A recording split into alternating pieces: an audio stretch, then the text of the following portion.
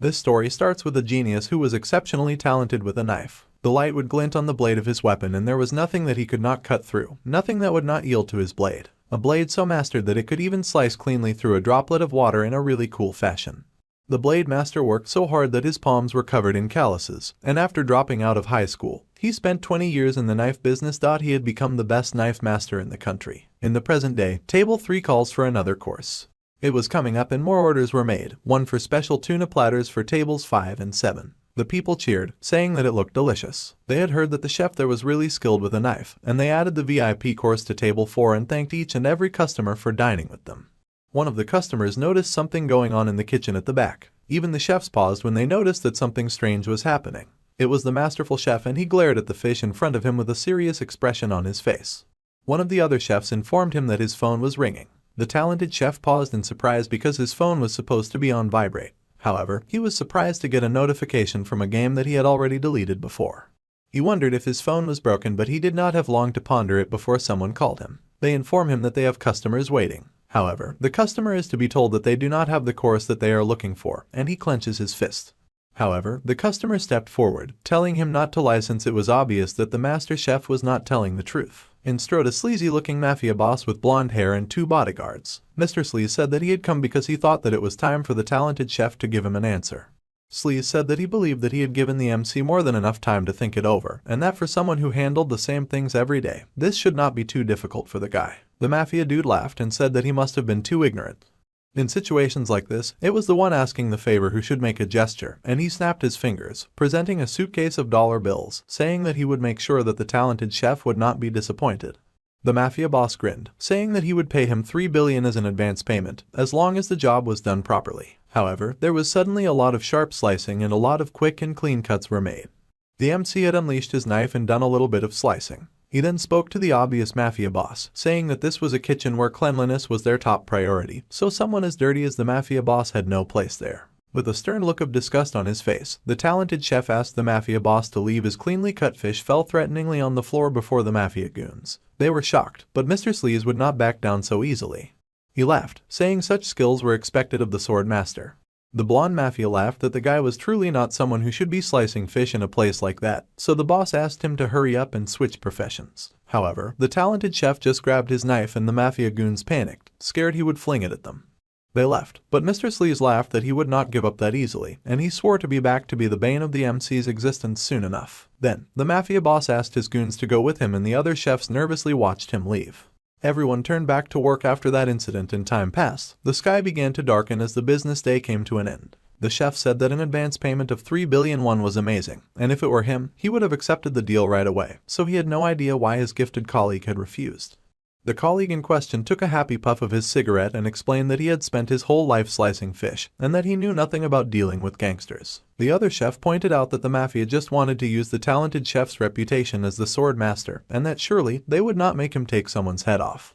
The chef naively said that the mafia just needed his colleague to scare the people a little, take their money, and then buy a house or open a shop. The other chef insisted that his colleague deserved to live like a human too. However, the guy kept puffing at his cigarette and said that he would turn it down even if he got offered a fortune. The other chef then noticed that his colleague kept getting notifications and he asked what was going on, and if he was dating someone. However, it turned out that it was just a game. The chef then asked if his colleague was still playing the game called Diaper Blessing. However, that game had not been played for ages. Suddenly, someone yelled out for Jubang and demanded where everyone had gone without cleaning everything up. The other chef groaned that their boss was here, so he would be leaving first. So, the guy kept smoking and admitted that honestly, after his family had gone bankrupt when he was a kid, all he did was work. He had also once considered what it would be like to live as a real human, and he had definitely been too focused on just moving forward.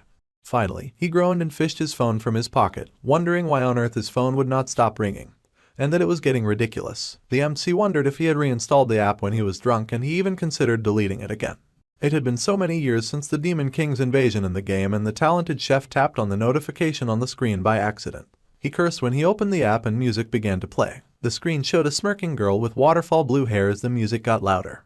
The flashy background music was just as the MC remembered even after all this time, and he admitted that the female characters were still as pretty as ever. Suddenly, something weird started happening with his phone, and he noticed that his phone was glitching. Suddenly, he was then consumed by a bright light, although he was greatly confused by all that was happening. The other chef popped back outside to call his colleague and tell him that the boss wanted to see him.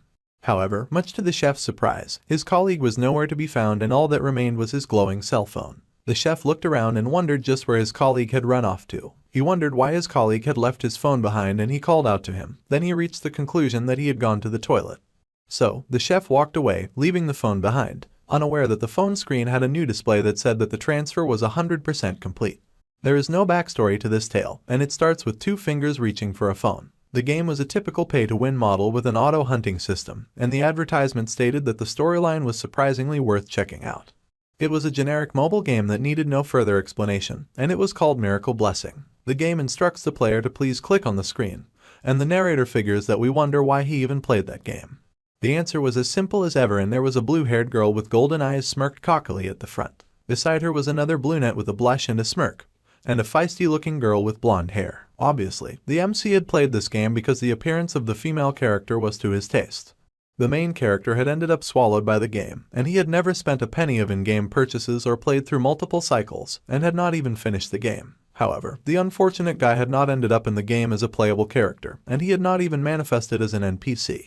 The unlucky main character instead found himself getting reborn into the body of a background character whose location was unknown. The suffering protagonist was born into the body of a background character. He bit harshly at the hand of fate that had dared to place him there.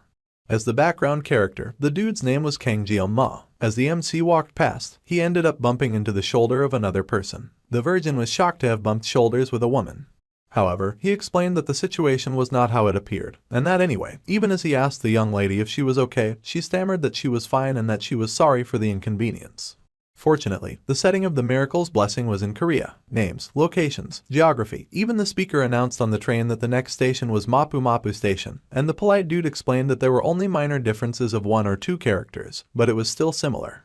Thanks to that, the MC was able to adapt easily, and he had been just a normal teenager. At least, he had been for a year, and he lived there, forgetting whether the world he was in was reality or a game. Experiencing an ordinary teenage life that he never had in his past life was all that he dreamed of, and he enjoyed living a very ordinary secondary life. That was until he had returned home to some devastating news. He announced that he was home, and heard someone call out to his mum. Suddenly, someone declared that he was the pride and joy of the Seori Kang clan, and his parents excitedly held up an acceptance letter, showing that he had been admitted into the Hawakan Academy. Our guy was absolutely stunned to see such a letter and laughed nervously, asking his parents to kindly not bring out such a letter, but they scolded him and asked what he was talking about. His parents went on excitedly yammering about how no matter how many times they read the letter, they were super proud of their son and they thought that they had done a great job raising their child. His parents went on to happily inform him that the entrance ceremony was the next day, and they asked if he had already packed up all the things that he needed. Stunned, the MC could only mumble that he would finish packing everything up soon, and his parents encouraged him to go immediately. That was it. His modest dream of living an ordinary life was completely destroyed by that one letter. The talented chef sighed in his chair and realized that it was tomorrow already. With everyone so excited, he could not go back to his normal life by rejecting that letter. There was sighing and then some pondering on how many times he had asked to leave. But it had not made much of any difference. Just thinking about it made him feel tired, exhausted in fact, and he glanced at a picture on his wall, knowing he was exhausted because of the person in the picture. That person was the background character whose body he was now stuck in, and the MC could not understand how a background character had managed to get accepted into that prestigious school. However, what happened was that, before our boy had possessed his body, the background character Kang Jeong-ma manifested his blessing by immediately passing the entrance exam for Hawakan Academy. The situation was confounding, and the talented genius could not help but wonder if the background character was some kind of genius or something. A blessing, a bright power, often used by humans as a special ability, and it had the same concept as a game skill with it manifesting in various different forms. However, not all humans had divine protection, because it was mostly genetic. Getting a blessing heavily depended on the presence or absence of blessings in a person's family line, and the society itself was divided into ranks called noble, commoner, and privileged. This was created to maintain the power of the elite at Hawakan Academy. Although the academy was founded under the pretext of hero training, in truth, it had long been a school exclusively for the upper-class hero families. Until recently, a special admission system was introduced for non-heroic families, and the dude, who was stuck in the body of Kang Jeong-ma, was accepted as one of those special admissions. However, this of course begged the question of why heroes were needed in the first place. Well, the answer was simple, and a bright red light hovered in the sky casting dark shadows of horrific creatures over the earth. Heroes were usually needed because of monsters, otherworldly beasts that possessed powers far beyond any human skill. It was a probability, but the MC has to make it clear that such a thing is not his reality. A hero training school is to prepare for war. It sounds different, but if he had to go through re-enlistment, that is exactly how he would feel. He groaned as he considered the misfortune of his body getting a blessing. He tried to check it out, but the status window still looked pretty weird, saying it was a painless blessing that could be activated in 30 seconds with a 12-hour cooldown period. Still, he focused and tried to figure out his body's manifested ability, which was stated to be painless. My guy did not completely understand what that was supposed to mean. The lazy dude groaned and wondered how he had gotten accepted with something like this, and he got depressed just looking at it. Then, he figured this was the blessing that he received when he possessed this body, the blessing of the sword god. It had an infinity activation time and 0 cooldown time. It activated only when the sword's length was 30 centimeters or less, and the width was 5 centimeters. Our guy was kind of stunned at the ability and wondered if someone was playing a trick on him with this. It was an ability that he had not seen in the game, and the content was so simple when compared to elaborate nomenclature. The status window said that it would cut if he struck, and writing something that obvious as an ability seemed weird to him. However, what stood out the most was the weird activation condition. It spelled out the exact sword length as well as the width, which was the perfect size for a sashimi knife. So, the MC wondered if there was a fencing game here too. He groaned, having no idea what the heck the game wanted, and life just did not always go the way a person wanted it to. Finally, the reluctant student was done packing. Then, his eyes snapped open as he recalled that he almost forgot to pack his equipment. Come to think of it, when he played the game, the character's equipment was as expensive as ever. Even the lowest E-rank gear cost millions, and an average C-rank gear was worth hundreds of millions. While NS ranks were treasures in their own right, the tuition alone was exorbitant, and the dude did not want to spend money on an entrance that he was being pushed into. For the entrance screened, it was written there that if he did not pack something, then he would be marked from the first day. The lazy MC sighed heavily as he pondered his options, and he decided to go to Dexo. Placing his hands in his pockets, he stood and walked off. He recalled his first teacher's habit of insisting that Japanese knives were worth over 100. Now that the nostalgic dude was thinking about that old geezer, he recalled how the old man would say that a master did not blame their equipment. Time passes and someone calls out to the black-haired dude, calling him a new kid. Our boy is dressed in a uniform and unimpressed by the people calling to him. The other speaker is a big guy with a mohawk and an angry look on his face, and he is completely offended by the weapons that the MC submitted. The black-haired new student had brought with him a nice assembly of sashimi knives, all freshly bought at a great discount. It was the day of the entrance ceremony and he was going through a weapons screening. Every year, the instructor knew that there were pranks from upper-class children, so the instructor needed to establish authority from the start. The mohawk guy yelled and asked if the students thought that the academy was a joke. He yelled that it did not make any sense to use a kitchen knife as his equipment for the class placement test. However, the MC said with a serious face that this was his equipment. The mohawk dude was confused, and then he yelled once again. However, someone called out to the instructor. It was the black-haired new student, of course, and he explained that he was just a special admission student from an ordinary family. The tuition alone must have been a huge burden on his parents, and now the instructor was asking him to provide expensive equipment. He pointed out that he would never do such a disservice. The instructor noted that the color of the guy's name tag did indeed mark him as a special admission student, and it was true that the academy's tuition must be a significant burden for students who are not from the upper class. The instructor was shocked to think that someone affiliated with an institution meant to be a level playing field for education was using such prejudice to target a deeply devoted student. So, the 30% off was meant to convey that. Then the MC added that lastly, blaming the equipment was something only amateurs did, and the instructor was stunned. An expert did not blame their equipment, a really powerful quote. A pubescent teen was certainly not someone to be taken lightly, and this was exactly what he wanted, and it was as if the guy had reached the pinnacle of a field. The genius's words of wisdom and unyielding spirit was overwhelming and completely blinded the instructor, who looked at him in awe with tears in his eyes. To the instructor, the boy was the greatest of all time. The talented former chef then called out to the instructor, and the instructor agreed to allow the special admission student to use his sashimi knives. Our guy ignored them and happily thanked the instructor, and some hater purple-haired girl at the back cursed at the special admission student, and other students agreed, asking how someone like him had even gotten in. The snobby jerks even complained that he stunk. The instructor yelled at the rest of the students on the line and asked them to be quiet, and once the evaluation was over, the students were ordered to move. The MC was rather stunned at the tenacity of the instructor now fighting for him.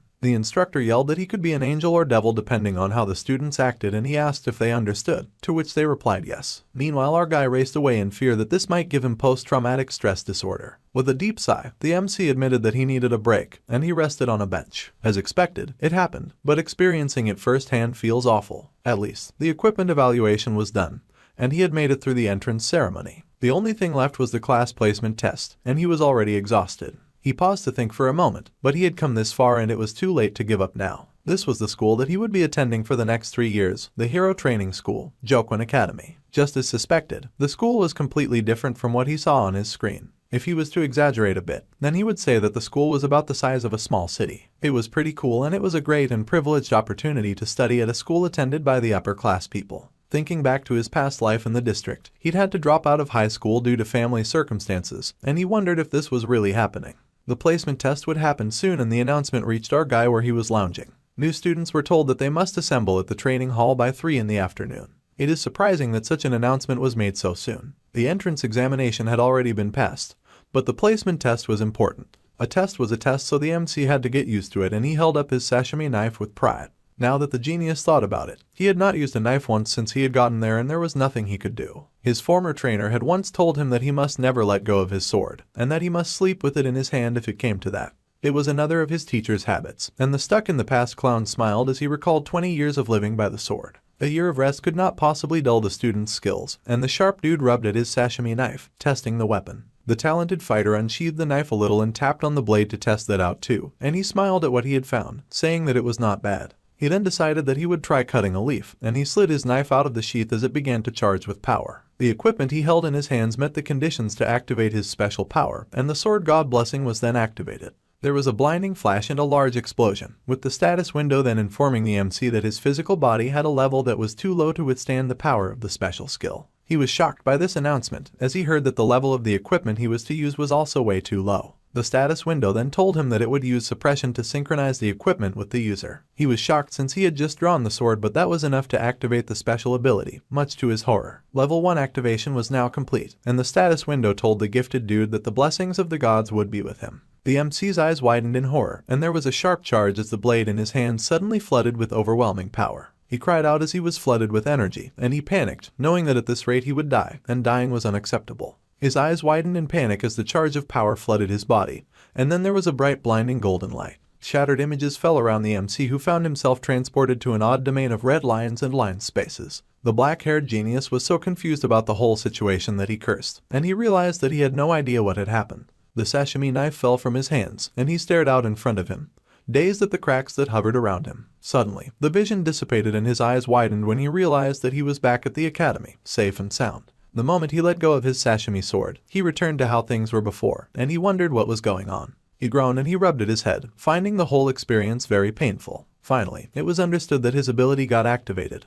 But the sword god's blessing surely should not have made the entire world seem torn apart. It was hard to understand how and why such an intense pain had come about, to the point that he felt it in his head and he wondered if it could be a backlash. The painless blessing only caused a mild muscle soreness after use, and if every activation felt like this, then this might be a skill that the dude just could not use, and he glared at the fallen knife with great disappointment. Once again, the announcement rang out for new students to assemble at the training hall immediately, and the MC sighed. He wondered if it was okay for him to even try to pick up the knife again, since he could not just leave it lying on the ground. Perhaps it had hurt like that because it was the first time, and the dude continued to gas himself up to touch the knife. He told himself that it had to be okay, but his hand trembled as he reached for the weapon. He finally grabbed it in his hand, but then screamed that it was not okay when once again sparks began to fly and the dude felt electrocuted by his own ability. The other students turned in surprise to hear the man loudly cursing. Later, at the training hall, all the new students were gathered and were in awe at the giant auditorium. They walked around, admiring the place and murmuring with their various acquaintances. Even the big guns and parents talked to each other, boasting about the cost of enrolling their children. Suddenly, the green-haired man with an ugly bob turned and was surprised to see someone who had made it through a difficult journey. That person was the Lord Sword Emperor, a tall and proud man with white hair, and he was the 7-star hero Sword Emperor, Siegfried von Nibelung.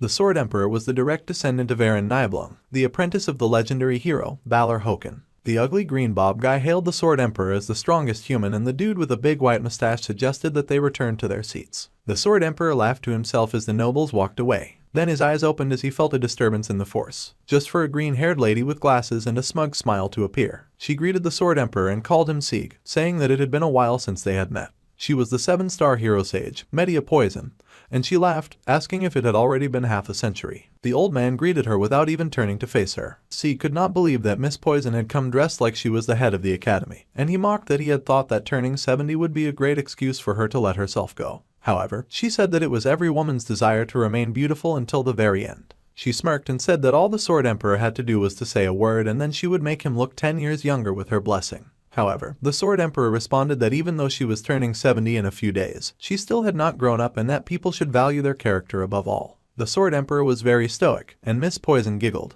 calling him an old fogy. She even laughed, asking how he could be the same as he was half a century ago, and he called her an old hag out of annoyance. Miss Poison snickered, saying that she must say that he was an old bore that had changed a lot, since he was even coming to a place like this. The old man had used to despise mixing with people of that elitist mindset, and the Sword Emperor did indeed look down on the boasting nobles who were yet to take their seat. Miss Poison smirked and teased, saying that the old man's granddaughter must be quite beautiful. The old man said nothing in response, refusing to respond to such a taunt. Besides, it seemed like the placement was about to start. Many students had gathered and were just casually chatting with themselves. There was a lot of getting to know each other, and mixing and matching, while the dude stood awkwardly in the center with no friends whatsoever. He then wondered if he was the only present with black hair, and he stood out like a sore thumb. To make things worse, he was also a special admission student, and 100% an outsider in this crowd. The MC still remembered how all the nobles had mocked and sneered when they heard he was on special admission back in the line. He wondered if this is what people meant when they said someone was of humble origins. He walked on through the crowd, unable to properly blend in as the people muttered around him. Suddenly, the sharp MC took interest in the person that everyone was looking at.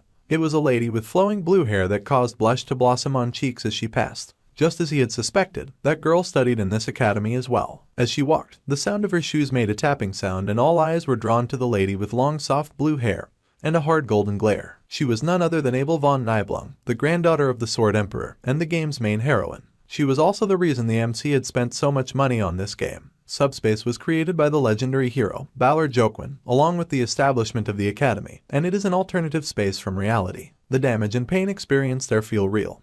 But the good news is that the damage sustained in subspace does not apply to reality. Since there was no intervention from reality, even murder could be overlooked if it happened in the subspace. The old Sword Emperor noted that they would be using a subspace battle royale, and Miss Poison agreed, saying that it was a tradition at their school. But this year they tried to apply the battle royale format a little differently than before. This time the new students were divided into groups of 10, and they were ranked based on who survived within the subspace the longest. It was a survival game, and there were no restrictions on armament. The Sword Emperor pointed out that if there were no restrictions, then it was like saying that the elites could have it all. However, Miss Poison asked him to not even mention that, as this was also a compromise as much as possible. Like it or not, the academy was funded primarily by the nobility's money, and she just went through a lot of trouble to introduce that system, and the old man asked Miss Poison what she was talking about. Of course, she meant the special admission. The MC dude blushed when he got to see his crush in real life, and he admitted to himself that she was incredibly pretty. Honestly, he had thought that the game was only two-dimensional, but now he could witness her beauty in real time.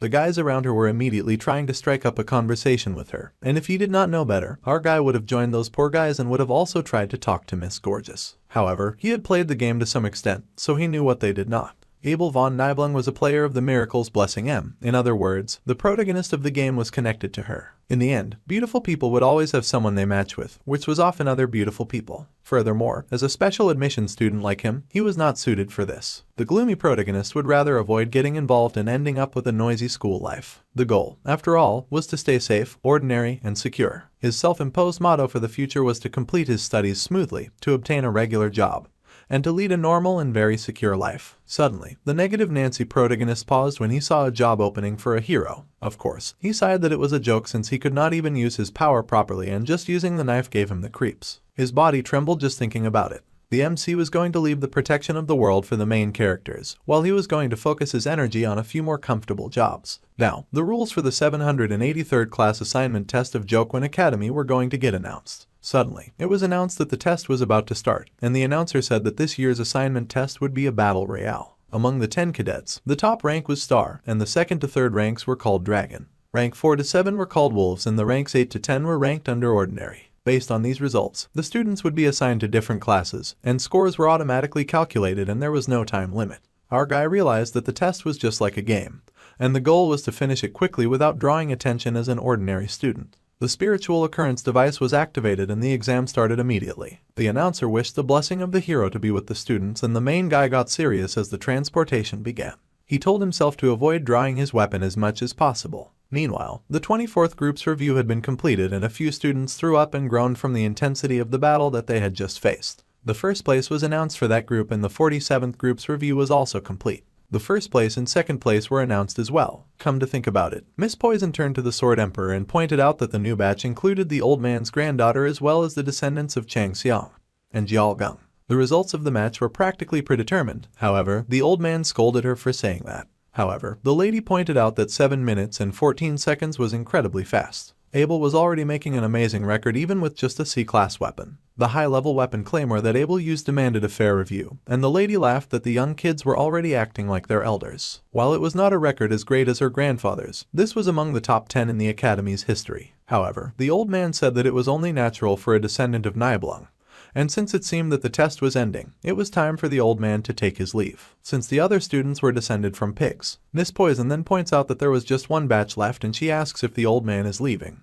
The old man admitted that he was indeed leaving and he says that he will see her next time. The beautiful lady also wishes him farewell, saying that she will see him in the afterlife. Suddenly, they feel a very strong presence and both the Sword Emperor and Miss Poison stare in shock. Even the people in the arena cannot help but stare in confusion with their mouths open wide. They all stand around and stare, and Miss Poison quickly turns to her friend, asking the old man if he felt it too. Even the old man had to admit that it was ridiculous, and there was a murmuring among all the students at the center of the auditorium. The old man thought that there was no place near the president where he could feel the previous feeling, but he had definitely felt it earlier. The presence suddenly returned, just as strong and as sharp as it had been before, and both the old man and Miss Poison were stunned. Suddenly, a bright sharp light like a cut in the sky appeared, and they stared in shock. The two old powerful mentors were speechless at the sudden apparition, and a crack appeared in the sky, shattering the blue and giving way to a darkness littered with stars. Then something seemed to descend from above, crashing from up to down. The others gathered stared in shock at what had appeared, and they gaped and screamed as people landed on the ground face first with a huge bang.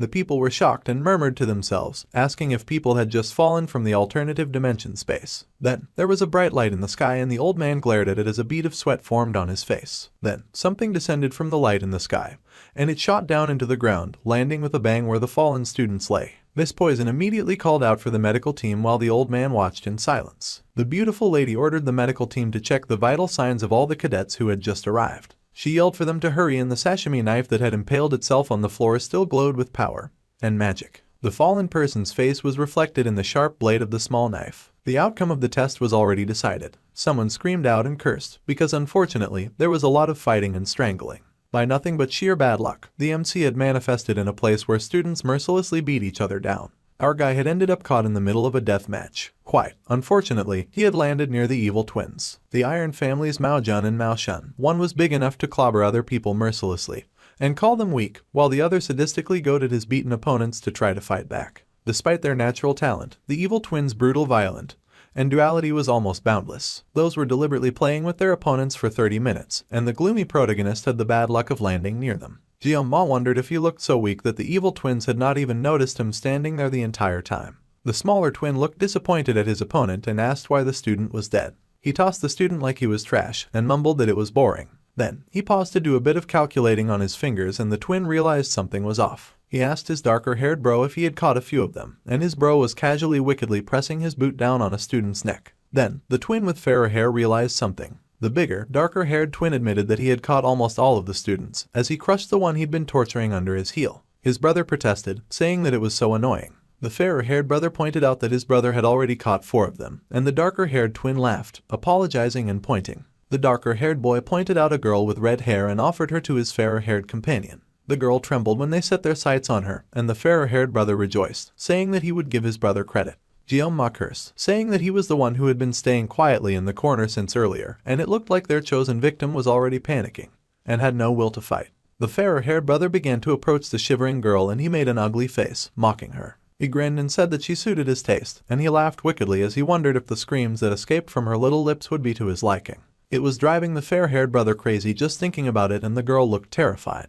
Even though the fair-haired twin was a sibling, the dark-haired twin laughed that his twin just looked like a pervert. The fair-haired twin then grinned disgustingly and asked the shaky redhead where he should start with tearing her apart. Unable to take it anymore, the MC called out to them, swearing and calling them fatherless jerks. The twins turned and he yelled, saying that even if they were in the other space, there was no reason to go that far, and that only psychopaths would do what those evil jerks wanted to do. Jiao ended up stepping in without thinking, even if it was the last thing that he wanted to do. The twins were surprised to see that there was another guy available, and the dark-haired twin noted that our guy was just a special student, a person with a low-class background. Knowing this, both the twins grinned wickedly, and the fair-haired twin stepped forward, saying that he would quickly take his new opponent's head off. His dark-haired twin agreed. The fair-haired twin geared up, grinning maliciously, and his twin brother spoke up, saying that because the MC had insulted them, he wanted his new opponent's tongue. The cowardly protagonist panicked as he realized that he was now in a very tough position, and he wondered if he ought to use the blessing of the void at this moment. However, the twins had been desecrating corpses for 30 minutes, and avoiding pain for 30 seconds would not make any difference for him.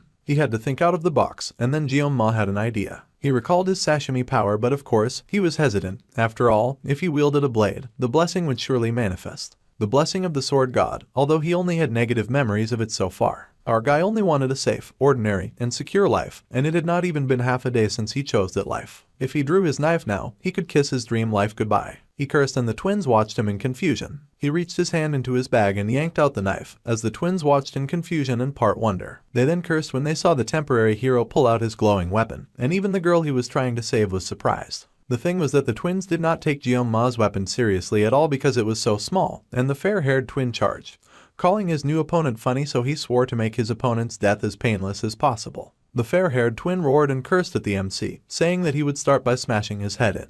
The fair-haired twin leapt and our guy stared up at the jumping giant in alarm. This was not the kind of situation where the indecisive protagonist could be picky, and he only had 30 seconds, so he needed to hold on. He figured that this would at least work for something. He placed his hand on his sword and activated his power. The painless blessing had an effect of only 30 seconds and a cooldown of 12 hours, and it had to be used very wisely. Then, he activated the blessing of the sword god when he pulled his sashimi knife, and the no-pain blessing helped to neutralize the amount of pain he felt while using his other ability. The fair-haired twin laughed, mocking his temporary opponent and asking what he could possibly do with a kitchen knife in battle. The fair-haired dude cursed at the MC, and our guy knew that if he could not cut his opponent, then he would surely die. He had to use his small knife against his massive body charging at him, and he gritted his teeth as he prepared to fight. The black-haired dude braced himself, knowing that he fought not a fish but a human being. He had wondered before why gangsters always used sashimi knives in movies, and he wondered if sashimi knives could really cut people like fish. His old trainer had yelled at him and told him that this kind of thing only happened in movies, and that even if a god was to do it, cutting people with sashimi knives was impossible. His old trainer had told him that if he cut people with sashimi knives, then it would turn into something else. Then his eyes widened as his magic power activated and a bright light shone around him. The fair-haired twin was almost on top of him and the big gross dude yelled at our guy and told him to die. However, his recharged opponent suddenly focused and sliced. He had used the god's protection. The fair-haired twin looked up in shock when he saw his hand fly away from his body. The counterattack of the Mao brothers was now with Jeon-ma, and the hand of the fair-haired twin dropped to the floor with a sickening thud. Once the president had been asked why gangsters ate sashimi, and the chef had barely managed to dodge a knife that had been thrown at him. The very sharp knife embedded itself in the wall, much to the chef's fear and horror as he realized that the president was utilizing it. Our dude's old trainer said that he had instructed him to call him master, and he asked the young nonchalant chef why he even cared about that. Jeon-ma's first mentor had been an ex-gangster, and he had hacked off one of his own wrists as a kind of atonement. To make people happy with a knife, the mentor had founded a sushi restaurant, and the mentor had demonstrated great capabilities. The gloomy protagonist pointed out how in movies, criminals were constantly flashing sashimi knives, and the MC wondered if it was like that in real life. The mentor said that someone who claimed to have survived by the sword should not ask such a question. The mentor then asked the black-haired dude to think about it, saying that if someone was stabbed with a wide kitchen knife, the skin would rapidly contract and it would be hard for the knife to come out easily. However, sashimi knives were thin and allowed a person to stab and withdraw several times. This was surprising and very informative information. Then Jeon-ma asked why his mentor had said stab and not slash when it was easy to slice a fish, so it should be easy to slice people. However, the mentor yelled and said that the fish were sliced since they were already lying down. Standing, a person could not even cut a loaf of bread in one go. The MC was still adamant and said that even after watching cartoons, a slash made everything go away, and he complained that his boss just lacked talent. The old ex-gangster pounded our dude's head in anger, saying that his old boss had been his mentor. The ex-gangster went on to say that even if the god of knives appeared, it would not work. However, the fair-haired twin stared in speechless shock as his arm disconnected from his body. The fair-haired boy gaped as his hand went flying away. Even his brother and the girl who had been rescued were speechless. Then, the dismembered arm hit the ground, and the fair-haired twin screamed his agony. He cried and cursed and writhed in many languages, and the fair-haired twin grabbed his arm and cried out for his brother. Tears gathered in the brute's eyes for he was in so much pain. The boy kept crying and sobbing about the pain, and the MC stepped forward. The fair-haired twin panicked and told our dude not to get any closer. He fell on his ass and waved his arm around in fear. Still, Jeon-ma advanced, and then the coward turned behind him, shouting out for anyone who could help him. The fair-haired twin ran blindly with tears in his eyes as he cried for anyone to come to help him. His twin brother was so shocked by what had happened, and the fair-haired twin called out to his brother, stretching out his hand and begging for assistance. The fair-haired twin cried and cursed the MC hard, and he shouted, asking his brother to hurry and help him. However, before he could reach his twin, there came another deadly slice, and the fair-haired twin lost his head, right in front of his brother who was still very stupefied. There was a large splash of red as the fair-haired twin lost his head, and his body hit the ground with a thud. The dark-haired twin began to sweat with a mix of fear and horror. He stared at the blown wide eyes of his sibling as his head lay gruesomely on the floor. The dark-haired twin was speechless for a moment.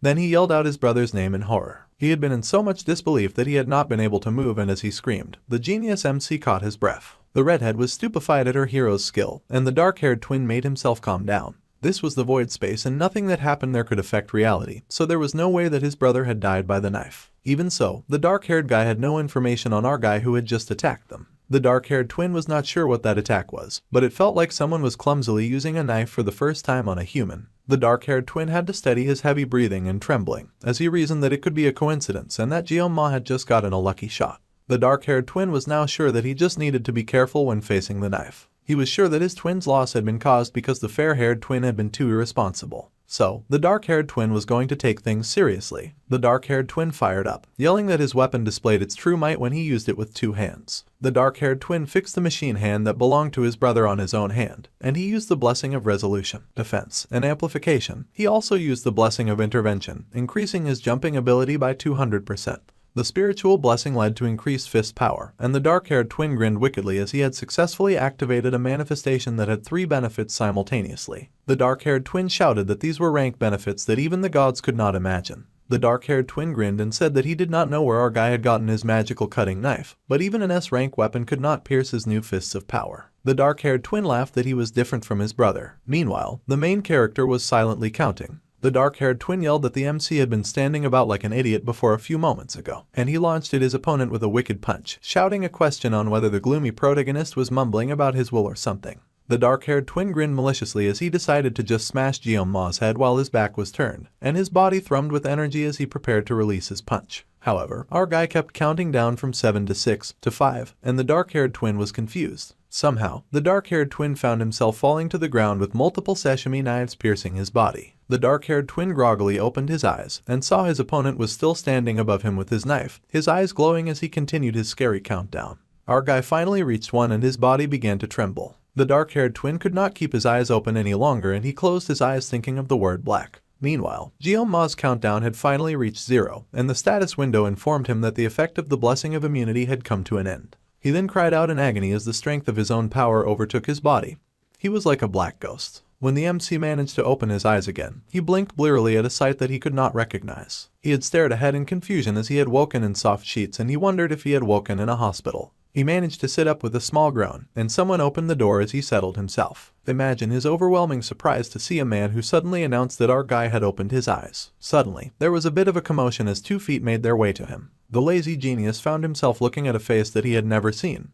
But somehow the face was familiar. 50 years ago, the person who destroyed the Demon Lord's 6th Legion commander was none other than the 7-star heroes, and he had 2 of them before him, the Old Sword Emperor and Miss Poison in all her beautiful glory. The old man stared down at him and the MC recognized him as the strongest of humanity, Siegfried. Meanwhile, the bright bubbly lady who asked if he was doing okay was the Academy Director, Media Poison. Our guy was horrified as he wondered why these very important individuals were in his room. They asked him for his name, and he introduced himself as Jeon-ma. The old man then said that it was time to get to the point as he repeated our boy's name, and then asked what on earth the hospital victim had done. The sensation at the time that the MC had used the weapon, although the sensation did not belong to Jeon-ma, it was obvious that the sensation had come from him. Jeon-ma was silent and then he glanced up at the two. He looked specifically at the strongest of humanity who wielded a mighty sword, and the MC reasoned that there was nothing good to be gained from being targeted by that monster at a time like this. Even though it was a void space, the genius protagonist said that he had judged that some of the actions of the other students had gone too far. Nevertheless, he believed that his actions were excessive and he would accept any measure or treatment without complaint.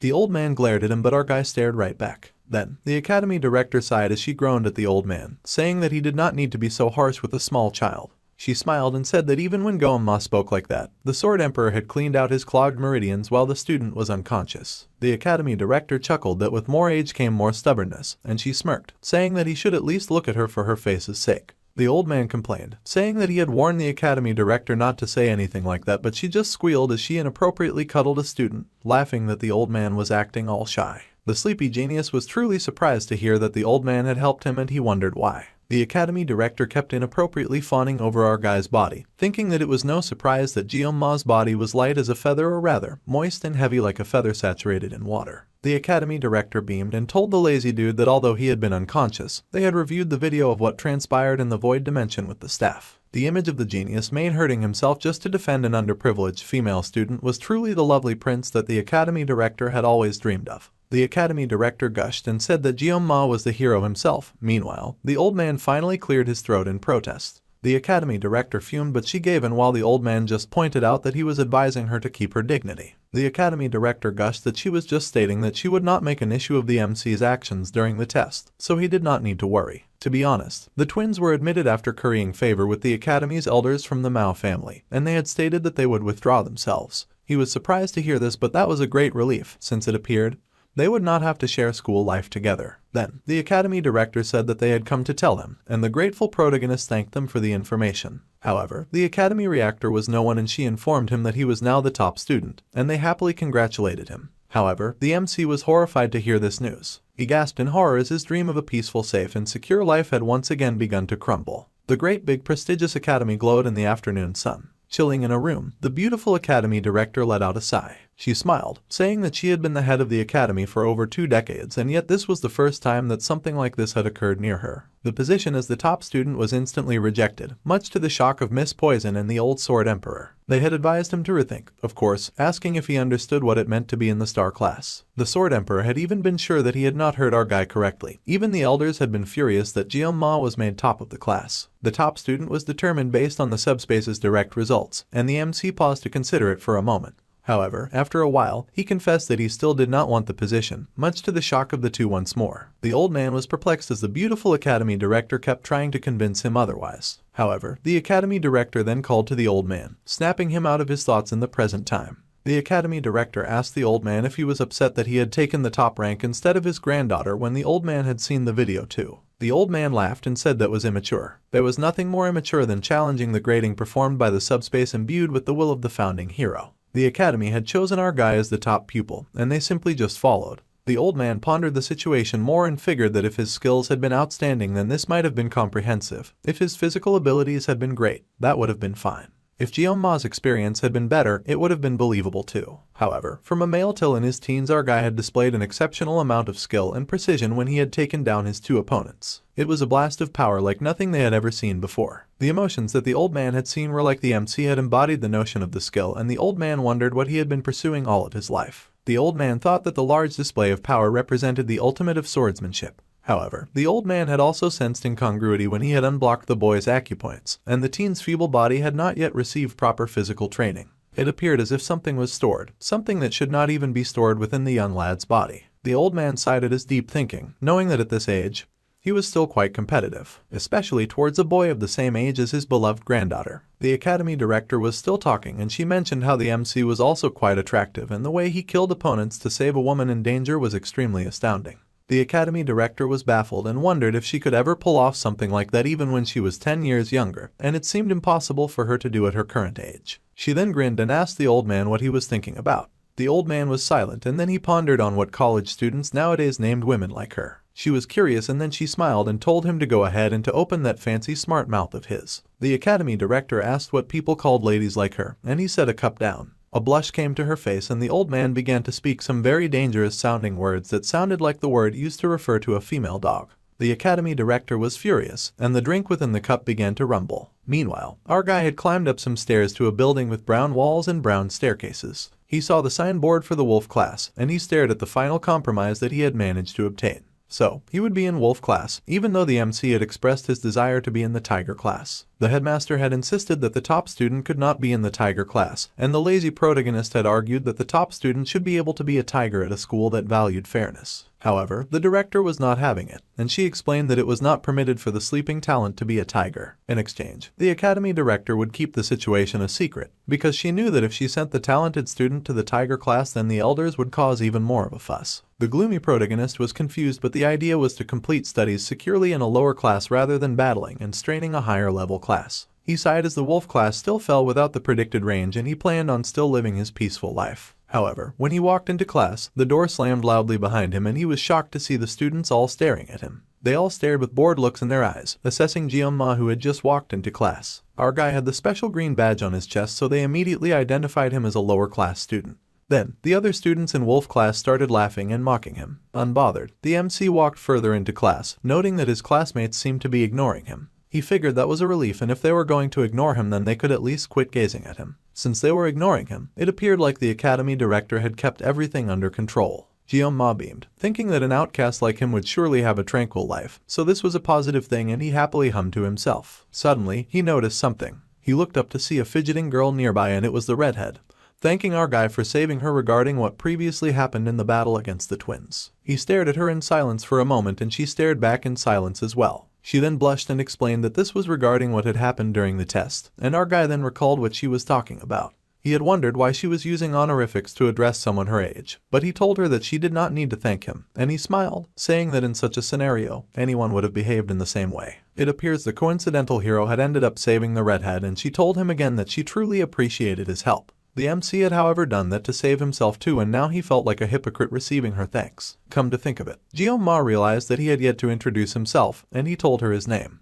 Then the redhead happily introduced herself as Chloe. He smiled and said that it was nice to meet her and that he did not anticipate them being in the same class. She admitted that she had also not seen that coming and that it was good to meet him. Jeonma however wondered who Chloe was, as he could not remember her name from the game, and he had even played the mini-game. It seemed, considering that the core narrative involves combating demons in the latter meeting, that introducing a new character at this time felt a bit too soon. Our guy then noticed something again. He reached the conclusion that there was a high possibility that Chloe was just a support extra, just like he was. He then beamed and asked her to kindly keep the incident from the exam a secret, and she was surprised by his request, but she agreed. Then, Red said that if it was not too much trouble, then she would like to ask for a favor. However, before she could ask, a teacher came in and asked all the students to please take their seats, shocking Red. Jeonma smiled and said that they would talk later, and Red shyly agreed. The book was slammed on the table, and the professor said congratulations to all the new students who were being welcome aboard. It was the instructor from the gate, and he told them that they had all been chosen to take on the legacy of their brave forefather, Valor Jokwon. By standing here now, the instructor told them to embrace their pride, and then he introduced himself. The instructor was Lee Won-bin, and he was the wolf class instructor. Since it was the first day for many of the students, the instructor would begin with some basic physical exercises. The instructor grinned and told them to put on their workout gear and to meet at the training area in 30 minutes. One student raised his hand and asked what the instructor's physical training program would be. The instructor said that it was simple and that they would just do 100 push-ups, 100 sit-ups, and 100 squats. Then, they had to go 10 laps around the training area, and if they had no questions, then they should change into their gear and proceed to the place. Then, they were dismissed and the students agreed. Our dude wondered if the exercise had been designed to make them bald, as this was more strenuous than he had expected. Then, the MC called out to the instructor, and the instructor asked how he could help the student. He was surprised that the instructor knew his name, and then he said that he was not feeling too good. The lazy protagonist needed to find any means to avoid such tedious training. The instructor hummed as he considered our dude's words. Then the instructor replied that with a superb student like him, this routine was unlikely to make him even break a sweat, and that the unfortunately talented protagonist should have gained instruction in the star class on his first day. The academy director had specifically instructed the wolf teacher to look out for her top star student, and that he had to attend classes from all the different levels. Jeonma was horrified to hear this news, of course, and he cursed internally, calling the academy director a wretched woman. He had told her to keep it a secret, but she had gone ahead to blab to the teacher. However, our guy was not the kind to give up easily, and he groaned, saying that on second thought, it felt like he needed to use the toilet immediately. Given that the MC was already feeling stiff, it was pretty coincidental that the teacher's instruction was so well timed. He laughed sheepishly, but the instructor responded that the noodle-limbed protagonist was direct and outstanding, as one should expect from a great student. The instructor expected to meet Jeonma at the training area, and there was no getting out of it after that. He ended up showing up at the training area, puffing and panting. The gloomy protagonist ran as he was instructed to, his feet working up some dust into the air. As the class ran, the instructor yelled out 1 and 2 after them. Some of the students could no longer feel their legs, and the instructor told them to hurry up and move it, and to go faster. Our guy ran behind everyone else, and he cried and groaned from exhaustion just trying to keep up. The instructor kept yelling at them to go faster, but the MC felt like at this pace he would surely die, and crawling like a snail behind him was the redhead girl he had saved, also puffing and panting. Red was worried and asked him if the training was too much for him since he did not seem to be doing very well. Jioma was surprised by her question, but he laughed nervously that it was okay and that he would be alright. Then, Red asked the black-haired dude how many laps he had managed to complete. He admitted that he had covered about 5 laps, and he asked how many laps Red had completed since she seemed to be lagging. However, it turned out that Red was doing way better than expected as she was already on her 7th lap, and he was shocked to hear this. Red beamed and encouraged our guy, telling him not to give up and that he could accomplish anything as long as he kept pushing. She also encouraged him, telling him that he should do this. Then, she sped off ahead and the exhausted protagonist watched her go. He huffed and panted as he ran after her, cursing the test that put him in the wolf class. It was an evening at the prestigious academy and the building was bathed in the golden glow of the night sky. There were bottles strewn all over the floor inside of a room, and the bottles rolled idly, sweating water as they lay. Suddenly, someone slammed a bottle on the table, knocking off the other lazy bottles, and our guy groaned heavily, gasping that he was famished as he lay in his room. He had consumed so many bottles of water and their empty cans were lying around his room. It was already 1 week into the academy and Jioma had already faced some unexpected problems. In the great hall where the students gathered, he had groaned that he was famished and crazy hungry. The starving protagonist had called out for the cafeteria to give him spicy pork rice and that he would take 1 serving. Please. However, the cafeteria chef had zeroed their eyes on him and had shown our guy the glorious light of the ticket machine. He was surprised to see one, and he realized that the meal was not free. Broken. The MC said that he would come back later, but for now, he was ordering 1 spicy pork rice in advance. However, his smile faded away as he realized something. Spicy pork rice was 50,000 in price. Now that Jioma took a second look at the menu, he realized that a lot of the food started from 50,000 and above and there was not a single affordable option on the menu. The gloomy protagonist had landed in a rich people's school without rich people's funds. The poverty-stricken hero felt humbled by the huge wall of prices, unable to believe just how much a small bowl of food costs. A tear fell from his eyes as he stared at the board, and he consumed his last drop of bottled water. Then, he angrily tossed the bottle of water aside and cursed furiously. Jioma could not get a single plate of food because the price of said food was way too outrageous, and he was so famished. It was daylight robbery to pay that much for 1 plate of food. He was almost out of living expenditures, and he should have accepted the money that his father had offered before leaving home. The emaciated protagonist had been surviving thus far on the cheapest water from the campus shop for days, and now he greatly missed the complimentary dinners they used to provide them. He grabbed the blankets and lay all curled up in bed. He needed to think seriously about something else and forget his hunger, and he wondered if there was a blessing. The exhausted protagonist checked out his blessings, and the status window informed him that his physical level had risen recently to level 12. The MC read through the list and he realized the more his physical level increased, the more the constraints on the sword would be relaxed. The blessing would only activate if the sword was the size of a sashimi knife, but he already knew that. Just thinking about his blessing summoned his status window, and he sighed with a small smile. The newly burly and muscular protagonist stood to admire himself in the mirror, as he realized that his body had become significantly more toned, so perhaps all of the training was not entirely a waste of time. The suffering protagonist wondered if he had magically bulked up thanks to the sword master activating his pressure points, and at this point, it was essentially evolution. However, the sword god's blessing had yet to spread beyond the confines of a sashimi knife, and our growing guy wondered if he could manage even a small sword if he kept developing.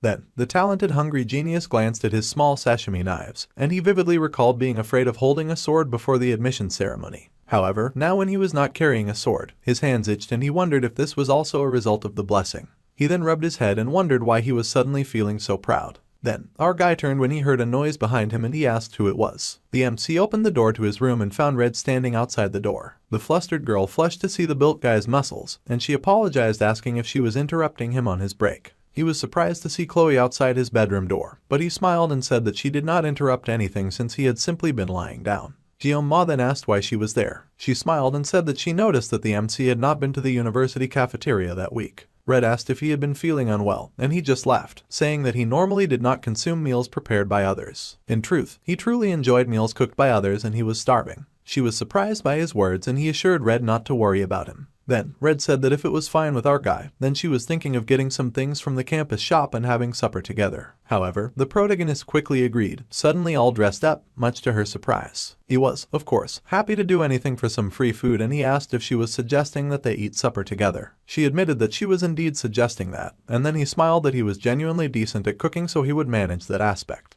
Red raced after him, shocked by his behavior. He went to ask Red if her dorm was across the street, and since it was, then he would happily go with her. Later that night, the two had a very hearty meal, and little shy girl gasped in shock, saying that the meal was so delicious. Jeonma smiled and said that he was delighted to hear that. It was not even something that a person just threw together, but it was really quick. The shy girl admitted that she had only ever cooked fish before, so she had not anticipated anything like this. Meanwhile, our guy stared down at the empty tray and then suggested that they check the refrigerator, which Red immediately agreed to do. By the way, the MC realized that the shy girl had really enjoyed the fish, and Red admitted that she came from a beach region. The gloomy protagonist said that was excellent because preparing fish was his expertise. Red was surprised and asked if this was true, and since the MC's hands had been itching to do something, he would refresh himself by slicing some sashimi. However, he only had one problem with this brilliant idea, and that problem was the sword god's blessing, which activated every time he touched his weapon. Jeonma asked if Red owned a longer kitchen knife, and she repeated his question with surprise. The MC said that as Red knew, all of his weapons resembled the swords in her kitchen, so using something else seemed a bit awkward. The little shy girl said that he understood, and then she called our guy as she somehow presented a sword and asked if this would do. The fish-slicing protagonist was rendered speechless at the sight of the katana, and he decided that he would just take the risk and use the kitchen knife. He would finish the chopping in 30 seconds before the pain activated. So, he pulled out his sashimi knife and Red watched him in awe. The blessing of painlessness was activated, and Red watched nervously as the MC used his ability. The talented genius had once been called the greatest swordsman in the country, so this was conceivable. The star chef protagonist then activated the sword god's blessing, and he got to slicing at the speed of light. It was a masterful work, and Jeonma got it done quickly because his life depended on it. He ended up completing the work in 21 seconds, and that was how long it took him to scale the sea bream, split the bones, remove the guts, and fillet the meat. The successful protagonist then beamed with pride, and Red gushed at the delicious artwork that he had made. The slicing of the fish was so brilliantly done that he was proud, and he would even call it a masterpiece. He was happy that he still got it. Red asked the MC how he was so adept at cooking, and our experienced guy smiled that he had formerly worked part-time at a Japanese restaurant. Red was surprised to hear that he worked part-time, and we had to pause as he recalled he was in another world, and she did not know what a part-time worker was. Red apologized for her ignorance, and the polite protagonist said that there was no need for her to apologize, and the poor protagonist figured it was because of the difference in social position. Anyway, he was nice and fed, and he was happy to hear that Red loved the lunch. It made him very pleased. The shy Red had beamed, and she was overjoyed that our guy had cooked. She offered to wash the dishes, and he said that he would leave it to her. He crossed his arms all smug as she did the dishes, and he was happy that he was full. Our satisfied guy looked out at the moon, and he smiled that it looked so stunning that he could not help but hum a tune. Suddenly, he heard a crash behind him, and Red yelled that she was sorry. He had been scared by the sudden noise. Then, there were more loud accidents followed by more loud apologizes from Red, and he laughed nervously as he realized that she had probably never had to clean dishes before. The MC had been able to do that when he had been her age in his past life. Suddenly, something caught his attention, and he noticed a book flipping on Red's desk. Our gloomy protagonist was curious and went a little closer, and he saw that it was a diary. The diary said that Red had received assistance from someone throughout the class placement test, and that she would absolutely return the favor eventually. He thought it was such a rounded, cute handwriting with stickers, and he shamelessly picked up her diary as he considered putting it back in its proper place. After all, Red was simply a typical girl for her age. Suddenly, more diary pages flipped, and the MC was surprised that it turned. He then found that Red had written more about the dude who had saved her, which was him, and about how her heart was pounding and she could not bring herself to talk to him. The talented idiot smiled and thought that she was so cute, and realized this was the reason Red had been shy when talking to him. Jeonma then sneakily thought that he could keep reading the diary to see what else it said. Suddenly, the idiot then saw his name and then repeated pages and pages of Red's love declaration for him. The virgin was absolutely stunned by what he had seen, and he stared at the pages in speechless shock. Then there was a scream behind him, and our dude turned to see that Red had given up on doing the dishes, and she had in fact caught her rude guest going through her diary. Red then asked the colossal idiot if he had read her diary. Continuing on, we learn that the heroes in this world earned respect by defeating demonic beasts, and they increased their standing by gaining a global reputation. However, within their stagnant ranks, certain factions abuse the weak in the name of authority. When the law is unable to punish them, one of the hero families takes the lead and prefers to work in the shadows. The family name is the Auditor of Sicily, Auditor da Sicilia. They were a family that maintained order and carried out assassinations, working in the shadows to help the light. Those born within the auditor family had mental retraining before reaching adolescence, and their emotions were restrained and they underwent severe training. Little Red was one of those tiny auditors, and she often stared as others were trained under a strict master. Little Red was brought before an exhausted bound man and her eyes widened as she realized exactly what her master expected her to do. The little assassin shook with the sword in her hand as she approached the bound man who was beaten and tied to a log. Little auditors were formed into cold-blooded assassination machines, and the age at which the girl first soiled her palms with blood was 15. She was Chloe Auditor de Cecilia, and she was told not to underestimate her abilities as an assassin. She had heard those words long before she became completely conscious of herself, and Red had accepted those words as a part of her. Dutifully, she would pull up her mask and engage in unrelenting training, distorting her nature and casting a gloomy shade deep within her heart as she was stained with the blood of her enemies. So, by the time Red's identity had been worn down, leaving only traces of emotion, she had reached the age to enter the prestigious academy. The academy was of course Jokwon Academy, where the students were placed in classrooms according to their aptitude. Though each student's talent was at least at the level of a dragon or higher, the members of the auditor family who thrived in the shadows were assigned to the common class by their family's decree. This was the agreement between the family and the academy. Red had been excited about starting her first day at an exciting new place. However, she could not forget that she had been instructed to re-protagonist undetected. And nevertheless, even throughout their 3 years of childhood, the family eliminated every individual's liberty. Red accepted her fate as an assassin and did not protest, saying goodbye to her happy school life. Ultimately, nothing would alter her path, or so she had believed until she had met a boy. Red had been surprised on the day that our guy had stood up for her. The gloomy protagonist had yelled and cursed at the bullies that tried to beat on her, and he had yelled for the monstrous twins to keep their hands off her. Even if death in the subspace battle royale was fake, it did not mean that there was no fear of experiencing death for the first time. However, Red had been shocked when a boy appeared from hiding. Red had been prepared to quietly face death and her predestined fate, and she had long since given up on meaningless struggles. Red had been trained to do so, and she had always acted in such a manner. Ultimately, nothing was supposed to alter her from her path, not even the sight of the ugly bully charging at the boy who tried to defend her. After all, it was her fate to be in the shadows like a proper little auditor. Of course, that was how Red had perceived it. It was as though the sun had broken through ominous clouds in a mind whipped by frigid gusts, and her eyes widened as a burning sensation swept through her. Red witnessed for the first time a sword that was used voluntarily, a sword for self-defense. The lad before her brandished his sword in her honor, and then Red recalled the children's fairy tale that she had read aloud under her pillow in secret. She had read a book about a brave warrior with a sword, a story that told the tale of the imprisoned princess in a castle. The story had also told of the prince that had come to rescue the princess, and Red could only see the MC as a prince. He was the prince from the narrative, a figure that appeared to save the captured princess. Red's chest tingled and her cheeks became crimson, as an unidentifiable vague feeling surged through her. Chloe had then pondered as this was the love that she had always read about, and her hands rested on her cheeks as she watched the gloomy protagonist in adoration. In the present day, Jeon-ma was now looking very awkwardly at Red, not knowing how to respond to this very difficult situation that he had just found himself in. No matter how he looked at it, she had definitely seen him going through her diary and she was furious about it, with a dangerous aura surrounding her. The gloomy protagonist tried to nervously laugh it off. However, the awkward silence remained between the two of them and hung very heavily in the air. The idiot then knew that he had completely messed up and that he was in big trouble. Our guy panicked and wondered why everything went so wrong so fast. They had been having a great time just earlier, and the gloomy protagonist wondered if that had been the first time that he had taken the pure sentiment of a teenage girl. He then wondered if it was perhaps from the moment that he had foolishly followed her about because she was feeding him. The MC gulped and then he tried to play it casually, saying that the moon was very lovely that night. He continued to talk about how she had made him the tastiest supper that he had eaten in a long time that night. Then, Jeon-ma happily said that he would see her tomorrow and that he was heading out now, as if he would have a tomorrow. Then, Red suddenly asked the gloomy protagonist if he had seen it. He decided to play dumb and asked what she meant by her question. However, she took off her soapy gloves and asked again if he had seen that. He then glanced at the table and noticed something else on the table. Then, the MC laughed and asked if Red was talking about the reference book. He went on talking about how she had put so much effort into studying, but she darkly corrected him, saying that she meant the diary. Jeon-ma wondered if the girl had eyes on the back of her head because how had she seen him checking it out. Now, Red was even abandoning the formal speech in favor of a more relaxed one. He was internally panicking. Red now appeared to be an entirely different person, and the gloomy protagonist quickly said that he did not see it.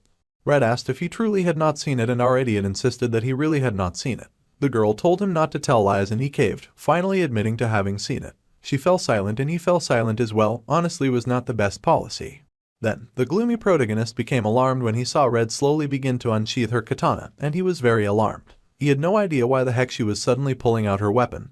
and he was not digging the surprise attack. Our guy tried to look for an escape route, but it was difficult considering his location. He was on the 4th floor, so he would definitely shatter his body if he jumped from the window. There was only one way out, which was the door, but Red just happened to be blocking his path. Now, the MC had a problem, and he was stuck in there for sure. He then heard Red ask what he was talking about since he had been mumbling to himself, and a chill went through him as she scraped the tip of her blade against the ground. Red walked menacingly towards Jeon-ma, who watched her approach with a shiver as he realized that she was really coming for him. The idiot protagonist tried to gaslight himself, saying that perhaps the girl was not feeling very well, which was why she had suddenly turned menacing. The gloomy protagonist had some knowledge about how to handle this type of situation. He recognized the unmoving pupils and the eyes tinted a dark crimson. Yes, our idiot was very certain now that what he was up against was a yander girl. It made sense considering her sudden shift from a bubbly and puppy-like personality to a suddenly fierce tone and attitude. He was shocked to encounter someone with a dual personality this early into the game. Managing the yander characteristic alone was difficult enough, but adding dual personality disorder to the mix made things even worse. It appeared that the change in personality was brought on by opening the diary. Our guy noted that this situation could be very harmful, and he was sure that she would pursue him till the day that he passed away.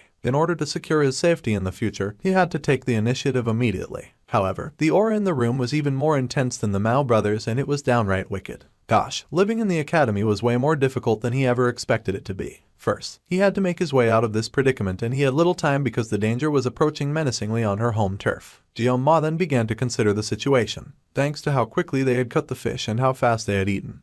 He had only 9 seconds left on his no-pain ability. The sashimi knife was still in his room, but the kitchen knife that he had used earlier was still lying on the counter. However, if he went that way, Red would intercept him, and there was no way that he would not lose arms or legs from that kind of encounter. Red's eyes were honed to kill, and she got ready to slice, alarming the gloomy protagonist, who knew that he had to act immediately. He bumped into a desk in his attempt to dodge, and then our guy noticed a salvation on the desk in the form of a temporary weapon that could serve as his tool. It was a knife cutter. Red charged at him with her sword swinging and guns blazing, and he noted that she was definitely coming. The gloomy protagonist seized the knife cutter, cursing because he would have preferred to resolve this through conversation. However, he no longer had the luxury of that option anymore, and the idiot protagonist cursed as he pulled the very short weapon. The status window opened, informing Jeon-ma that it was exerting resourcefulness, which raised mental resilience, and that words and actions temporarily gained intimidation, and that it was initiating adjustment to suit the user with restraint. The blessing of the Sword of God was then activated, and the protagonist sliced with the small box cutter. As the MC prepared to battle, the same wish came up that the blessing of the Sword God be with him as he battled. The gloomy protagonist braced himself to meet the stone-cold yander assassin, and Red's eyes widened as she approached our guy, who faced her with a very small weapon in his hand. He called out to her, saying that she had somewhat long hair, and Red's eyes widened. He said menacingly that he would chop it up for her, and he slid forward, cutting beautifully in very well executed and precise strikes. Red found herself waking in a bed, feeling all groggy as she regained consciousness. The little assassin managed to raise herself from the bed with a gentle hand on her head as she groaned and pondered on what had happened. Red looked around, wondering where our guy had gone, and she called out to him, acting all sheepish and shy. The last that Red recalled was him looking out the window while washing the dishes, and she remembered sneaking a look at his form and blushing about it. Then, she gasped and swept the sheets away as she recalled her katana. Naturally, she had to find that immediately, and she glanced at the blade propped up by her bedside desk. Red was surprised but very relieved to find that her sword was still in place, as she had often lost consciousness whenever she held a katana, so this was normal. Suddenly, Red heard the voice of her grandfather in her head, telling her that she had done a good job. Then Chloe panicked internally as she tried to recall what had happened and why she was recalling such a thing.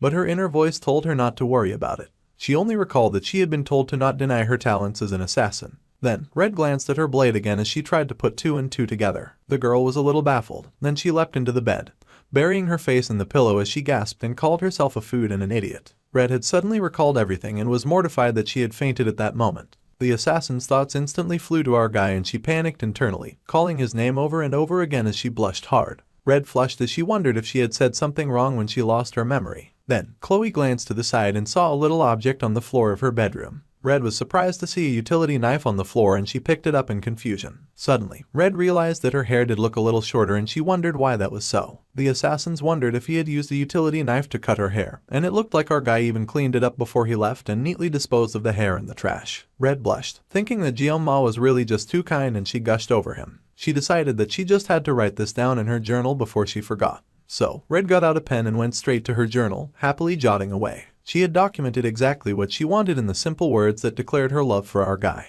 Meanwhile, the boy in question was leaning on a tree and groaning in a forest. He also spat out a rainbow of barf from having overexerted himself. Somehow, the MC had managed to get through that situation, but the effect of the painless blessing quickly ended and the gloomy protagonist had temporarily been in agony. He had barely managed to get past the first 5 seconds of the 9-second mark and he still felt like this. He groaned as his body went through various levels of jelly belly and he worried that he would end up throwing up everything that he had for dinner, which was not good since he had worked hard to get that dinner. Finally, our guy collapsed on a bench from exhaustion. He did indeed end up throwing up everything and now he was severely hungry. As the MC stared up at the night sky, he thought of Red, and he had no idea who she was. Her swordsmanship had been exceptional, the kind of style that involved cutting off the opponent's life with a single strike or at least subduing them. However, the way Red had wielded her sword, she had persistently aimed for his vital spots. It was as if her technique specialized in assassination. If Red had caught him off guard, he would have certainly lost his head in her room. Feeling that his life was being threatened, the protagonist had instinctively aimed for her neck, slicing a hard slash toward her vital area. Fortunately, the knife was too short and he had only managed to cut her hair. Our guy had managed to clean up the mess, so he hoped that there would not be any problems later. He was glad that nothing serious happened, and keeping things on the peaceful and safe side was not as simple as it looked. Apparently, being ordinary was the hardest thing, but that was far beyond that.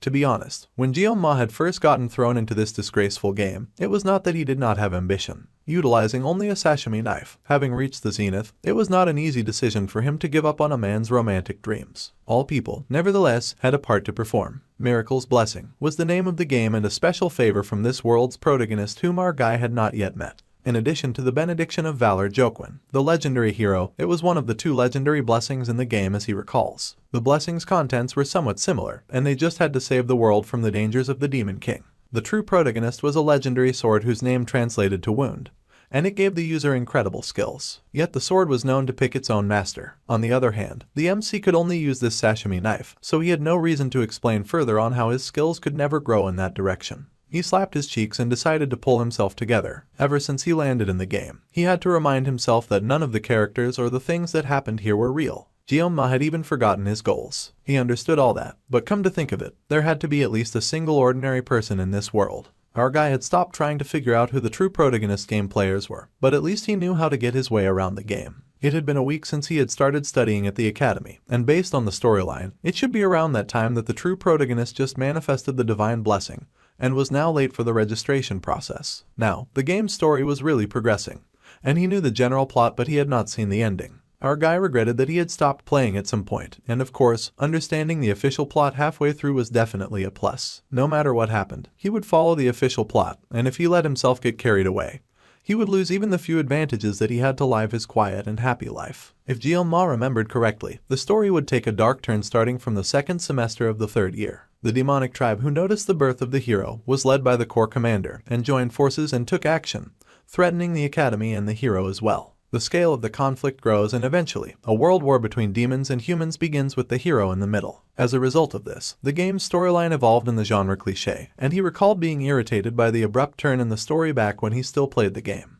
Our guy had sought out the delightful aspects of teenage life that he had never had the opportunity to experience. Jeonma had been shocked about the weird turn and wondered if all the characters were going to die like this, and that the situation appeared to be deteriorating, so he had deleted the game back then. However, what gave him the creeps was that this horrific war happened in the world that he was now stuck in. A war sounded like the pits, and he could not help but fear that he would perish in the war if it started. However, the MC rejected that fate. There were still about 3 years remaining before the war started, so he needed a realistic goal instead of a fantasy escape. Jeonma refused to accept his death in silence, so he resolved to get stronger and survive. Since most mass-produced game storylines have a happy conclusion, he believed that the protagonist would save the world nonetheless. So, all he needed to do was to gather the strength to defend himself. He could not live with a fate that was as fragile as a fly, where he may perish at any time amid war. So, the gloomy protagonist was going to train himself to survive as discreetly as possible. If our guy stood out too much, he would end up summoned to confront evil forces, and such situations should be avoided at all costs. Furthermore, it seemed necessary to restrain the use of his blessing of the sword god.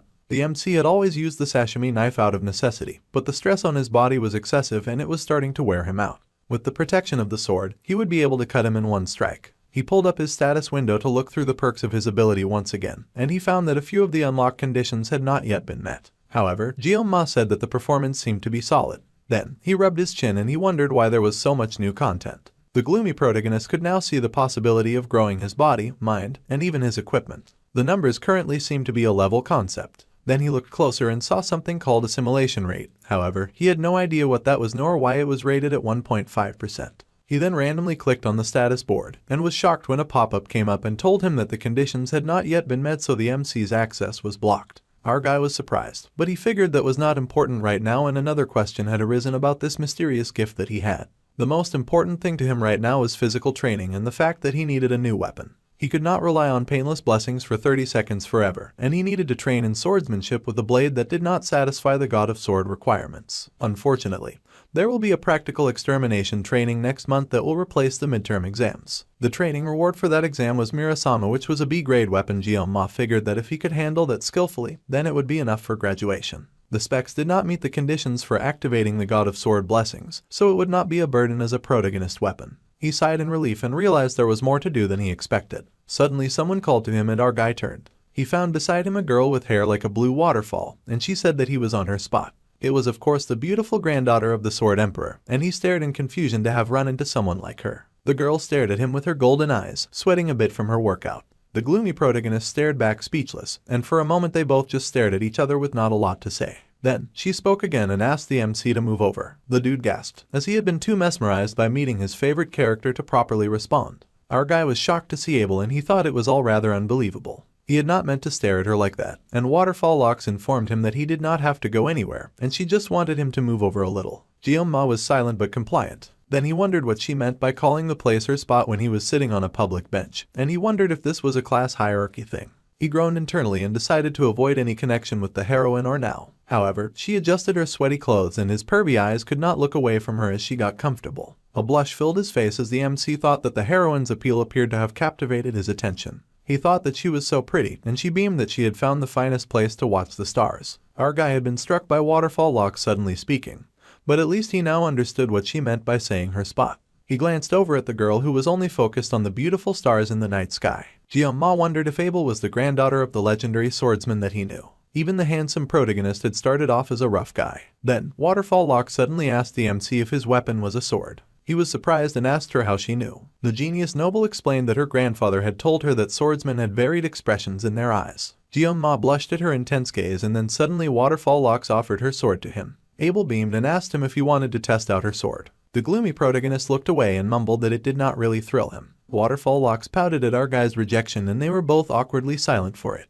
He wondered why she was acting weird and wondered if she had hit her head or something. He was not used to this version of her, and he wondered if she was truly the same character that he knew. However, her eyes had darkened at his rejection, and she asked the gloomy protagonist if he even knew who she was. Abel's face had darkened at his rejection, and she raised her head, asking Gyoma if he was even aware of who he was dealing with here. He was shocked and speechless, and he wondered if Waterfall Locks was questioning him because she was suspicious of him. Of course, he thought that she was not, since there was not a single person in the school who did not know who she was. Then, he admitted that he did know her, and she said that she had no idea who he was. He wondered what her point was. The girl laughed and said that it was a bit cliché. She laughed that he knew her name, but she did not know his. He then asked if he had to give his name to someone that he had just met, and she admitted that one can never know. Ms. Waterfall Locks over here pointed out that our guy could be a spy for the Demon King who infiltrated the academy as a student for all she knew. Then, she sighed and said that she did not think that there was any reason to be alone this late at night. The MC fell silent and wondered how she had said that to him when she was also alone with a hand on her side. He felt like there was no rhyme or reason for her words, and then he asked the girl why she was there. She laughingly replied that it was obvious that she was out here to exercise and train. After all, she was with her weapon and she was covered in sweat. Gyoma continued the chat by saying that he was exercising too, so the girl questioned him further on the specifics. The MC muttered that he had been breathing, considering the wild night that he just had. Somehow, Ms. Waterfall Hair was really stunned by his response. Her finger dropped in confusion, which is when our boy took note of the wounds on her hands. He watched in confusion as the girl's crazy hair went crazier, feeling flustered. The MC did not know what to say as he took in her weird and strange behavior. Finally, he commented that the girl hair was really diligent. The girl replied to that. She was diligent, but that people did not know what it meant to bear the blood of the Nibelung family. You see, the weight of her grandfather's shadow followed her everywhere. She had to be perfect at all times, and even a sliver of weakness would be jumped on by others. She mentioned how she was not the top student of the year, and that everyone knew it. To be honest, it was the first time that she had lost to someone, and Gyoma remained speechless because the conversation had entered a dangerous territory. Waterfall then asked if our guy knew, and she smiled with a happy blush on her face, saying that on one hand, she was very relieved. He still said nothing as he looked like he was stuck in a very awkward conversation. The girl went on to say that on one hand, she was very curious about who it was that had defeated her. She wanted to know who they were. The MC was getting more and more terrified the more this conversation went on. Then, she added that it was her desire to crush the top student the next time, and he nearly passed out from the fear that quickly flooded his soul. Our guy spat really hard to mask his shock from the alarm her words filled him with. He nervously asked the girl if she really had to go that far, and she insisted that it was a matter of pride for her to take such an action. She had begged her grandfather for details, and he had said that the top student was not even one from her class. Of course, the girl was offended, and as if that information was not enough, the top student had the nerve to skip the oath. At first, she refused to live in second place to that. But then she calmed down and said that she was sharing this with someone she didn't even know. He also asked why she was even telling him all this, and the girl cocked her head as she thought about it. She then pouted that it was because Jeon-ma seemed weak. Well, I don't really need to elaborate that my guy was offended by her words. Waterfall Hair happily went on to say that to be firm with the strong and merciful to the weak was her family motto, and all of her classmates were good at what they did, so she did not have any friends since she had to be firm with them. He could not believe this girl, and he realized this was why the main heroine had been so distant. The girl stretched and said with a satisfied smile that she was going to turn in for the night. The MC bid his farewell, and then the girl paused as she considered something. Suddenly she yelled that he had not told her his name, and my guy mumbled that he did not want to do such a thing, which the girl didn't like at all. Later in class, all the students were gathered at their desks and ready to study. His life at the academy was a lot calmer than he thought it would be. Chloe quickly befriended others and blended into class as he worked hard to ignore her. Meanwhile, he was busy avoiding eye contact and avoiding ever running into her. In the instance where he did meet eyes with the Sky Assassins, the ice gaze of her new friends helped to discourage him as they laughed at him being a special admissions student. Our guy couldn't care less about their dismissive looks just because of his background, and he ignored them too. Also, he was not the only special kid in the wolf class, and there were not many of them, but most of them were reluctant to interact with one another, and he guessed it was from feeling entitled. Thinking about it this way, the MC figured that it was a good thing that he was not in any of the upper classes. That was because right now was the season when the Star and the Dragon classes would form political factions. They would leer at each other like dark demons as they started politics in the middle of school. The MC had felt like it was clowns were en masse even back when he played the game. If he was in the class, he would get dizzy just thinking about what he would have to deal with. He was managing to eat well at least, and he happily hummed as he wondered what he would eat that day. The academy director had beamed and told the MC that he should have gotten it sooner from the top student perk, and she apologized for the wait as she handed Jeon-ma a MasterCard key. The faculty member card enabled Jeon-ma a smooth passage through feeding in school, and he realized that bowing in the academy director's direction 3 times a day would not be enough to express how thankful he was to have that card. He closed his eyes in sudden worship of the black membership card,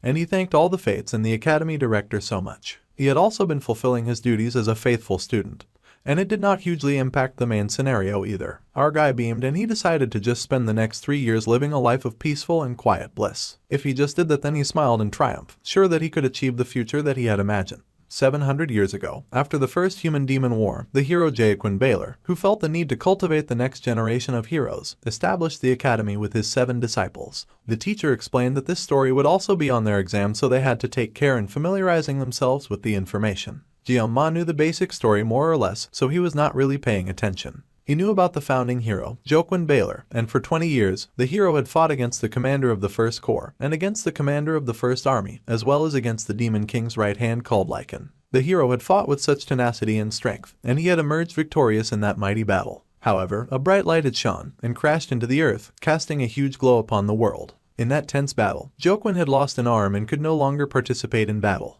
The whole place had been filled with screams. It had been a war that was soaked in blood, with no clear victor. Fortunately, the humans and the demons reached a truce in the midst of the first human-demon war, and the hero Jaquin established the Jaquin Academy to nurture future generations. So it was that the first human-demon war led to the establishment of the non-aggression treaty between the two parties, leading the next 700 years into an era of peace. There were whispers around the class about if there would be a war in their generation. However, another student laughed that there could be no war in the 21st century and that they were more worried about what they should wear to a party the next day. The MC had no comment concerning the matter. After 700 years of peace, Jeon-ma was the only one who knew that the beginning of the first crack and said peace was not far off, and that it was only natural that everyone was used to the serenity. As much as he would like to tell the academy director what would soon happen, he did not know what consequences that would bring, so he refrained from doing so. Our guy sighed, and although the academy director did not hide the fact that she wanted to leave her position as dean as soon as possible, as she often brought up in ditching in regular conversations, the director Media was the first person in the story to catch a whiff of the abnormality thanks to the poet's lord. Also, she was the first of the 7 heroes in the story to step up to protect the students from the incoming danger. The MC did not play much of the game, however. He had indeed looked it up and he had found that the beautiful academy director had also been the first to get sacrificed to the Demon King. He had stared silently when he had seen the info from the game, and he had been horrified to find that she would die. Jeonma now thought in the present as he was now in the game, and he thought of the academy director, thinking that if he did not know then he wondered if things would be easier. Then, the lecturer informed the class that the lessons were over for the day and he asked them to study hard for the exam that would happen in 2 weeks' time. The students were happy as they left the class and started talking to themselves as they headed out. Our guy noticed there was a bit of a commotion that excited the students and he wondered what was going on. Then he wondered if the protagonist had finally arrived. He checked the date and it was indeed the 5th of May, which was about the right time for the protagonist to show up. He did not expect the true protagonist to pass by their class, and many of the other students expected that he would go to the star class where he belonged. If memory serves the MC right. Then on the 5th of May, someone important would enroll in their school and he eagerly joined the students to gape as well at the door. The world's main character walked into the school with flashy blonde hair and a tall and proud gait. His name was Leon Van Reinhardt, and the 700 long years of peace would have its first crack. The main character's beautiful and handsome face was basically the whole plot, and in the game, every woman seemed to fall for him. If this were an adult-rated game, all sorts of things would happen and our guy tried not to think about that and instead channeled some good, kind and positive thoughts into his brain. Even women who were drawn to the main character like Rachel Myroam, the niece of the Spear Saint, Seiki Ryozo, the daughter of the Bowmaster, and of course Abel von Nibelung, the grandfather of the Sword Emperor. The so-called protagonist party members were all impressive, and Jeonma watched him. It was annoying, but the main character Leon Van Reinhardt was the protagonist of Miracle Blessing M, and he would be among the first to get drafted in 3 years once the war began. Though, calling it a draft was putting it nicely and he grit his teeth as he recalled it would be his second time of getting plunged into military service since he had done his time in his other life. The war in this world was a mandatory enlistment. Also, even Baylor Jokwin only managed to seal the 1st Legion commander, so our guy wondered just how strong the Demon King was in that case. It was morbid just thinking about it and he considered how the game would end if the protagonist lost, and that would be insane. The happy blonde protagonist went to greet all those who approached him, and then he turned his gaze in the MC's direction. He was absolutely shocked to see the protagonist looking directly at him, and the protagonist then smiled like a happy golden retriever. Jeonma stood there speechless for a hot minute as he processed what had just happened, and then he recalled that the game was the Miracle Blessing M and that the protagonist would handle things one way or another. Honestly, he found the protagonist's face very inspirational, and it convinced him before he knew it. Suddenly, someone called out to him and the nonchalant main character turned to see who had called. Later, in the training grounds of the great and prestigious academy, the dedicated protagonist stayed practicing his moves so that he could one day actually use his ability for his own good. He groaned after a long hard practice, and as expected, exceeding the constraints would not activate the blessing. First, he was determined and he would need to at least have some swordsmanship skills as he could not swing a sword without them. Suddenly, someone called out to him, and it was of course Little Red, who asked our surprised protagonist if she had done anything to him. That's right, the little assassin had noticed that he had started avoiding her, and he could only think back to when his head nearly bid farewell to his neck. Of course, the terrified coward had no idea how to respond to his new Yander bow since he could not tell her the truth, but they would spend the entire year in the same class so he had to think of something fast. So, he lied and said it was nothing. Redhead was not really buying it, but our guy insisted that it was fine. He wanted to keep things civil and thought that there was no need to make unnecessary enemies, especially dangerous ones. Little Red was relieved by Jeonma's response, but he still could not figure out who she was and why she was so good at killing. Despite her being unconscious, he had been observant and had noticed that her sword was strangely filled with a lot of sorrow, and it was as if the blade was pleading to be saved. Yet, the killing intent radiating from the edge of that same blade was so intense that it made his skin crawl. The sword whisperer was able to deduce that the blade was for the purpose of killing and that Red was likely more dangerous than the twins that he had fought off. Then, the shy girl added as she called out to Jeonma and asked if it was fine if she could treat him to dinner tonight. Our guy was of course rather skeptical about it considering how the last dinner had ended. However, the shy assassin insisted that she really wanted to treat him, and even if she was not as good at cooking, she still wanted to try. Of course, the wary main character could not jump into a decision as he could still clearly visualize the moment that she had unsheathed her sword to take his head. However, Little Shy was not about to give up so fast and she hit him with the irresistible power of puppy dog eyes. Red's eyes made it really difficult for the black-haired MC to say no, and he would feel bad for refusing, even if accepting her offer could end with him waking up in the fridge the next morning. However, the sudden optimist figured out a way he could do this, and then he decided that instead, he would ask the little assassin for a favor. She was surprised and Jeonma went on, saying that she was the only one that could ask. This of course made Red feel very special and a blush appeared on her cheeks when she felt like the only one. Happily, she asked what he wanted. The smart guy then laughed and asked her to kindly teach him some swordsmanship. He needed an instructor anyway, and she just happened to have a sword, and she was pretty good at using it. After all, Chloe was insanely strong. It seemed a pretty good excuse to the MC, and he had been watching tutorials on how to handle Yandere types before bed ever since that day. It was important for him to learn how to survive a Yandere, and it had given some helpful tips. So, their training began and Red called out happily to him. Beaming and gushing, she asked our guy when he had gotten to the training grounds, and that she had been waiting at another entrance. Her new student greeted her and explained that he had just arrived. The giddy girl happily said that she had just arrived as well with a happy smile, and the timekeeper had to confirm when she had gotten there. She explained that she had arrived around 6:30, which was almost 2 hours before they were to meet, but she just laughed sheepishly. By the way, the observant main character took note of something, and Red blushed, asking if she looked weird in a very cute outfit with her sword strapped to her side. The girl did look lovely, but the blind idiot said that she just looked fine. Our guy had not noticed before because he had only ever seen her in a school uniform. But in her crop, he could see that the redhead had very solid stomach muscles. Now, he could see why she was so strong. Regardless of all that, the virgin admitted that he found her rather cute, and now he has the rare chance. So, he handed her a wooden sword, and she was surprised that they would not use real murder weapons for practice. It was not like Jianma wanted to get his head chopped off by a Yandere, so he pretended that he had not hurt her well. The coward had no intention of fighting with his life on the line, and he explained that it was just a training session, so of course they would not be using real swords. Besides, they needed to use wooden swords to avoid getting hurt. Then, Red laughed all girlishly as this had somehow not occurred to her at all. The girl giggled that our guy was so nice and he had to act like he was not terrified at her malicious expression. Then, Red focused as she tested out the weight of the weapon that she now wielded, and then she swung it around easily with one hand, looking so unbothered. The coward was shaken by the feat of strength being displayed by a weak-looking young girl, and he wondered just how strong she was when she was making even the air tremble. Jianma decided that it would be best to err on the side of caution before she broke him like a watermelon, and he would use his blessing as a last resort. Our paranoid guy checked out his status window and his blessing, making sure that everything was the way he needed it to be. The sword's length was not an issue and his body was still growing steadily, so everything was ready to go. However, the cautious protagonist then wondered if the blessing was usually like this. While it was not uncommon for a blessing to upgrade with experience, he was confused and wondered if it was normal for them to come with additional effects. Suddenly, it seemed like the blessing's terms were changing a bit and he could not remember such a thing happening before. He wondered how much more he had to grow for his blessing to adapt better, and then Red called out to him because to her he'd just been staring into space for a while. The little assassin asked what was the matter, and the swordsman in training apologized and realized that he was the only one who could see his status window. He also realized that he must have looked like a crazy guy just spacing out. So, he then begged the shy girl to please go easy on him on their first lesson, and she nervously agreed.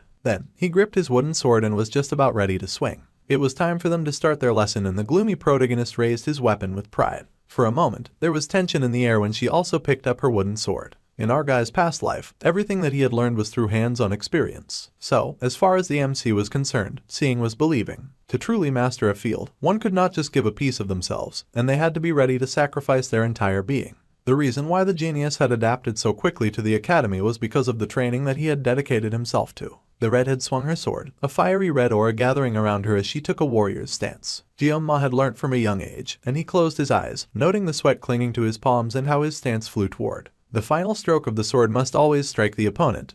He knew that much. Red charged, and in a burst of speed she flew at him, and determined, he raised his sword in alarm. He thinks that her attack was sudden, and he grits his teeth as he tries to block it. However, she moved too fast and he barely managed to dodge the wooden sword that left a small bruise on his cheek. Our guy cursed, shocked at how fast little Red could be. It seemed he was biting off more than he could chew, even though her student had begged for her to go easy on him. However, the redhead still had that detrained look on her face and she cracked her fingers, adjusting her hold on the weapon, and charged again. Jianma was stupefied as she came running, but this time he was able to knock her sword backwards. His arms trembled in terror and it was not exactly the kind of strike he'd been hoping for, but he comforted himself with the knowledge that he had at least been able to block Red. However, the little assassin was not even anywhere near done and the MC watched in horror as she launched at him yet again.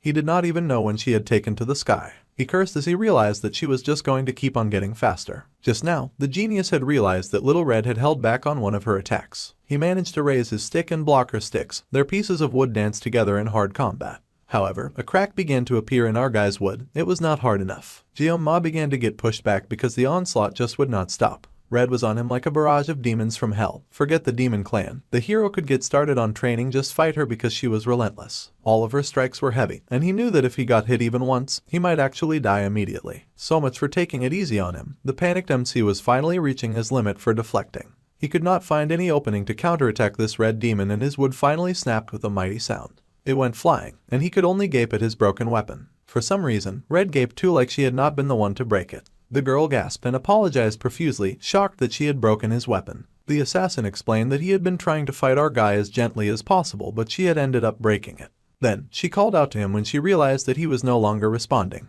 Then, her eyes widened as she realized something that he had already realized. The broken sword had been cut at the exact size required for the MC's blessing, and his power informed him that the weapon conditions had been met. The weapon was damaged, so an error occurred, and the power was supposed to fit his current personality. So, it was that our gloomy main stood in the center, flooded with more power than he could contain. Ma's humanity level began to vastly decrease, and the sword god's divine blessing was activated. The conditions for the weapon had been met, and the system gave a caution warning as Red jumped back. The weapon had been damaged. The assassin stared at her opponent with eyes wide with surprise, and the system had begun initiating the user's personality adjustment using coercive power. A deadly aura had begun to build around Ma, and his humanity quickly began to decrease. Try as he might, the panicked student was not strong enough to fight against his fast awakening hidden abilities. The blessing of the sword god had begun to activate. We take a break from the shocking turn of events to give you Kim, who is confused and wonders where he is. Kim blinks and finds himself facing a kitchen, and wonders if everything before had just been a dream. Then Kim recalled that he had just been preparing fish, and that he had to get back to work. Focusing on the task at hand, the fish cutter looked at the selection of knives and wondered if he should use the Chinese chef's knife today after a long time. However, a warning came up, and the fish cutter was informed that he could not choose this weapon. The guy was confused, but he could not use it. So, he selected the katana, but again a warning popped up, informing the groggy Kim that he could not use this weapon either. Now, Kim was getting a little frustrated and was more than a little annoyed that he could not use that weapon. However, the system popped up and told him not to worry about it, and to keep doing what they were doing. Then, there was only the knife left, and it was a sashimi knife, so Kim reached out and selected that. The blurry haunted system said that he could use this weapon, and all he had to do was pick it up. Still, the fish cutter was hesitant and pointed out that holding a sashimi knife would be extremely painful. However, the system asked if it truly felt that way. The fish cutter picked up the knife and was surprised to find that he felt perfectly fine while holding the sashimi knife. In fact, Kim even felt rather refreshed. The system gently coerced the fish cutter, saying that he could use the knife just like that. The fish cutter just needed to leave everything to the system. Our guy had become nothing but a puppet in the system's hand as he quickly lost consciousness and control of his own body. The system told him that it was time to create an incredible masterpiece today. The heat was activated, and he emitted so much of it that he might as well be an oven. Red was shocked and worried, asking if he was okay. However, the burning main character was not okay and could not even give a response to her question. The burning oven suddenly turned in the assassin's direction, with light shooting from his eyes. Suddenly, he moved, much to the redhead's alarm. Bro was moving at the speed of light. They could barely make out his form with how fast he was zooming. The human oven appeared before the redhead, his broken sword sharpened to look like a dagger as he attacked the girl with a great force and intensity. She tried to call out to him, telling him to slow down and to wait. She even tried to tell him to hold on, but she suddenly slipped. The human oven swung his mighty sword and tossed the redhead far. She blew away like the wind, putting some much-needed distance between the both of them. Red had not expected the large strength the MC had used to attack her, and she floundered in the air. She spat out blood and pain, shock, and confusion from the intensity of the attack. Suddenly, our guy felt like a completely different person from just moments ago. Red was shocked, and she squealed when her opponent immediately came rushing at her again. This time, he was the one with killing intent. The assassin slid back, knowing that more than anything she had to keep out of the reach of Mr. Dark-haired and crazy right now. His eyes were totally covered in blue. It was like he was not even human anymore as he searched for his target. The attack had thrown the little assassin as he had not expected something so intense. It was even hard for her to move, and she clutched her chest in pain. She had no idea what happened to her kind and sweet crush, and she did not understand what was going on. But the match had to stop for now. If only the burning oven could hear or comprehend her words when she told him that they needed to stop. However, the killing machine was completely out of it as he dove for her with his hand outstretched like he was going to take her out. Red knew that she would be unable to avoid his killing strike, and she stared at him with shock and confusion. The little redhead called out to him, calling to Geomat, telling him to get a hold of himself. A bright light shone in a straight line as the MC swooped in with a killing chop, his eyes still glazed over with the intent to kill. However, the little assassin had not given up, and she clutched her chest as she cried out to him and called his name. Suddenly, in the other universe, Mr. Kim blinked as he noticed that something was off. The fish that he intended to cut kept wiggling away and making a weird noise. The fish was surprisingly quick, and he had never seen such a fish before. It was noisy, and this sort of irritated the fish cutter, who wanted to quickly fillet the fish. However, it felt like the fish was speaking, and the chef wondered if that was an illusion. The more he listened, the creepier it became as he realized that the fish was saying a name. The wiggling fish was calling out to Geomat, and it cried out over and over again. Then, the fish cutter saw his reflection in the blade of the knife that he held. Yes, that was him, and the more that Red called out his name,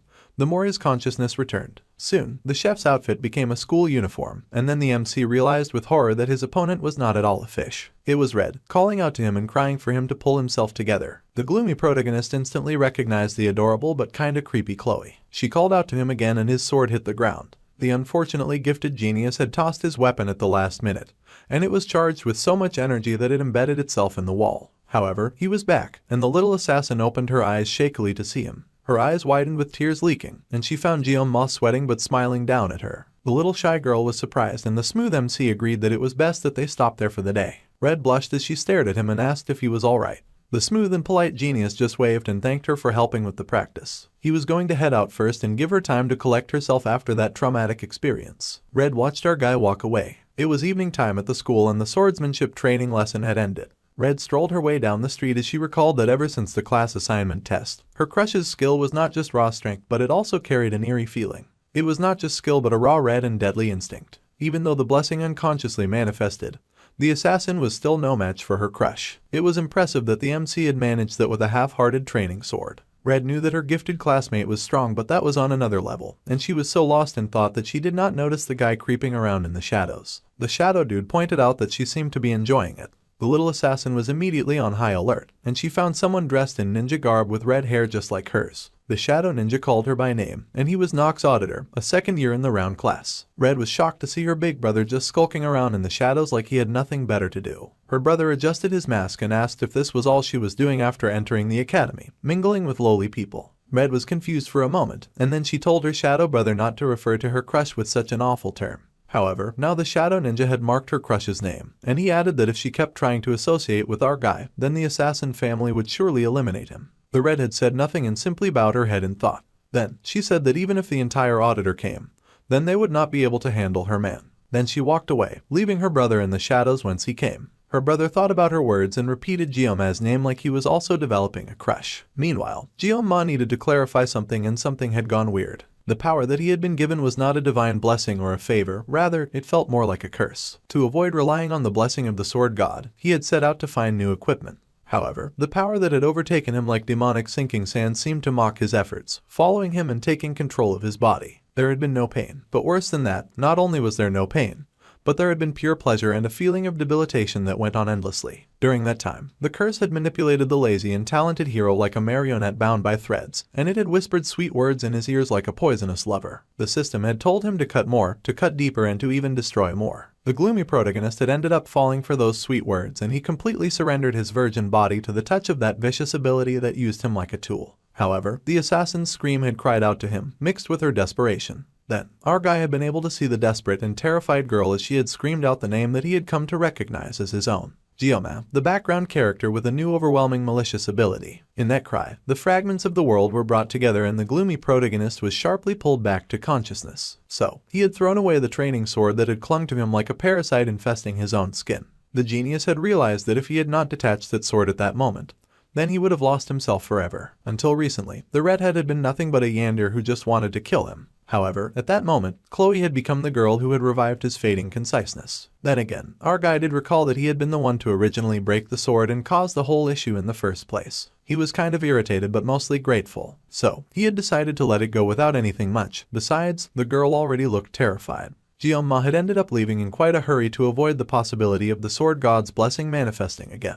The lazy protagonist wondered if he could really avoid this kind of problem for the rest of his life. The sword was God's blessing, a talent that weighed so heavy that it felt like a curse. The talent was manifested by trading one's lifespan, and it was a talent that he had to bear, as an alien who had been cast into a magical world. The gloomy protagonist sure had a lot of burdens to bear, and he did not wish for much in this new world. However, he only painfully wanted to live a normal life. Lightning struck in the sky, and as our guy thought, he could handle minor incidents as they came. Defeated, he trudged to his room, and he thought gloomily as he had only now realized that there was something inside of his body, something malicious that was trying to consume his reason. The gift that the MC had been given was in no way any form of blessing. It was definitely a curse solely intended to devour him, and it was a sickening and twisted art of the reverse heavens. 3 days after our guy got the very shocking revelation about his cursed powers, all the students are gathered in class as usual, and they are all prepared to take their lessons. Red is seated with her friends who inform her that something wild happened the other day, and that she should totally check it. The assassin smiles pleasantly and assures her friend that she will definitely look it up. However, she then falls silent and glances to the side, noting that her crush is not in class and he is not seated where he usually stays. Now that the redhead thinks about it, she realized that he did not even have the contact information for the gloomy protagonist. She now feels silly for never asking earlier. She had even gone to visit him at his dorm, but the only thing that had responded to her knocks were pained groans. It was rather eerie and foreboding, and the little assassin was rather worried. She had been worried that the lazy genius would hate her if she broke the door down, so she simply walked away. Now that he was no longer around, the redhead thought wistfully of how she had enjoyed watching her crush from afar. She would always find our guy lost in thought with his chin resting on his hand. Red could not even count how many times that she had secretly glanced at him in a single day. She had been careful not to talk to him, afraid that he would find her an annoying girl. At first, she had thought that she was drawn to him because he had risked his life for her. However, as time went on, the little assassin realized that could be an excuse. In truth, she really missed the MC. The next day arrived at the academy as usual, and the wolf teacher called for silence when he strode into class. The wolf teacher told everyone to be quiet and loudly yelled, asking them if they had come to a prestigious school just for show. He also yelled that since there was rain that day, they would have a study hall instead of the usual physical training. However, the wolf teacher had noticed that Kang Jioma was missing from class, and he had been missing for 3 days. Knowing the lazy genius, the teacher was sure that our guy had a reason for it. So, the teacher would trust in him and patiently wait for him like a true educator would. The teacher screamed at the other students to start studying, and they hastily complied. Suddenly, they heard the sound of the door closing shut, and the wolf teacher turned to the door with rage, asking who would dare to come to his class late. However, the wolf teacher paused in surprise to see none other than a dark shadowy figure striding down the stairs. His foot hit the stairs with each step he took, and his baggy eyes looked even more raggedy than before. It was the MC, and he looked like he had aged 5 centuries with a strand of white hair on his head. Red leapt to her feet when she saw him and even called out his name like she was the female protagonist. However, Jioma just opened his mouth and croaked out in a very deep and gravelly voice that he apologized for his lateness. The teacher was a little alarmed and told our guy that he had no reason to apologize and just asked the gloomy protagonist to just sit down. Bro looked like a walking shadow, and all the students immediately started gossiping about him. They knew that he was a special admission student, and they wondered if he had always looked that raggedy. Now that they mentioned it, some of the other students agreed that their usually average classmate did look a tad bit more handsome than before. The classroom was abuzz with whispers and gossip, and the gloomy protagonist just took his seat like he could hear none of it. After class, the students filed out, all of them eager to eat since they were starving. Red called out to Jioma with hesitation in her voice since he looked rather weird and his waist was newly snatched. However, he answered her and called her by name, so she asked what had happened.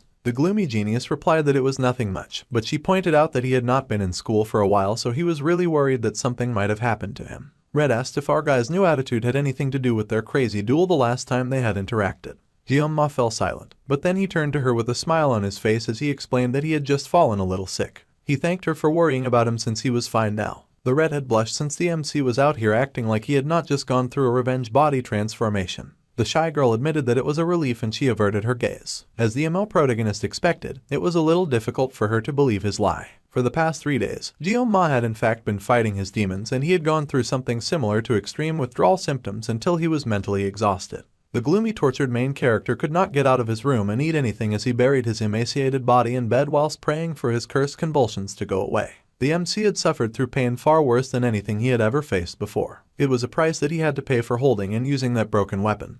And that was not the only thing that had happened. When our guy glanced at the mirror, it looked like his appearance was the same. That was a lie from the pits, as his expression was far more sunken and even some of his hair started turning white. It could not be more clear that this situation he was in was a penalty from the cursed god that had given him a cursed gift that he wanted nothing to do with. Jioma thought about how Red felt guilty because of what happened, and it kind of was her fault. Well, considering that she had last seen the gloomy protagonist at the training grounds, it made sense that she was worried. So, our guy had to let go of his grudge. He brought up the fact that she had once invited him to dinner, so he was going to take her offer today. At first, the redhead was confused, then her brain caught up and she gasped in shock and wonder, asking if the MC truly meant it. She was going to get to take her crush to dinner. He said that he would like to eat her cooking though, since he was not eager to touch a knife again, and Redhead leapt at the chance with joy. The little assassin was so excited and she promised to do her best. Jioma could not help the smile that came to his face, and he was happy that Redhead liked his suggestion. The shy girl happily promised to make everything that he wanted to eat. She happily asked him what he would like, and the MO protagonist said that he would like to eat fish since it had been a while. The last time he had eaten in her room, he had thrown everything up.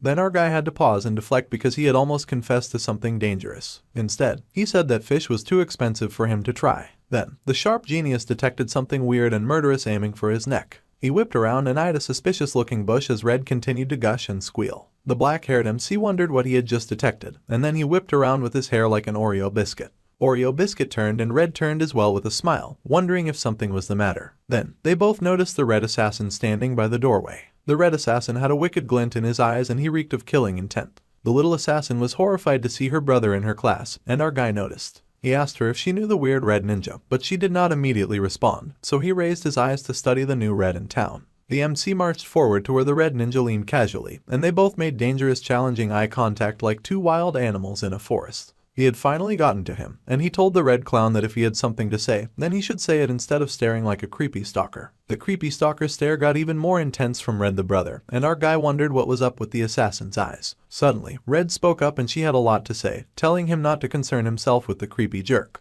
Then, she yelled at Nox, who was her appa, saying that she had told him not to come. Then the gloomy hero was able to connect the dots and the red hair, but the creepiness helped too. The little sister asked why her brother had come, and he noted that Red suddenly sounded snappy but with some hesitation. Actually, her voice was outright shaking. Nox then said that our guy did not look like much and that his sister had really thought that a pathetic-looking twin like that was worth breaking the auditor's rules. His sister yelled back at him that she had nothing to do with them anymore, and maybe she would not break the rules if the rules did not suck. Her brother glared down and said that he could not wash the blood from her hands, and that one was an auditor from the day they were born till the day that they died. Meanwhile, the gloomy protagonist watched the whole thing go down, noticing that the little sister was speaking like a rebel while the big brother was speaking like he was in a historical drama. They were both rather embarrassing and he wished that they would tone it down. However, the creepy brother was very to it and he told his sister to get rid of the MC and to return to being a proper auditor. However, his little sister bit her lip and then she yelled that her brother should not describe her adorable crush like that. Our guy did not even want to be part of this conversation and now everyone was alarmed since she had screamed. The gloomy lazy protagonist really wondered why they could not do this in moderation, and everyone went out to eat so this silly squabble was going to turn into a mess. He was used to this nonsense by now, but he suddenly gave pause when he finally figured out what family they were from. Now, he got it, as he just remembered that they specialized in infiltration and assassination, and they were a group of shadows that appeared in the middle of the game. It was said that the auditor group was weaker compared to other heroic houses, but our guy knew for a fact that they were unrivaled in assassination. All members of the auditor clan were ridiculously strong thanks to their abusive training regiment that they forced all their children through. They molded kids into cutting-edge assassination tools before they had even truly grown up. Chloe was from that kind of family, and if that was the case then the MC had to admit that the creepy brother's hardened expression was much more normal and expected than Red's happy face. Her brother's expression was one that showed no hesitation when it came to killing. It was an expression that was used to killing. The MC was sure that the auditor family were probably chasing and vanquishing their enemies in order to maintain order, and it was not like he was against killing when necessary, and he thought it was justified if anything. However, now that he looked at Red's trembling form, the gloomy protagonist was starting to think otherwise. Chloe was shaking so much that she bit her lips until they bled, and he realized that she might have wanted to live a normal life. However, just like the MC's blessing of the sword god, the environment of the auditors was one that Chloe had been in since birth and it would not ever allow her to change. Red was destined to live a life of emotionless murder. However, it was so clear that he wanted anything but that, and it was very unfortunate. Our guy was no hero, and he had no intention of ever becoming something like that. While all of that was true, he could not stop laughing at himself. The lazy protagonist could not save the world, but he could try to save a life, so he stepped forward and offered to talk to the creepy brother. He had to admit it, the power that he carried was 100% a curse, but it would not let him taste defeat. So, he asked the assassin boy his name, acknowledging that he was called Nox. In the end, the Oreo biscuit had tried to escape the sword god's blessing, but he could not. In cartoons, they always say that there is no paradise in running away, and they are right. If he cannot run away regardless, then he will take a step forward, and he would declare himself as Kang Jeom-ma, someone whose name consisted of a sword and a demon. Grinning demonically, the gloomy protagonist asked the red assassin boy to follow him, saying that he would cut Red's brother. He was someone who fought with a knife. Meanwhile, the wolf teacher was just chilling in the faculty room. But he was deep in thought, noting that something must have happened to Jeom-ma, since our guy's expression had been void of any emotion. Suddenly, someone threw open the door and called the teacher Seonbi. The person asked the teacher if something had happened since it looked like the wolf teacher was going bald. The teacher glared and said they must not talk about his baldness. The other person laughed and apologized. Suddenly, the phone rang so the wolf teacher picked it up, saying that he was Lee Wonbin, the lead instructor of the wolf class. Meanwhile, his colleague watched him, thinking that the wolf tot was bald from the start and was wearing that weird thing around, which they found kind of cute. Meanwhile, the wolf teacher asked what had just happened, and was shocked that someone had suddenly called for the subspace. The teacher asked which cadet had requested it and who was the opponent. The cadet who had requested it was Kang Jeong-ma, and his opponent was none other than Nox's auditor. The teacher was stupefied. A light shone from an ajar door, and it led to the subspace arena. The time of usage was currently set at 0 because it was not in use yet. However, it had been booked by Jeong-ma. In 15 minutes, the battle inside the subspace area would begin. Our guy took a moment to think, as he had thought that the process for booking the subspace room would be a lot more convoluted. Surprisingly, it had gone very swiftly. The academy director had even told the Oreo biscuit that if he had to do this, then the least that he could do was to take care of himself. The gloomy hero reassured himself that this should be fine, since it was not like they would be fighting in reality, and there would not be any physical injuries, but there was still the possibility of suffering mental injuries. However, none of that would matter as long as the MC won. He could hear all the noise from the waiting room, and he got that watching a fight was exciting. But he had not expected such a large buzz from the viewers. The situation was hilariously ironic, since the lazy Jeong-ma had been trying his best not to stick out not long ago, yet here he was, and now all of his attempts felt pointless. Shaking even more than him was Red, who was very alarmed by the situation. Our observant guy was shocked to see her crying, as he had already lost the battle. The cute assassin called out his name, and he realized that she was probably blaming herself. He tried to reassure her, saying that it was not her fault, so she did not need to worry. Red had even been so sweet as to lend the MC her gear, and everything would turn out okay. Still, the girl sobbed a little. They fell silent for a moment, just sitting in the room. Then, Little Red spoke up, saying that her brother was really strong, so she was worried about him. However, the gloomy protagonist just smirked all pompously and pointed out that he was strong too. However, the assassin was not convinced and added that her brother was a genius with unmatched talent in the entire history of their assassin family. When it came to the dark arts, there was no one up to her nasty brother's level, and at the age of 14, he had been dubbed the pinnacle of dark arts. Jeong-ma was frightfully shocked at that very awful and lame title. He wondered who was in charge of creating those. This was how it had always been now that he thought about it. No matter how hard our lazy guy tried to avoid it, this was ultimately a choice that he had made. He gripped the rose knife as he recalled his mentor grinning and telling him that he was destined to wield a blade for his whole life. The mentor would have probably never expected that the MC would still be running around with a sashimi knife in his next incarnation. It was not time to proceed with the subspace duel, and the participating cadets were instructed to make their way to the grounds. The announcement rang out, and Red got even more nervous. The Oreo cookie stood up nonchalantly, and he said that he was off, so the assassin had to wish him farewell. She blushed nervously as he left, and then he called to her, much to her surprise. He said that the world was filled to the brim with all kinds of geniuses, and that was why he gripped his knife tighter when he said that he was going to win. The confident protagonist waved his hand and strolled out with a casual wave. There was a light in the middle of the dark, and as the MC grew closer, the light grew brighter. It grew brighter and brighter, and our guy stepped in to cover his eyes. He found himself outside with the big blue sky above him, in a coliseum that was packed with seats. The students cheered when they saw him, saying that they knew the special student would not run away, and they cursed and said that they believed in Jeong-ma. The students got anxious just waiting for this duel to happen. The MC suddenly had a lot of fans, and it made him feel like a gladiator from the Roman Empire. He had not thought that things would be this intense among the crowd. Then, he looked up and spotted something. He was horrified to see that the entire star class had come as well, and seated at the top row was the protagonist, surrounded by all the hot babes that he was supposed to bag. Of course, the waterfall hair girl was there too, and she watched Jeong-ma silently with a determined look on her face. The gloomy protagonist wondered if the star students really had nothing better to do that they had showed up to watch his match. Things were going to get awkward, and he sighed. However, he did not have time to sulk for long, since the red-headed bully pulled and yelled, asking if our guy was trying to mess with him. The angry assassin said that it seemed his opponent could not tell the difference between courage and arrogance, and his aura leaked with disgust as he asked the wolf student how he dared to come to battle with a pathetic excuse of a blade like that. The Oreo biscuit was a little mystified by the intensity of the assassin's hatred, and he noted that the crazy jerk had a supreme killing intent. However, he confidently played it cool and said that a true master would never blame their equipment. This of course made his red opponent curse at him, but the angry redhead quickly regained his cool and sighed. The assassin then said that he should deal that insolent tongue on the MC first, and the angry redhead unsheathed his wicked blade as his murderous intent only grew. Our sharp guy smirked because he could tell that Red the brother was way too reliant on his equipment. However, he did note that his opponent carried the S-rank blade called the Hongrian Blades, and he carried 2 of them no less. On top of that, Mr. Pinnacle of the Dark Art had one of the best auras in the game, which was the Blessing of the Crow. Jeong-ma could feel how difficult it was just for his opponent to suppress his killing intent. With S-rank equipment as well, it might sound ridiculous, but he had also prepared himself to deal with the redhead.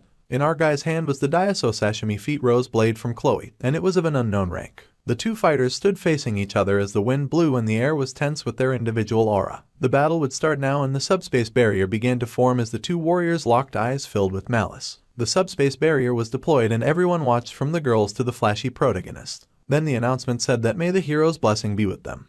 But the two opponents had already sailed from their standing positions and flew to attack each other before the barrier had even fully formed. The MC's painless blessing was immediately activated, and the sword god's blessing was also activated, along with the prayer that the blessing of the gods would descend upon them. Then the two fighters were gone. The students whispered amongst themselves after the subspace descended, asking if they had all seen the same thing. Some of the students complained that they could not see anything and that it was way too fast. Some of the students questioned if Jianma was really in the wolf class, and they had expected it to be an easy match. However, for the longest time, all some students could see was darkness. As for the students that could see, they saw flashes of lights of pink and blue as the two sliced at each other with their special powers, bobbing and weaving and dancing at the speed of light. The redhead had not gotten any less angry, and the wolf student was starting by playing defense. A blonde girl from the star class was intrigued by how fast they were moving, and she thought things were getting interesting. Waterfall Hair watched the fight with an intense look on her face, and she was surprised that the weakling that she had met the other day was a very good fighter. Our guy was doing great, holding his own against the dangerous assassin dude.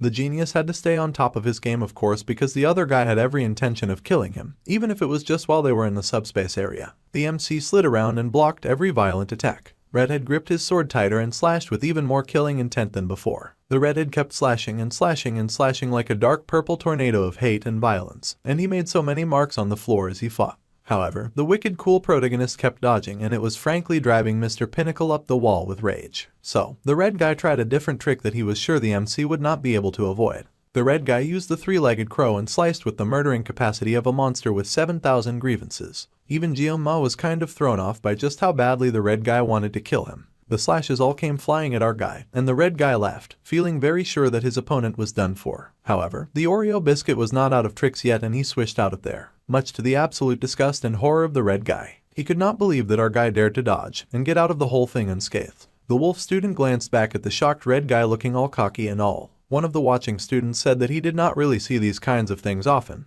but he had to admit the sophomore's strength. Freshmen were always too busy running from these things, and another student agreed that sophomores were dominating, but they could not underestimate the freshmen's experience either. However, the waterfall girl knew that there was more than that, and only those who could clearly see what was happening would understand. All those aggressive attacks were coming from the sophomore, but the MC was able to dodge every single attack. He was not even trying to fight. The red guy got angrier and angrier as he recalled that his sister had said that Jianma was not a normal guy, and cursed. He had even used the blessing of the crow, thinking it would annihilate his opponent, but he had dodged it like it was nothing. The red guy was furious, noting that our smart guy had been too focused on speed. Seeing how skilled he was, the assassin had to be more cautious when fighting the Oreo biscuit.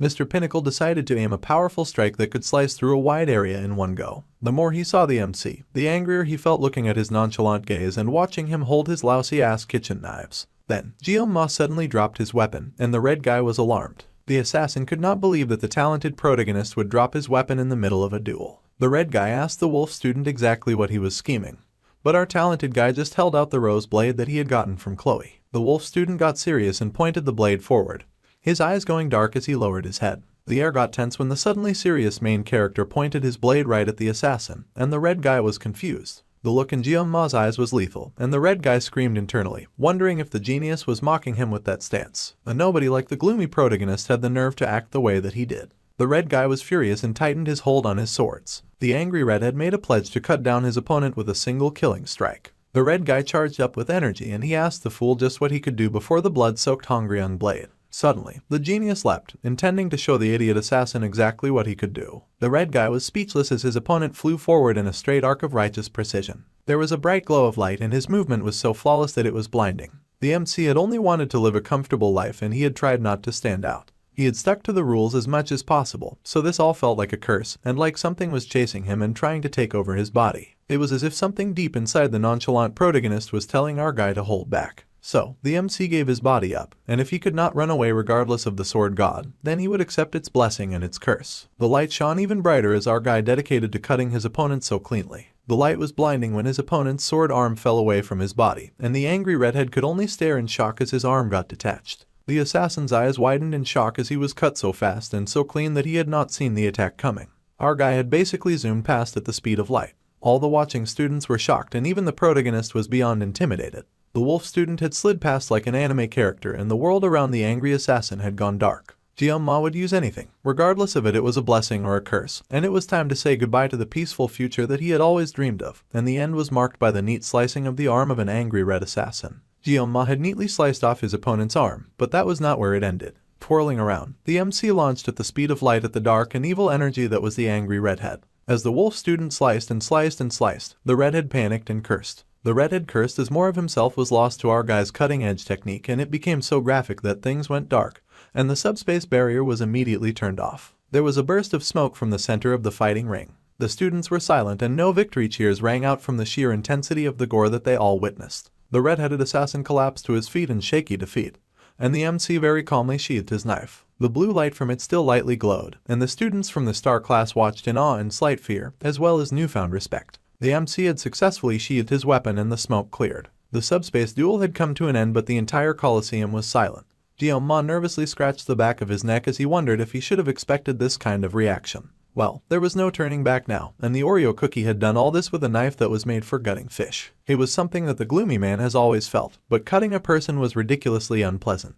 The only consolation that the crazy genius had at this point was that both the Mao brothers and the Nox were in the subspace when they had fought. The specs of the subspace were pretty impressive, and thanks to that, the Oreo cookie had never actually killed a person. Though Nox seemed majorly traumatized and his body was covered in sweat, the angry red assassin had been just as strong as Red had described. The red guy had an incredible battle sense that had been honed through experience. However, anyone would sense him thanks to his intense killing intent, and it had been an ultimate blessing for the MC. The duel winner was the freshman from the wolf class, Kang Jioma. Instead of cheers, there were just gasps of disbelief and shock from the students who could not believe that a freshman had possibly taken down a sophomore. They were in such heavy denial that they almost sounded outraged. The gloomy protagonist cursed and thought that companies could learn a thing or two from such shameless publicity. Well, there was nothing that he could do about it at this point, and this was the path that he had chosen. Our guy was determined to endure the coming days using only sheer will and grit. He stalked away from the battle center. The school was still bubbling and buzzing with the news of the fight, and they found out that the angry redhead was from the auditor family. The students said that explained why he had been so strong, but they could not believe that even a strong guy like the angry red had gotten taken down by a special support student. Everyone was whispering the MC's name around the class like he was a forbidden spell. Waterfall Locks was also deep in the gossip, and she wondered about our guy, musing on his name. The beautiful swordsman was thinking about how the MC's name followed her everywhere she went, and he was the only person that everyone wanted to talk about. Yesterday, the fight had been quite shocking, to say the least, and she still recalled the time when the red assassin had lost his arm. It had shocked everyone, and the girl recalled how she could not believe what she had seen. At that moment, as her golden eyes widened in shock, she had seen the talented protagonist display such remarkable swordsmanship. Whilst using only 2 kitchen knives, Jioma had sliced and diced with such precision. The talented lady had prided herself on her knowledge of swords because she was the granddaughter of a sword master, but she had been hopelessly naive. To think that someone could be that strong with those kinds of blades was almost unbelievable. Suddenly, the girl paused when she realized something, and she said that on the other hand, she was still curious, and she had wondered who had defeated her. The talented swordswoman had wanted to know who they were so that she could crush them next time. Then, Blue Hair also recalled that she had called our guy weak to his face and how she was firm with the strong but merciful to the weak as their family motto dictated. Waterfall Hair also recalled how the year's top student was not in her class. All of her memories came flooding back, and the genius swordswoman was in shock as she realized that the lazy protagonist just might be the top student of her set.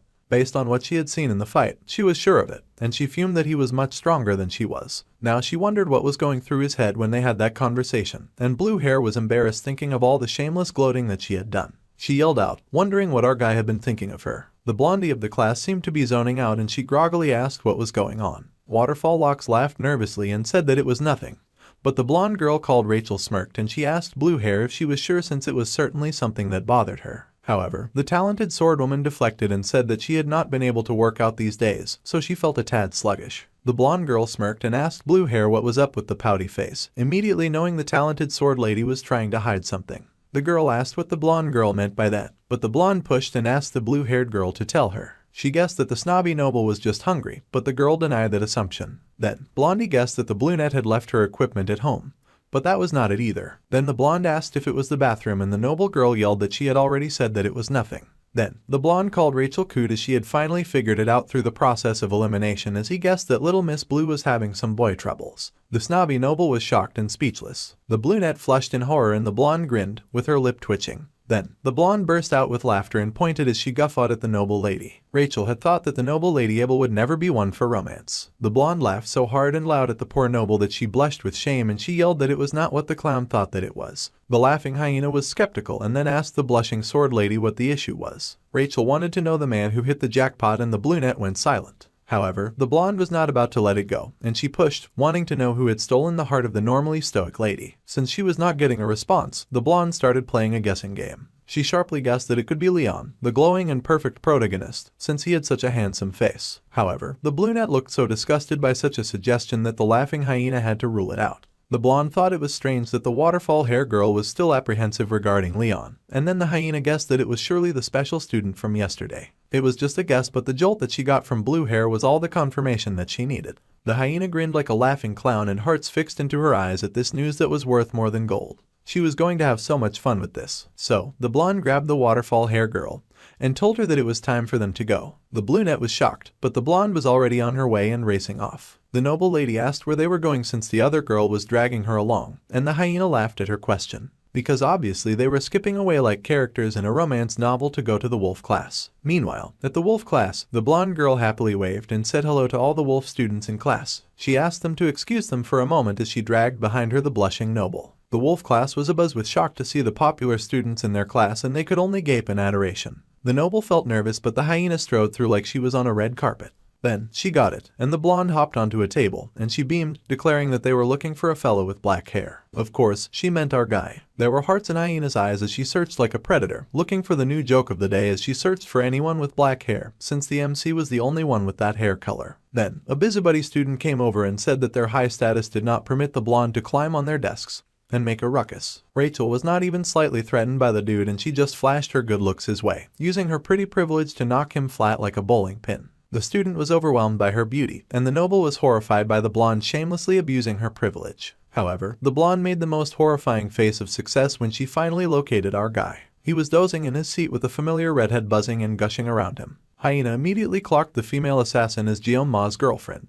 Well, it was not like that mattered to the blonde, and she thought it was better this way since it made things even juicier. This was going to be fun, and love blossomed in her eyes. Red was busy gushing over the lazy protagonist as usual, but then she froze when she felt a weird killing intent coming their way. The blonde had suddenly appeared by their side, and she blew a kiss to Jeon-ma's sleeping head. The audacity of that man snatching the clown. She was so daring that her kiss made Red temporarily lose all color. Waterfall Locks was also rebooting, and Red looked like she'd just been transported to the depths of hell. Then, the hyena pretended like she had made a small mistake, and our guy groggily raised his head in confusion to find himself surrounded by baddies. The hyena smirked all cute and stuff, using her pretty privilege to the max as she asked Jeon-ma if she had woken him up. The MC was confused, and she just jumped right in and asked him to confirm his name. Before our sleepy guy could even respond, the flirty clown said that he had not known who the black-haired genius was before the incident at the subspace the other day.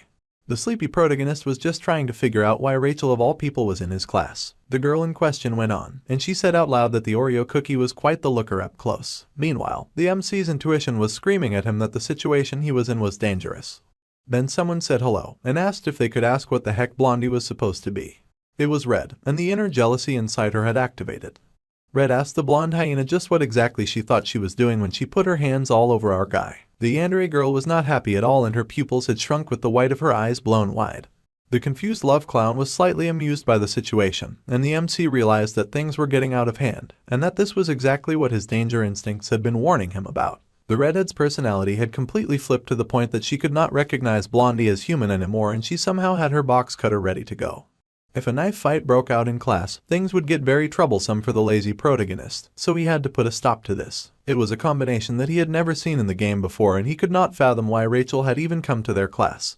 The reason for the season finally spoke up, and the waterfall hair girl told Blondie to stop acting up in a place that was not their classroom. The blonde clown refused to budge and instead smirked as she asked the snobby noble why she would not even say hello.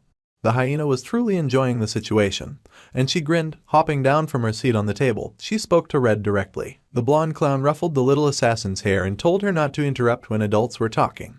The clown went on to say that it was not safe to play with sharp objects either, and of course, her patronizing actions further aggravated Chloe, who slipped more and more into insanity, and her knife hand started twitching. While Blondie had her head turned, the assassin got ready to strike, and she actually aimed a killing strike right at the hyena's back, much to the shock of our guy and Waterfall Locks. However, even with the clown turned, she whipped around lightning fast, and there was a large splash of red.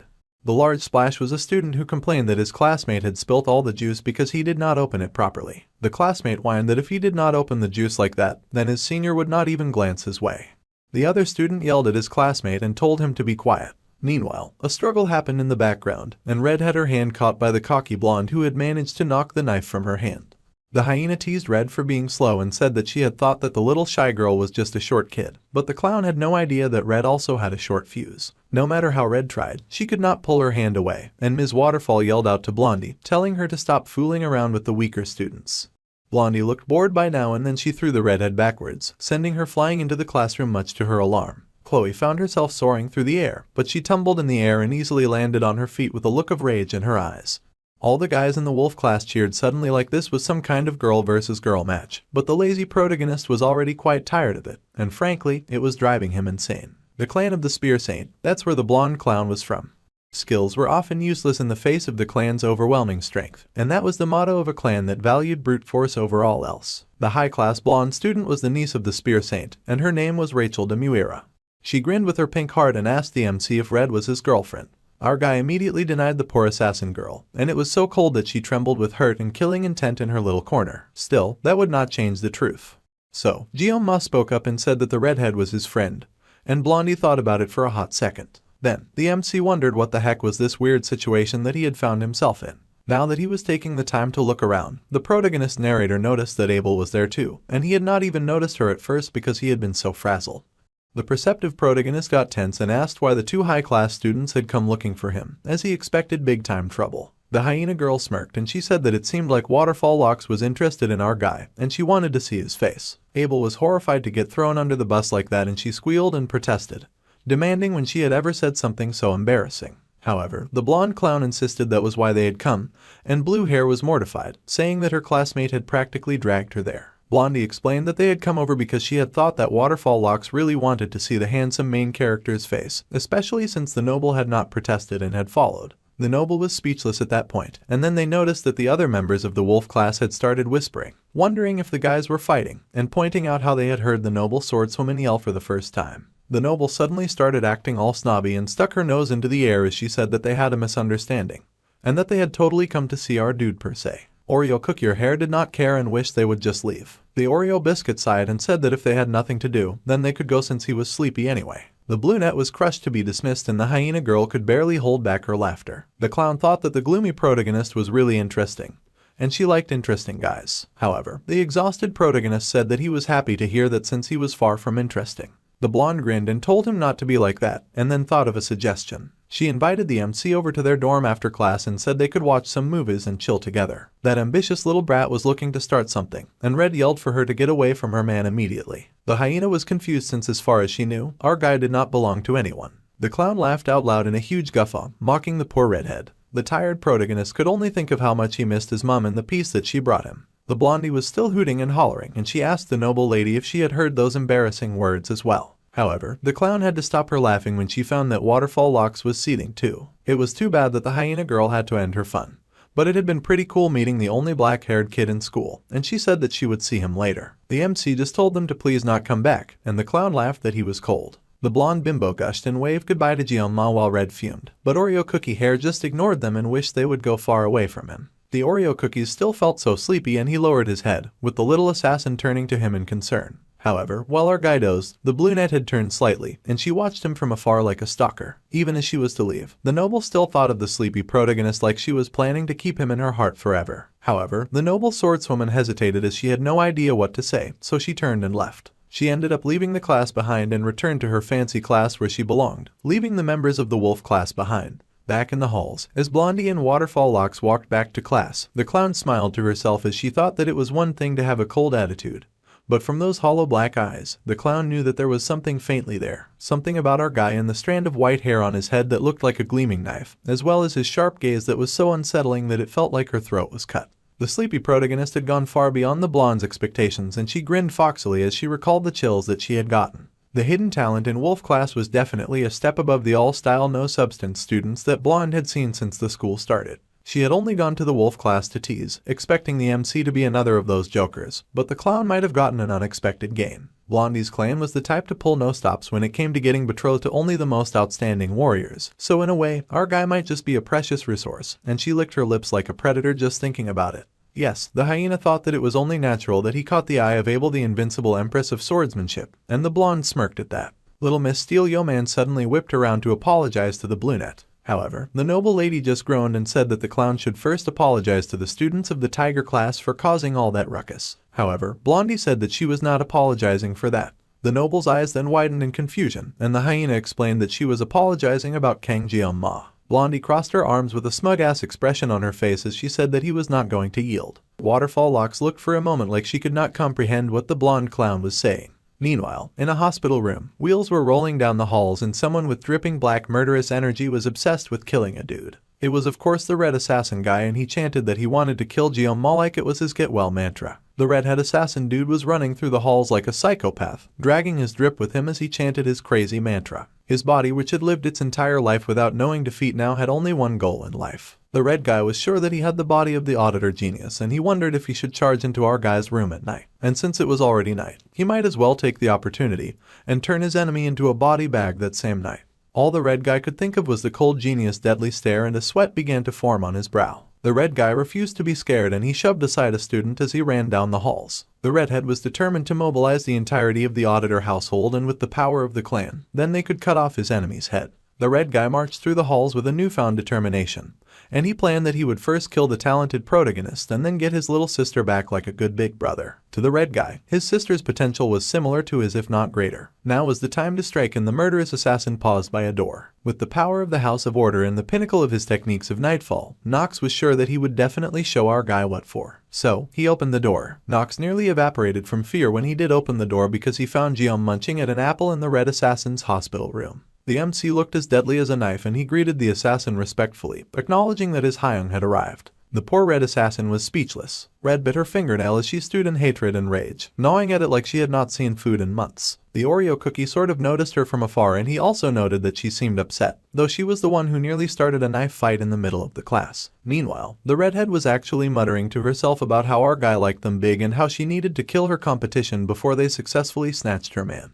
Suddenly, someone called to the little yandere, and she raised her head surprised. It was the MC, and Red switched up instantly as she became all sweetness and love, asking Jeong-ma if he needed anything. It kind of creeped the hesitant protagonist out, and he would ask after she put down the intimidating box cutter. Then, the black-haired protagonist nervously asked how her brother was doing, since he had knocked him around a bit hard the other day. The little assassin was surprised by his question, and she fell silent for a hot minute. Then, Red explained that her big brother was in the academy's medical ward, and Jeong-ma was surprised. The medical ward was surprising since our guy knew that people did not usually get injured in the subspace area. The little sister admitted that she had not really visited, so she did not know much. However, she had heard that he was admitted to the ward despite having no injuries. She went on to assure Jeong-ma that it was fine and that he had no reason to worry. While it was true that our guy had sliced up the red guy, he did not think that the talented assassin would be so weak to the point of getting traumatized. The talented genius then worried that Red's evil brother might be thinking of doing something else. So, the MC called to Chloe, and then he asked if his sweet yandere could tell him where her brother's room was. The studious protagonist had not slacked on his how to handle yandere types manual, so he knew that he needed to give her a good pat on the head.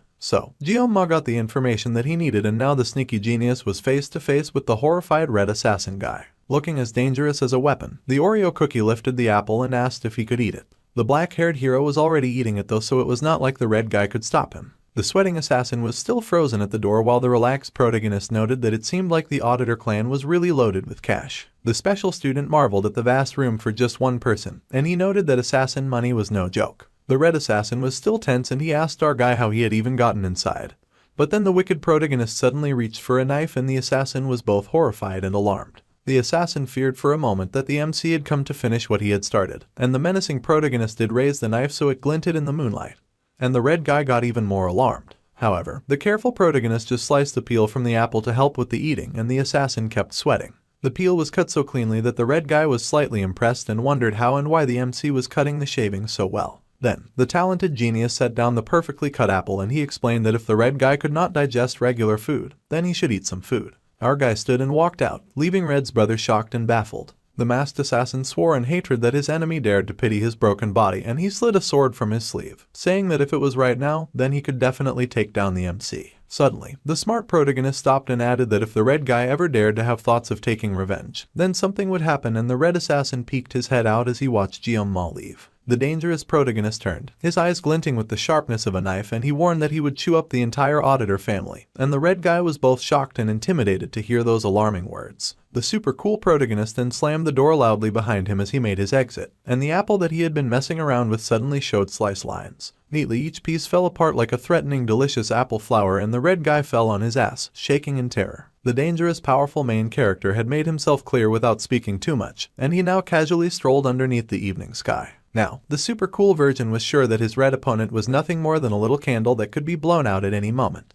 It seemed like the red assassin's will had been thoroughly destroyed, and the smug protagonist was feeling particularly proud about that. Thanks to that, his bravado-filled intimidation had worked well. Meanwhile, he also silently acknowledged that the auditors were an incredible assassin group in this world. There was no way that our one-man army could ever take on the entire clan, and he'd just been bluffing his way through the entire meeting just to neutralize the changes of the red guy becoming a pain in his behind. Although the MC figured that he could at least take out 10 people in 30 seconds, that was the worst-case scenario. Then, the dreamy protagonist took a pause to stare at the beautiful moon. He continued his stroll, noting that he felt like he was standing in the eye of a peculiar storm in a way, and he was starting to get used to all of the weird encounters with the heroines of the story. The lazy protagonist sighed as he considered that he might have also gone insane from everything that had happened so far. As long as the red Nox guy did not stir up any trouble, the MC figured that he would no longer need to worry about him. However, the busy student still had another problem to deal with, and that was the girl that he wanted to avoid the most. The girl with the pink heart eyes and flowing blonde hair, Rachel. In the original game, the blonde had approached the main character first, which worked well for the lazy introvert as he did not want to get involved with her. However, the blonde clown had some issues with the main girl, Abel. The exhausted main character sighed deeply and figured that he could just think over things slowly because he really needed to prepare for the really important journey, the upcoming midterms. He was going to take this seriously,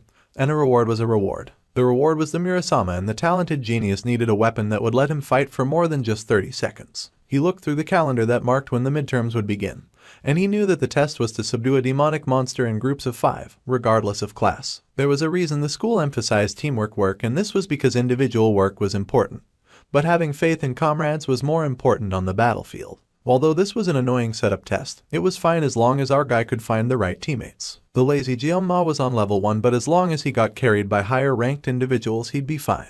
Also, the demonic monster featured in the test was the D-ranked demonic monster, the merman. It looked super ugly, the ugliest, creepiest mer creature alive, and the MC was going to have to see it face to face. He was not looking forward to that. Even though the withdrawn protagonist had worked hard with fish all of his life, there was a limit, and he thought that he was surely going to barf at the sight. If they were a mermaid, then at least they would be a little easy on the eye, plus mermaids were rather high-ranked. However, no matter how pretty the mermaids were, the virgin would not get nosebleeds. Come to think of it, mermaids were considered demonic humans. The main force of the demons was the demonic humans. Compared to the demonic humans, demonic monsters were nothing more than barking guard dogs. Fortunately, only mermen had to be subjugated, meaning that students did not have to deal with demonic humans. The sharp protagonist sat on a bench to ponder how it had already been a month since he had joined the school. The nights at the school were peaceful. Then, the little philosopher pondered peace. It had been 700 years since the humans and the demons had sworn a truce. Just like how human history was not without war, there had been quite a few disputes, both large and small, in this world as well. For example, Basman, a large purple demonic creature, and half a century ago,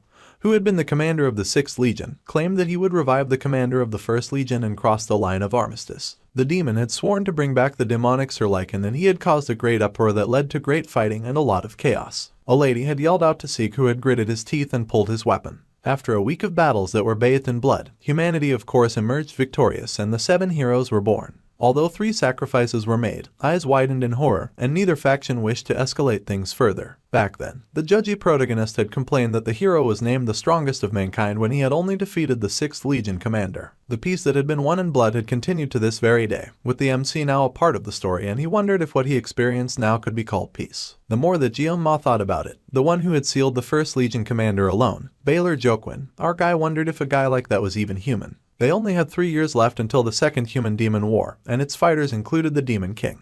Thinking about the bleak future would not change anything, so the unfortunate protagonist needed to get his head out of his ass and focus on the midterms. The situation was a little annoying, but first, Jianma needed to find some teammates. However, looking through his contact list, the virgin realized that he was a huge recluse. He only had his family members and the academy director on the dial, which was embarrassing. Wait, now that he took the time to think about it, the lazy genius realized that he was the most famous student in the academy right now. If he used this to his advantage, then that would surely solve his problem. Besides, living 3 years under the radar was nearly impossible anyway, so Jeonma figured it was time to live his life to the fullest. He was going to get a good group and ace his midterms, and he switched his goals from living comfortably and quiet to living comfortably but not quiet. 1 week later, the black-haired idiot was in shambles at the class. There was a lot of murmuring and whispering in the class, but he swore violently as not a single person had invited him to join their group. He could not believe that he had shown off his perfect ninja skills for nothing, and his situation was getting really bad. The lazy student could not do anything in moderation, so the other students were probably now too scared to approach. Then, the social outcast noticed something and he realized that Little Red Assassin was just like him. He figured that the little assassin had also been considered as an outsider ever since that time, so he approached her, taking one for the team.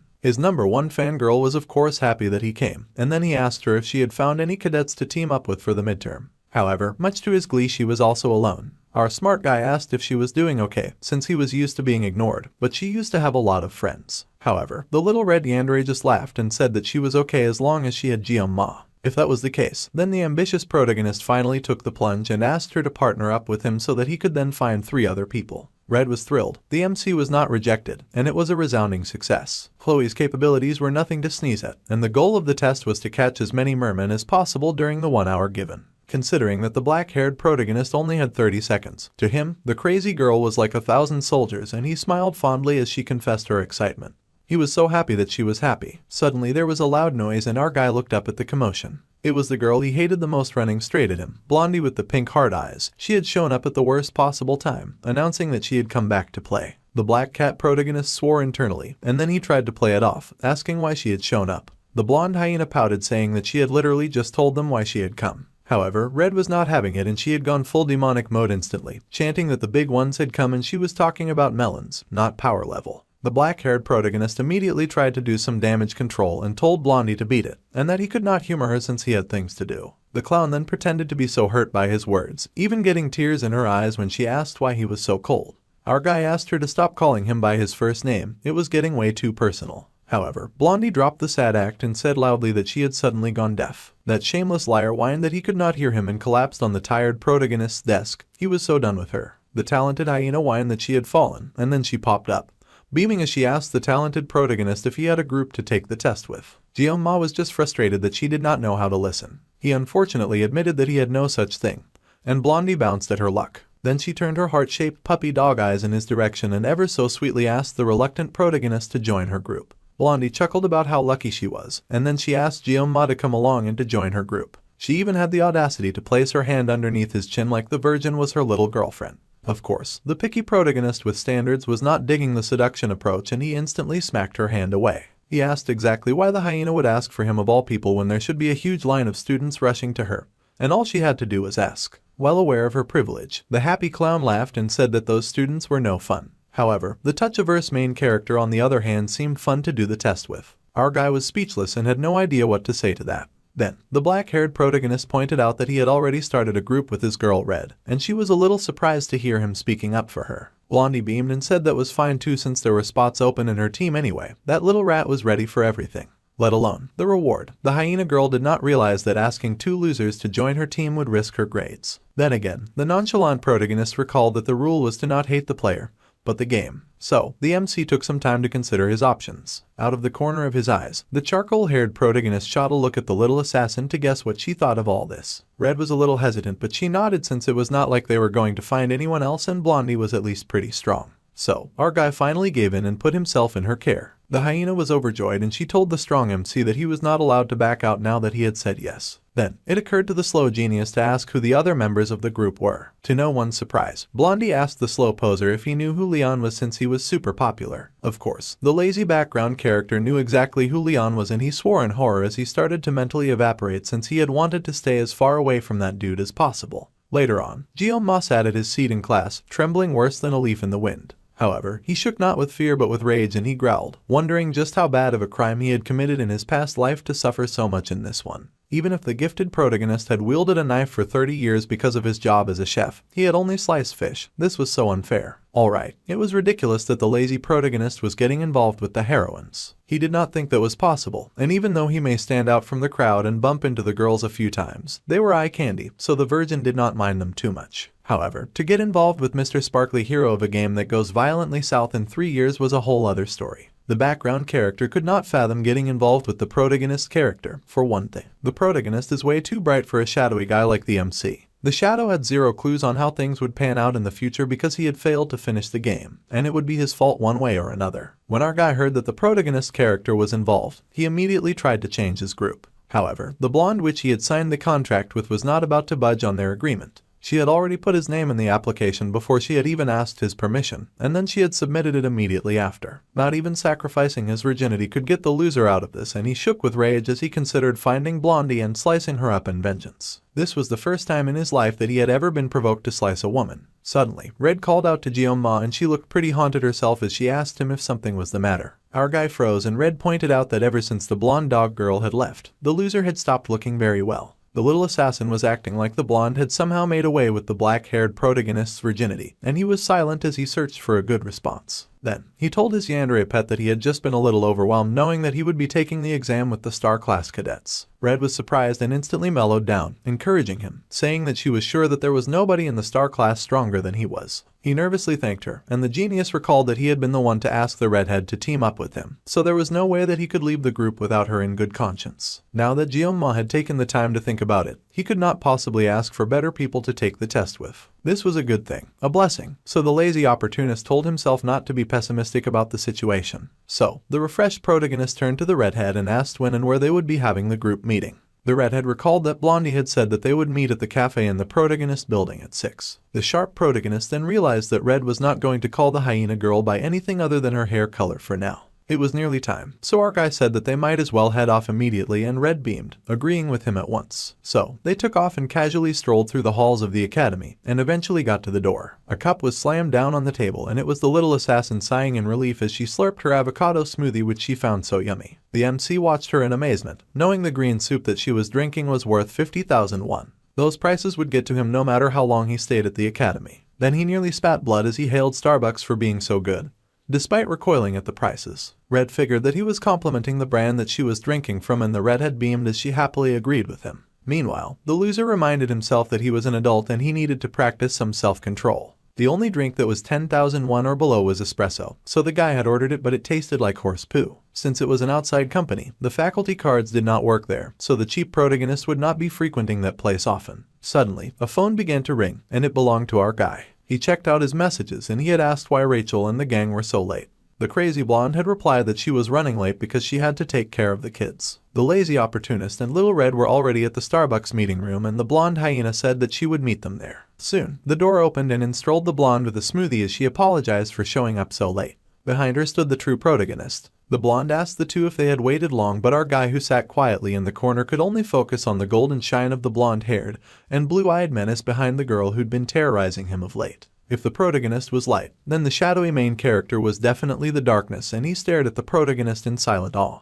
Then the MC paused when he saw a face that he did not recognize, a nameless dude with orange hair and green eyes. The loser could not believe that the blonde girl had shown up with a delinquent on her team. However, the shiny protagonist strolled right up to our guy and he stretched out his hand to the shadow guy, saying that it was nice to meet him. The background wallpaper was silent at first, but then he stretched out his hand and introduced himself. The protagonist smiled, saying that he had been impressed by what he had seen at the subspace a few days earlier, and he felt assured knowing that the main character was going to be his group member for the exam. The loser could only think of how the protagonist had a voice with a perfect blend of intelligence and class. The shiny dude in front of him was definitely the protagonist character that our guy had played as in the past. Once everyone had ordered their drinks, introductions were in order, and the shiny blonde smiled as he considered introducing himself first. The blonde hyena was in full support of that motion. So, the hero went first and introduced himself as Leon Van Reinhardt, the group's leader and a student of the Star Class. He had ended up becoming the leader somehow, and while he was lacking, he looked forward to working with all of them. Jeon-ma swore internally once again as this hero just reeked of purity and his face was sparkling and glowing the entire time. There was no such thing as equality. Then, the hyena giggled that since everyone knew who she was, he would pass the introduction baton to the orange beside her, and he growled when she elbowed him. Next was the nameless guy. An orange introduced himself as a student of the Star Class called Speed Weapon, and he said that he liked heroes. Now that the dark shadow took a closer look, he could clearly see the word hero tattooed on that guy's back.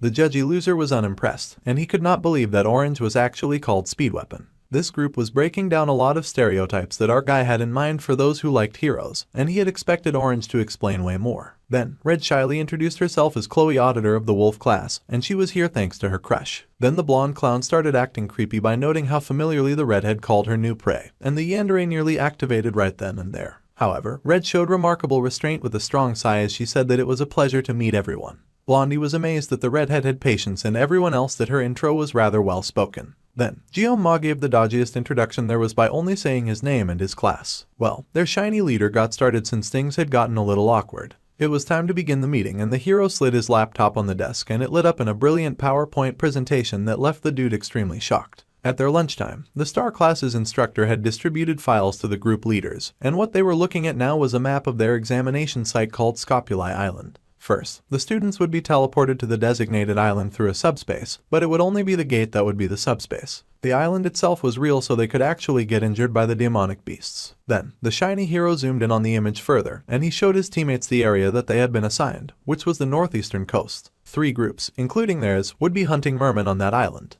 There was a limited number of mermen and hunting as many mermen as the limit would allow was the exam's objective, and as he spoke, all of his team members paid attention. Then, that was all, and the bright shiny dude asked if there were any questions. Everyone was silent at first. Then the orange-haired delinquent pointed out that Scopuli Island was known for containing mermaids, and he asked if there were risks concerning that. The shiny guy said that there was no need to worry since the instructors had already done their research in advance to ensure their safety. The delinquent accepted the response, so then Little Red asked a question and she asked if groups of the same zone could ambush or battle each other. The shiny guy pointed out that the exam's objective was to strictly exterminate the demonic beasts, so conflict between groups would likely lead to disqualification. Mr. Perfect asked if that answered Red's question and she nodded. However, our guy happened to know that they had an assassin in their group so that question had been necessary. That concluded the meeting for the day. All the team members were told to prepare themselves for the midterms, and that they would meet again the next day for their position meeting. Blondie was happy that the meeting was over and she happily dragged off her delinquent who growled about her stretching his clothes. The hero began to pack up his equipment and the Oreo cookie-haired main character lingered.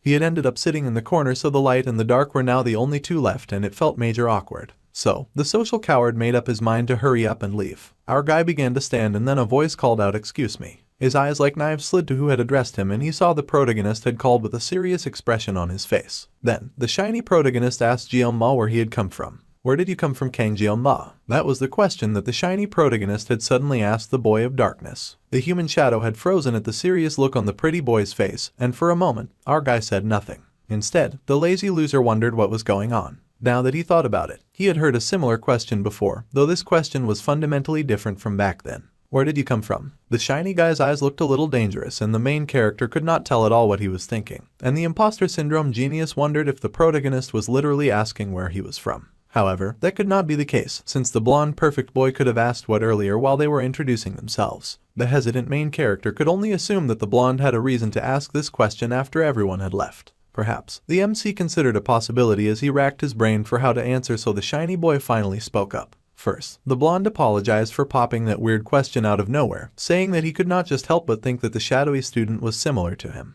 Mr. Perfect said that with such a dark glow in his blue eyes that the lazy student became even more confused and wondered what he meant by similar. While it was true that the official language of the fantasy world was Korean due to the game, that did not mean that other cultures did not exist within the game. Anyone could tell that the main character was Korean.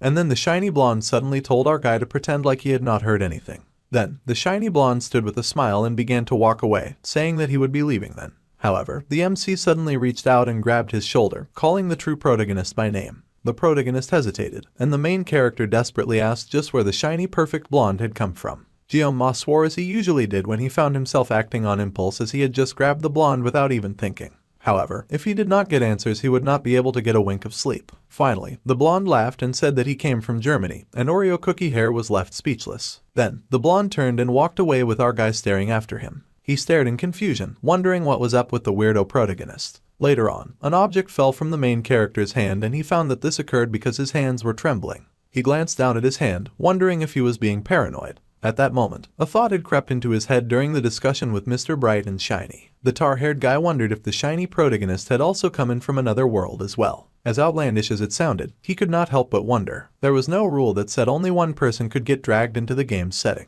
Also, possessing the protagonist after getting transported to a new world was more probable than possessing an extra. While the blessing of the sword god was active, the black-haired main character's senses had been strangely heightened. So, the gifted student came to the decision to test it out, and he activated the blessing of the sword god, pulling out one of his sashimi knives. His eyes were pressed together and the talented genius focused with all of his might.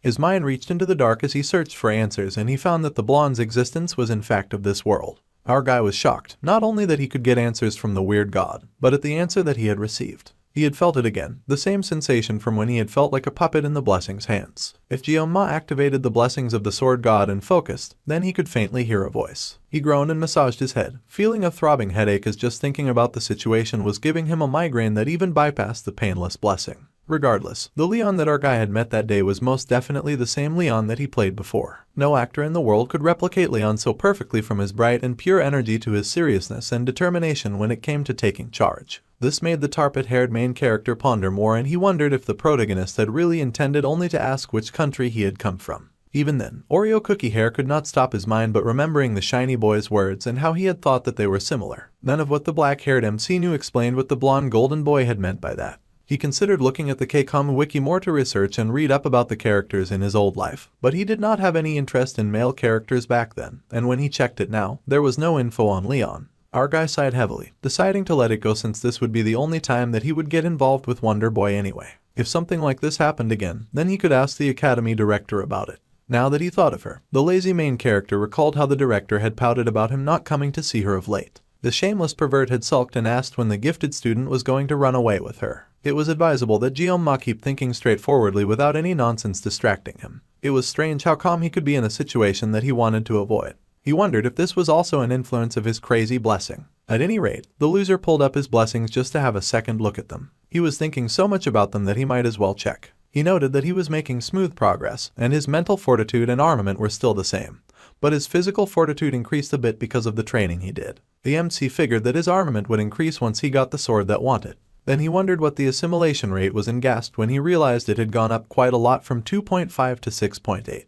Then, the lone wolf wondered if it was related to the fact that he had duked it out with both brother and sister of the assassin guild. It was annoying that the talented genius had no idea what he had done to level up, and it was not like he could ask someone else about it either. Then, the system told him that he had reached a certain number of blessing activations and adjustments would be made. Our guy was confused, and he saw that the blessing of painlessness had leveled up from 40 seconds to 40. He was shaken as he pointed at the screen in baffled shock. His painstaking and tortured labors had finally borne fruit, and the joyous main character laughed with joy as everything suddenly felt very great.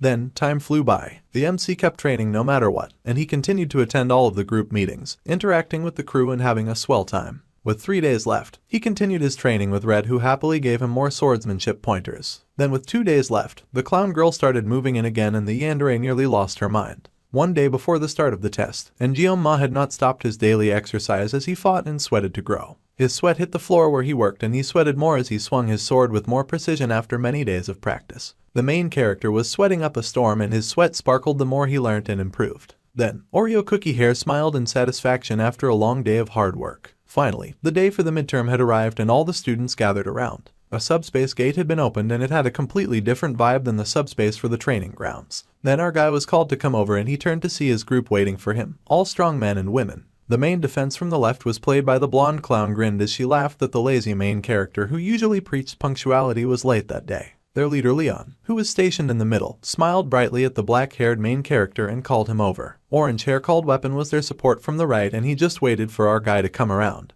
And Chloe, who was their sub-DPS from the left with Blondie, happily greeted the MC this morning. The talented genius was the rearguard at the far right, and he apologized for his tardiness. He could not help but marvel at the amazing equipment that they carried, and that the blonde had an S-rank gear Vermilion Phoenix halberd. It did not look like the protagonist had his bombing just yet, and Speed Weapon's gear was a recorder for some reason. The underrated loser could not believe what that idiot was wearing around his neck. To make things worse, the orange delinquent totally saw him looking and started acting like he was itching for a fight. The blonde hyena whispered that it was actually one of the few S-rank equipment that aided with healing, and Jeonma could not believe that thing was that powerful. A healing S-rank armament was something that was ridiculously hard to get, even if one dumped tens of millions of one in-game. However, its appearance also contributed to its specs. The genius had no choice but to be rather impressed with the weapon, and he rubbed his chin in admiration and newfound respect, studying the weapon. However, Orange got rather flustered and told him not to get so close. Then, an attention rang out that the first year midterms of the year 2043 would then commence. Seeing all of the students' faces, they all seemed prepared. They should all be familiar enough with the rules, so the wolf instructor would keep things brief. If there was something that they could not handle, the students were instructed to run away, as they were reminded that they were not yet heroes but cadets in training. They were told not to risk their necks for extra credit. The students smiled as they listened, and the teacher also informed them that if they were injured or wished to surrender at any time, then they could contact the instructor in charge. It looked like it was nearly time, so Shiny Boy said that it was time for them to prepare. The glowing golden boy told them not to be nervous and said that they would all do their best. The exam was finally starting and Jian-ma got ready. Then, he noticed the redhead had gone rather silent and he asked her if something was wrong. However, the assassin asked if it was weird that he was now anxious about the test since she remembered that a mermaid could appear on the island. Our guy explained that the instructor said that the teachers had checked everything beforehand, so there was no need to worry. Now then, it was time for the students to step inside the game arena, and the subspace gate was now running. So, the smiling main character told Red that it was time for them to go and he patted her head. The redhead smiled, knowing that she should not worry because the talented genius was with them. She believed strongly in Jian-ma, and as their team marched forward, she was sure that everything would be okay. However, suddenly the world went dark and the darkness stretched on long after the team had entered the test arena. A break-in in the darkness was someone calling a name over and over again.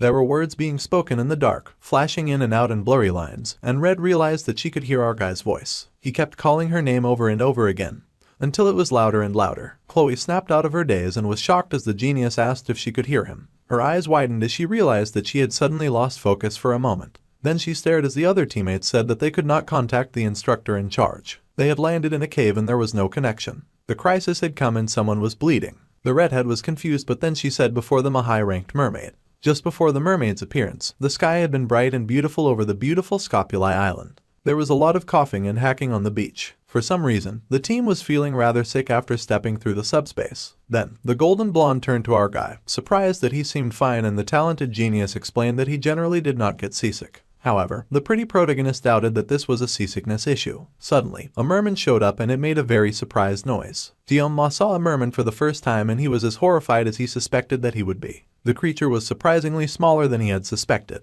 The main character felt like an idiot for being so serious about it and that he might not even have to use his weapon at all. He had been planning to take it easy in the rearguard position anyway. The beautiful golden then said that there would be grown mermen once they reached their assigned area, and those mermen were not like these small ones. First, they had to go check out where the redhead had gone to scout, so that's where the team went. The team strolled through a forest and Leon reminded everyone to be careful while the observant Jian-ma just monitored from the back. Then, he realized something. However, the shiny blonde called out that it seemed like the little assassin was around the area. Little Red zipped through the branches of the trees, using her full assassin powers, and she landed before them. The black-haired main character asked if the little assassin had just been climbing the trees on her way here, and the little redhead said that was the best so that she would not be noticed. Then, the shiny blonde asked Red how things were and what the situation was. The redhead started her report and said that there were about 500 meters ahead, and there was a cave there. The team easily found his cave and they confirmed from Red that it was the right cave. Inside the cave, they saw a gathering of golden eyes and it turned out to be a collection of fish-eyed mermen sitting around a burning fireplace. There seemed to be about 50 or 60 of them in the cave, and our guy noticed that it was definitely something to consider. If they hunted the mermen down, then they would definitely secure first place in the midterms. But for the leader, considering the safety of the team was important too. If it resulted in injuries, then they could be stuck in a cave with no outside communication.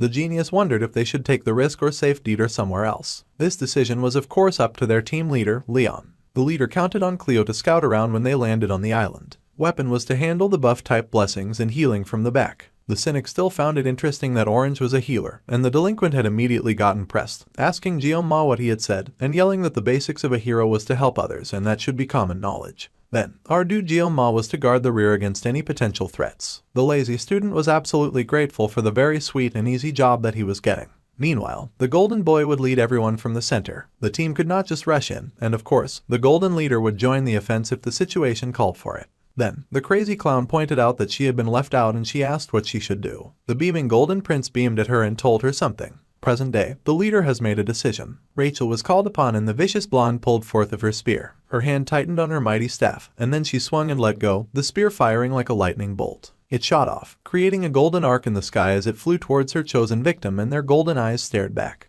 The spear hit dead center in the campfire, completely obliterating it. All the mermen stared shocked and confused as they wondered what on earth had just happened. They were rather slow, but they quickly gathered that they were under attack and they whipped their big bulbous eyes around to see a muscular figure with really large melons leaping right at them. The mermen were distraught as the figure was terrifying and she approached with murder in her eyes. Grinning wickedly, the blonde maniac landed in their midst and grabbed her spear, creating a remarkable arc as she spun in the cave, eliminating many mermen in one go. They were too shocked to even process their deaths as their heads went flying. Meanwhile, Jeon-ma watched her in admiration as he recalled that their brave leader had asked the blonde girl in one of their meetings if she could tear up all of their enemies. Of course, she could do that exceptionally well, and the blonde posed as she grinned back at them, replying in French that of course she could cut down anything. Then, Orange took up his recorder and began to play a note. He blew with all of his might into his glowing green recorder and his blessing immediately activated.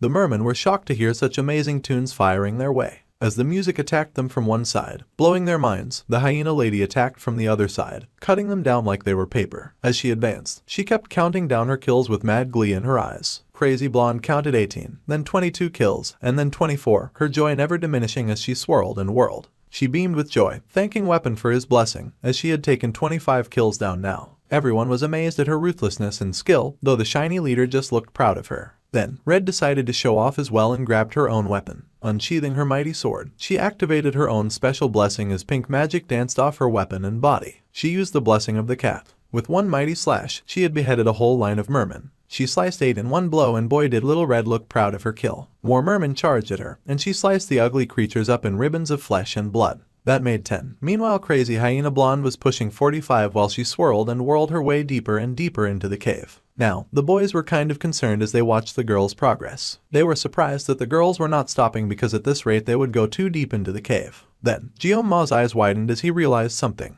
The two girls danced and slashed their ballet of battle as they fought in the cave, not one of them willing to slow down. Red was covered in pink while the hyena girl was encircled by golden magic, and then they both met in the middle to face a giant fish with legs, bigger than any of the other mermen. It almost looked like the girls were fighting each other at some point as they charged towards each other with the giant merman behind them. The beast roared and showed all of its dangerous and sharp teeth, and the two girls activated their powers as they landed before it. Within seconds, the giant monster of death was sliced and its body parts divorced, flying apart and filling the cave with sliced fish. Rachel grinned at Red, noting that the little assassin seemed a little faster than she had been before. Red glared back at the golden hyena and growled that she had been the one to take the big boss down. The blonde laughed and said that the little red assassin was funny as they jumped apart. Our guy was relieved that they were not trying to kill each other, but the girls stayed doing too much. Then, the shiny protagonist took down a few foes on his own, and the MC's attention switched. Leon had noted that the black-haired main character was worried about the two girls, but Jeon-ma pointed out that it seemed his concern was unnecessary. They had managed to take down all 60 mermen,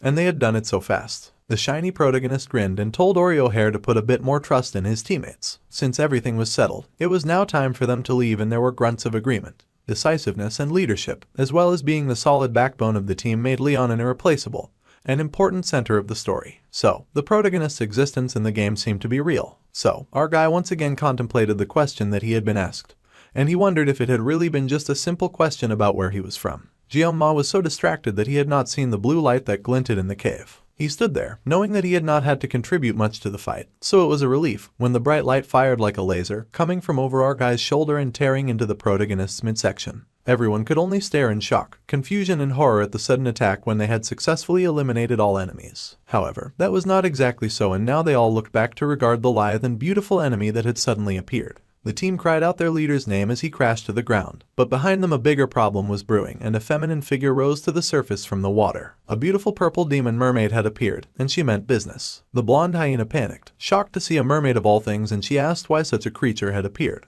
They had scouted ahead and seen nothing, so the students could not imagine now where that thing could have come from. Jeon-ma was beyond horrified about the recent development, and he cursed internally, knowing that it had felt like things were going too smoothly. Given the situation, he did not know if they were to fight or run. If they were to poorly attempt to flee with the injured Leon, they might all end up wiped out. In that case, there was another option. Meanwhile, Rachel yelled at Weapon, asking him to try to contact the instructor about a mermaid showing up. However, they were not getting through as there was no connection inside the cave. The students had begun to tremble, and our guy cursed that they no longer had communication from the outside, and his teammates were panicking even more. It seemed the MC was the only one who was still clear-headed, and the blonde was surprised to hear that. Our guy immediately leapt to take charge, telling the recorder guy to pour out his blessing on Leon as soon as possible. Then, Jeon-ma called out to Chloe, snapping her out of her daze, and she stuttered out a response. He told her to get out of the cave and to alert the other cadets nearby to evacuate. She was also their escape route, so she had to go call the instructors as she was the only one who could slip away in this situation.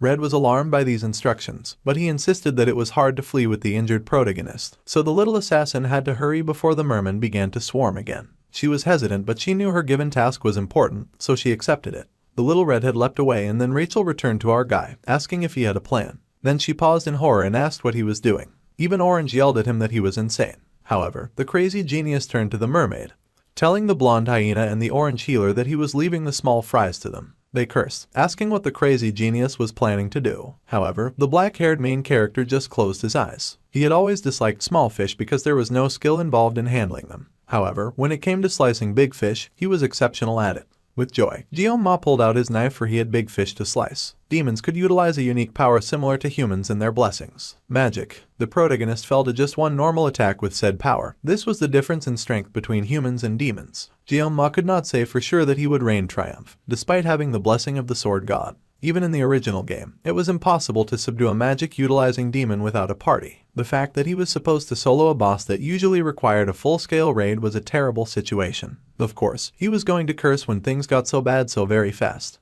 There was no way for him to back out of this now, and he silently considered his options. It would take around 10 minutes for Chloe to come back, and there was only one thing he could do while facing the mermaid that was smiling like he was fish food. His words and actions also gained an increased sense of authority, and restrictions would be applied to the blessing to adjust to the user's level. The blessing of the sword god was then activated, and our guy grinned as silver overtook his eyes. It had been quite a while since he had done some proper sashimi, and he was quite looking forward to it. The power as usual wished the sword god's blessing upon him. The fight had begun, with the blonde hyena charging forward and attacking the prey in front of her with a mighty fast slash. The fish with big bulbous eyes roared at her and charged. However, she stuck her spear far within its gut and through its gaping mouth, groaning all the while. The talented spear master had to fight back 3 mermen at once with her incredible strength, screaming and growling the entire time, as well as cursing as she pushed back the alarmed fish people. She yelled at them to get out of her way, sending a blast of power through them that knocked them back. Then, the blonde sighed with relief and wiped the sweat from her face. The orange-haired kid watched her from afar, considering giving Rachel a blessing boost. But healing the hero Leon was overwhelming enough, as the wound in his side was deep and bleeding.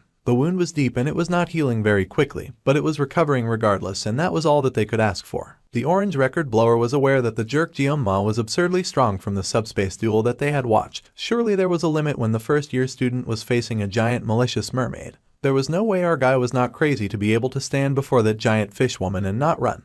Just watching them made the ginger feel as if his bones were splintering. It was much too late, but he considered trying to talk some sense into the MC and stopping him from doing something this stupid. However, as the mermaid raised her mighty webbed hand, tinged with magic, and brought it down with malicious intent, Kang Jeonma's ability activated and he sliced forward with overwhelming speed. He managed to dodge her first attack, bolting right at her with his swords drawn. The mermaid seemed to be a demonoid who primarily utilized long-distance attacks with the magic of water properties. While he did not know magic, the mermaid was still just a fish that happened to have flesh and bones. So, he was going to dive in, leaping at the powerful figure with all of his full chest, and he could cut that giant fish up into pieces. His eyes were whited out with focus, and even the mermaid looked shocked when our guy leapt. The MC sliced with ferocity, slashing through the mermaid, but she somehow dissolved like water, surprising him. He was alarmed when the mermaid suddenly turned her arm into a water drill and charged forward at the orange-haired healer. The poor recorder boy was terrified and frozen in place. He could not even compute moving out of the way. The ferocious fish was elated at the fear that she found in his eyes, and she excitedly rushed at him, but she had distracted herself, and her mouth fell open in a scream of pain.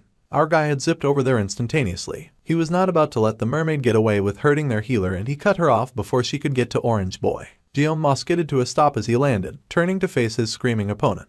The cut had been irritatingly too shallow to be good enough, and he leapt off again, this time intending to cut her like he had been trained to cut fish. The mermaid was not having it and leapt back into the water in retreat, much to our dude's hatred and disdain. She truly was a cowardly mermaid, and predicting her movements was no easy task. She was making this entire fight so hard for him. Then, he wondered if she had deliberately gone for the ones who were injured. Regardless, he had to cut her down. Suddenly, someone called to our dude, and he turned in surprise to the recorder boy, who watched him speechless. The hero was also rather speechless as he clutched his wound. The MC sort of remembered they were there, and he asked if they were doing all right. The recorder boy was nervous, but he managed to stutter out that he was fine. Satisfied with that answer, our guy leapt into the fray once more, telling the healer that he was relying on him, and calling him a hero. Weapon was in disbelief as the mermaid leapt out of the water again, and the MC relentlessly attacked her. He had been called hero by Jeonma, and the boy's eyes widened. He recalled telling the black-haired boy that being a hero was cool. It involved justice and bravery and self-sacrifice and the ability to turn despondence into hope.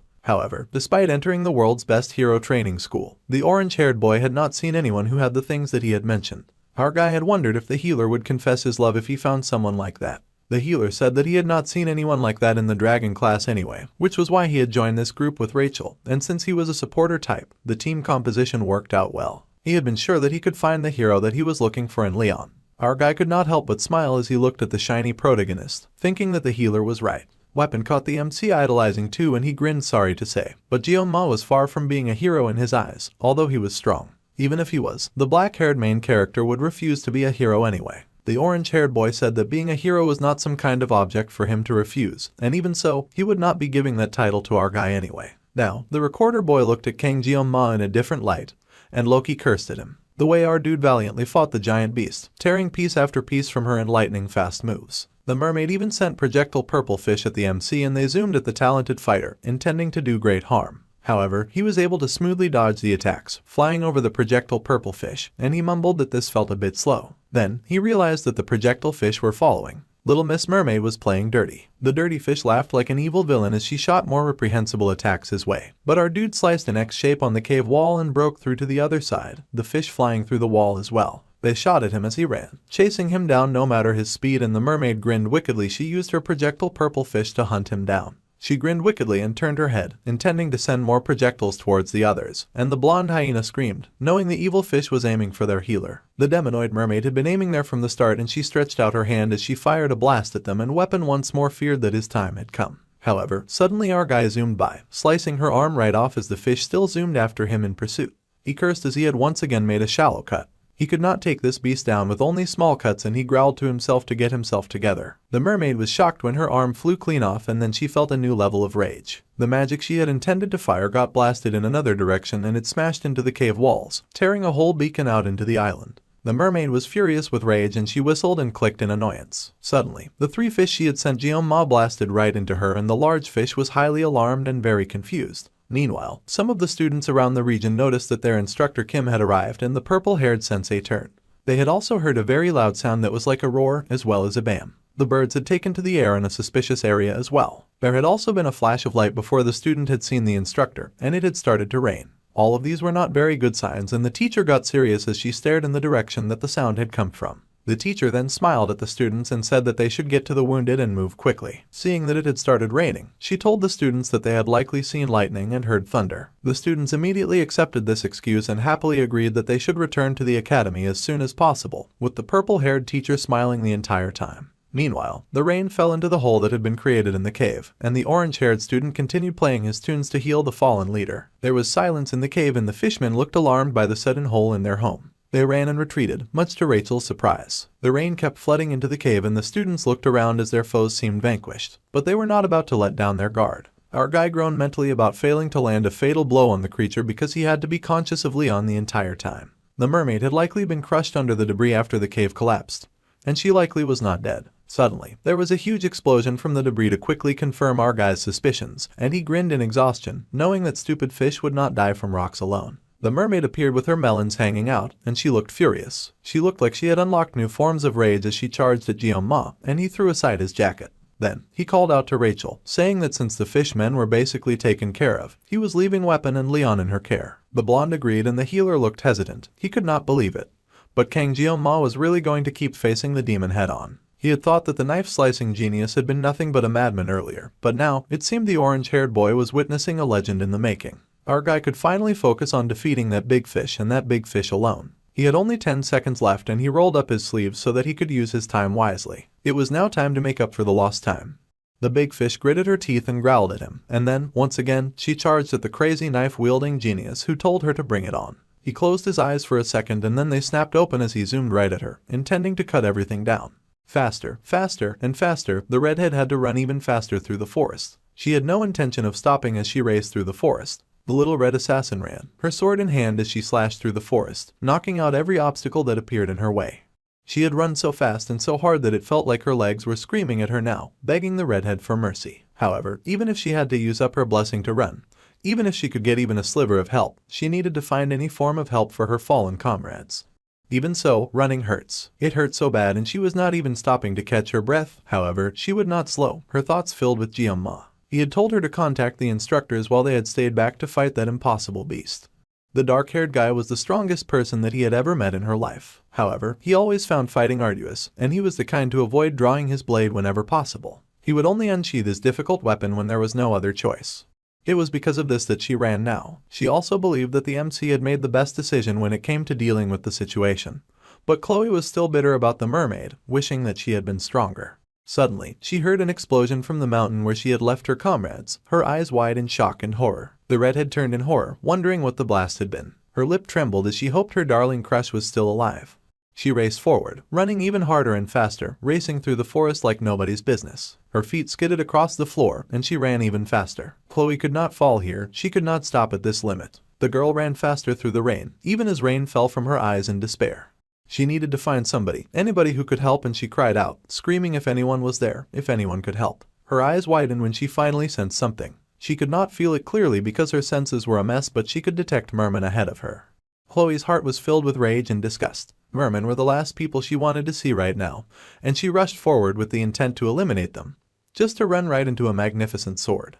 Her eyes widened in shock at the sword that deflected hers, and even the blue-haired person who had stopped her was shocked. The redhead was relieved. Finally, she had run into a person. She apologized and then just collapsed on the floor without passing her message. The waterfall-haired girl was surprised, and her teammates cursed when they saw that, wondering if they had been attacked in an ambush. They yelled at the redhead, asking if she was insane and that they could not just let it slide and that she tried to hurt them. However, Waterfall Hair told them to hold their charge because the redhead looked familiar. The little assassin managed to weakly crack her lips and speak, telling them about what had happened to Jianma. The mountain was still smoking in the distance, and the blue-haired girl was horrified. Later, they would wonder if there would ever be a day as astonishing as this. The ginger-haired boy stared in wonder, noting that the MC looked like a skilled swordsman, handling a live fish and flopping on a chopping board with skill. The black-haired boy went beyond just fighting the demonoid.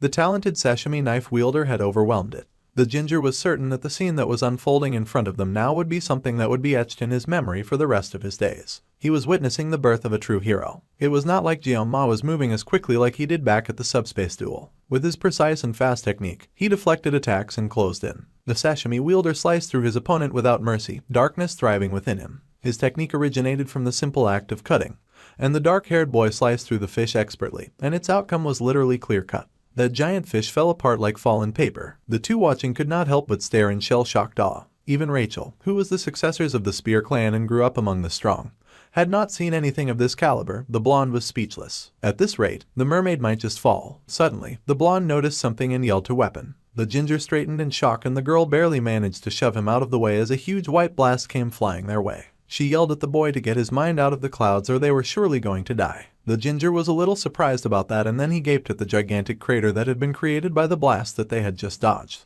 It was insane. The boy had nearly forgotten where he was from and how surreal the sight was. The surroundings had suddenly changed, and their opponent was a demonoid who utilized magic. A blade against magic would not have been a good matchup to begin with, even if he currently had the upper hand. Eventually, Jianma would start to struggle. The ginger then worried that their opponent used magic that could not be dealt with, and even the dark-haired boy seemed to consider the possibility. However, he still stood in challenge, his knife out as he faced the opponent. The mermaid was still standing despite getting sliced up consistently. She was a huge pain, and she thought the same of her opponents. The angry purple fish then attacked them with the needle squall and roared at them. Her attack came flashing at them, along with her slimy bouncing melons as she aimed again to kill. There was a flash of purple in the rain as she faced the MC who stood in her path. Suddenly, there came the collective sound of snapping. The mermaid waved her hand in Jianma's direction, her teeth gritted with malice, and purple slashes flew right at the young lad as he stood facing the approaching strikes. The young student leapt and raced, moving faster than the incoming attack. The slashes all crashed into the mountainside, narrowly missing him.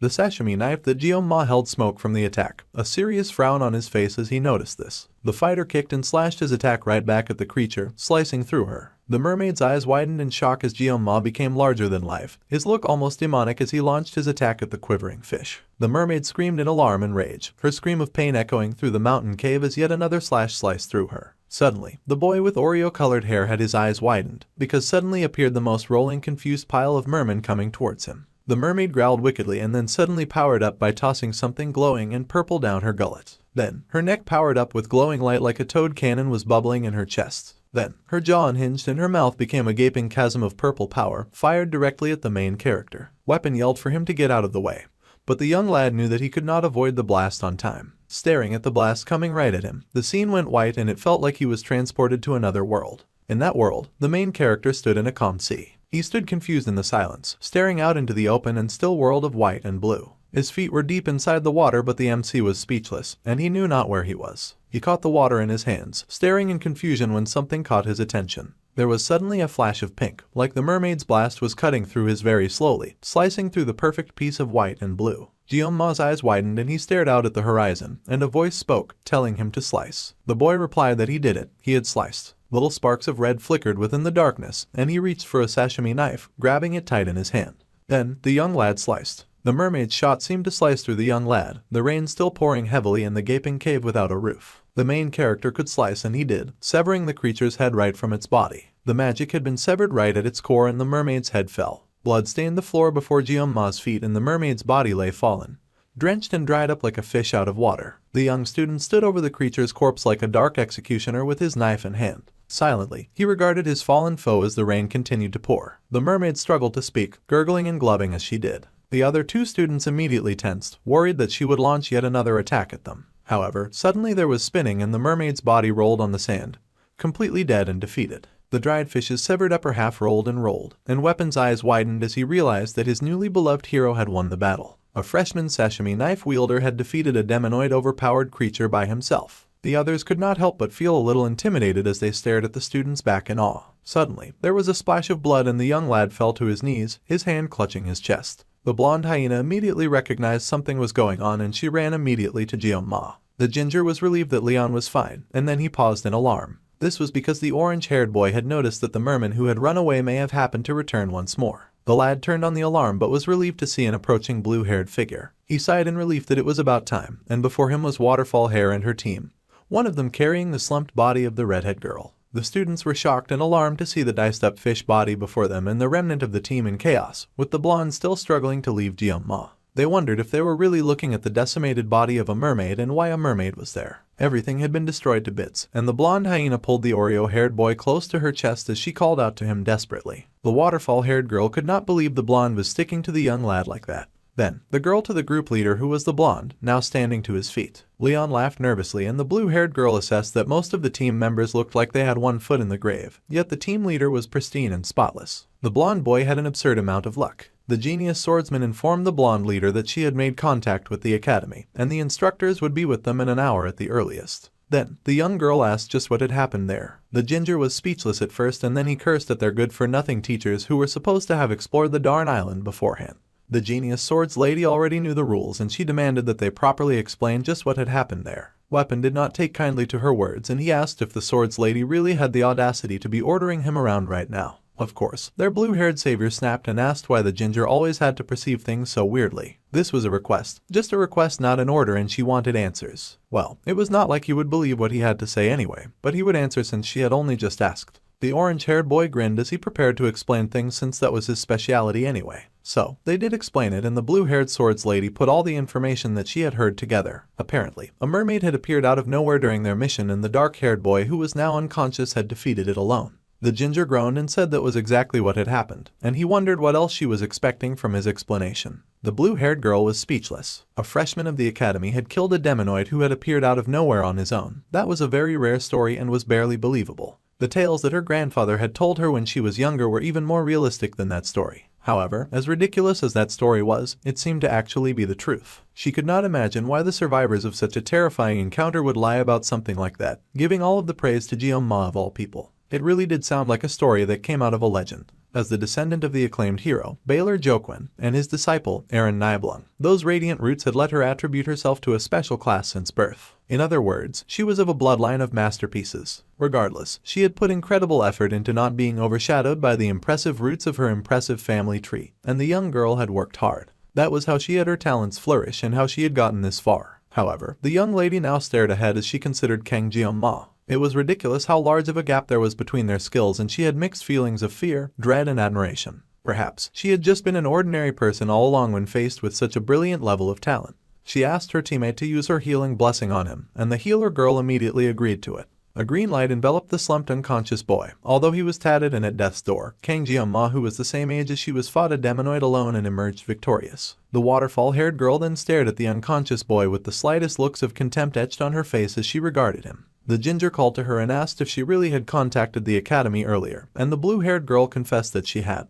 For now, the orange-haired boy thought that it would be better not to tell the instructors what happened in detail after all. The genius swords lady was surprised to hear this and asked why, to which the ginger replied that the teachers had supposedly scouted the island before the mission they had been sent to. If that was the case, as the blue-haired girl agreed that it was, then the ginger had to admit that it was strange. Even though Scopuli Island was large, a demonoid popping out of a cave that could easily be noticed by cadets, such a thing did not add up with the search that should have been done earlier. Even the waterfall-haired girl fell silent as she realized that this was true. It was just a guess, but it made the air heavy and dark with speculation. The blonde boy, Leon, then asked the ginger-called weapon if he thought that there was someone from the demon faction within the academy who would make such a thing happen. There was silence at such a blatant accusation, and then the ginger hurried to say that was not what he meant. However, they could also not rule out that possibility. It was a really chilling speculation, and it was undeniable that this cave was not easy for cadets to miss. Just as Speedweapon had said, if it were not for Kang Jeong-ma, Leon's group would have been long torn to shreds by the demonoid.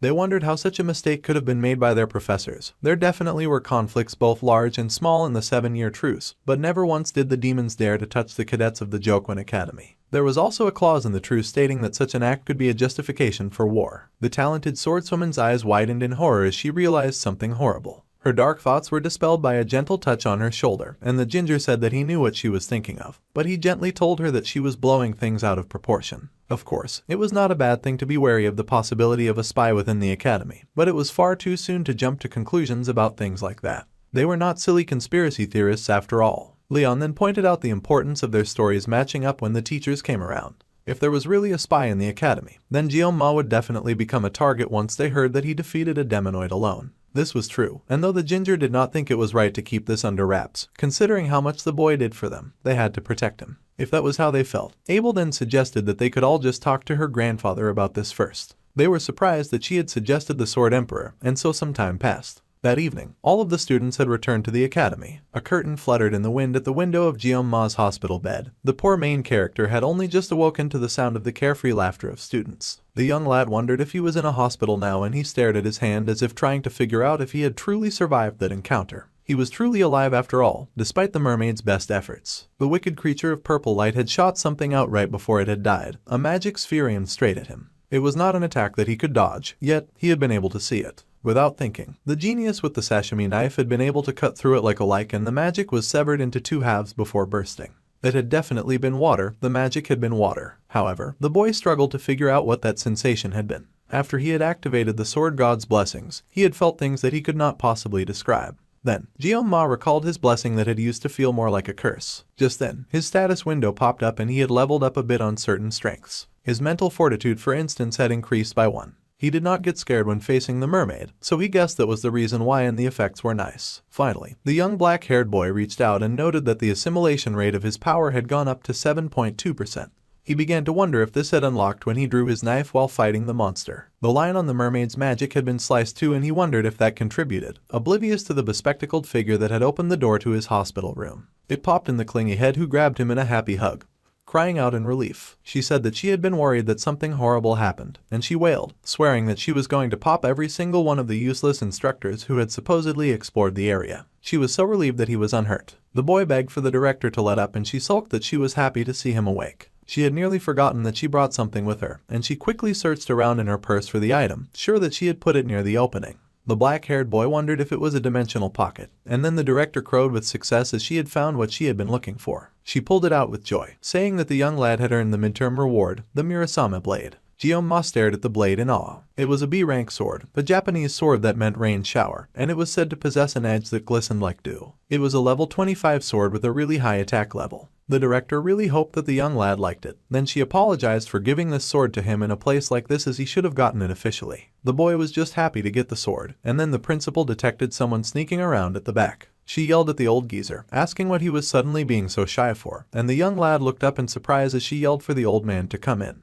The old man stepped in, scolding Medea for calling him an old geezer even though he had asked her not to do that. He cleared his throat and the director scoffed that he would not let her act like a young girl. It was a strange sense of déjà vu for Jeon-ma, as the last time he had used his powers excessively, those two had also been there. Once again, the director of the academy and the Sword Emperor were at his hospital bed and he asked what had brought them there. The director explained that she had heard everything from his teammates and that on behalf of the Jokwon Academy, she would like to apologize from the bottom of her heart. The beautiful lady bowed in apology and even the old man lowered his head a little in shame, much to the young lad's alarm. The academy was to blame for everything that had happened during the midterms. Because of that, he and his teammates, no, everyone who was there had nearly lost their lives. The Oreo-haired boy was shocked to hear as the director, Media Poison, swore on her honor as the director of Jokwon Academy to uncover the truth behind this incident.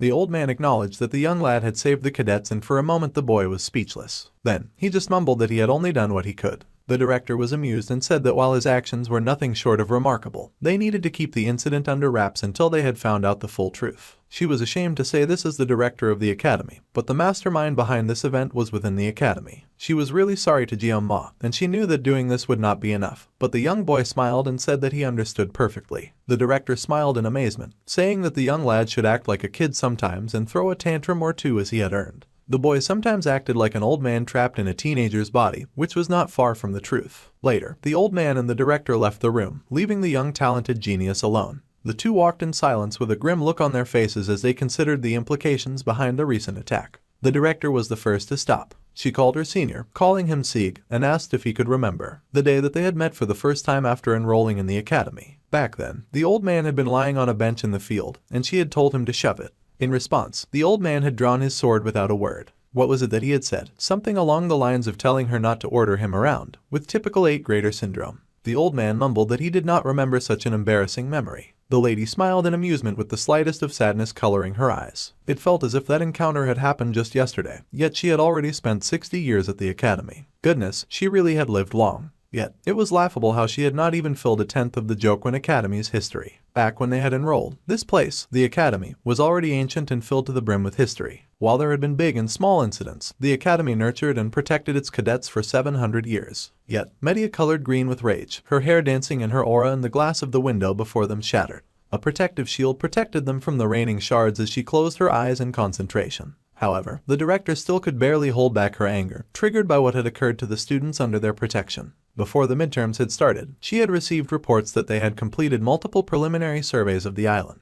Even if it was rare, the Scopuli Island was known as a ground for mermaid sightings, so she had taken every precaution when it came to ensuring the students' safety. However, things had still ended up like this. Noticing her turmoil, the old man reached out and gently touched her shoulder as he called to her. The director smiled, apologizing for getting lost in thought, and the old man stared, knowing that her smile was fake. Then, the director switched personalities and cooed, saying that the young dark-haired student was so amazing though. He had taken down that mermaid all by himself and she was very impressed by that, while the old man cursed and called her a dang old lady. The director cooed and asked the man what he thought of the young student and the old man was speechless. In truth, the boy was a natural-born talent. They had seen countless names hailed as the chosen ones of their era, only for them to lose their light like a meteor, a temporary brilliance. In families of heroes desperate for glory and honor, the word genius was often recklessly thrown around when a child showed the slightest bit of aberrance or promise. It was a word that he had forbidden the use of, even for his precious granddaughter Abel. However, if it was the boy with a talent so unfathomable that he had decimated a mermaid solo, then the word genius could only apply to that boy.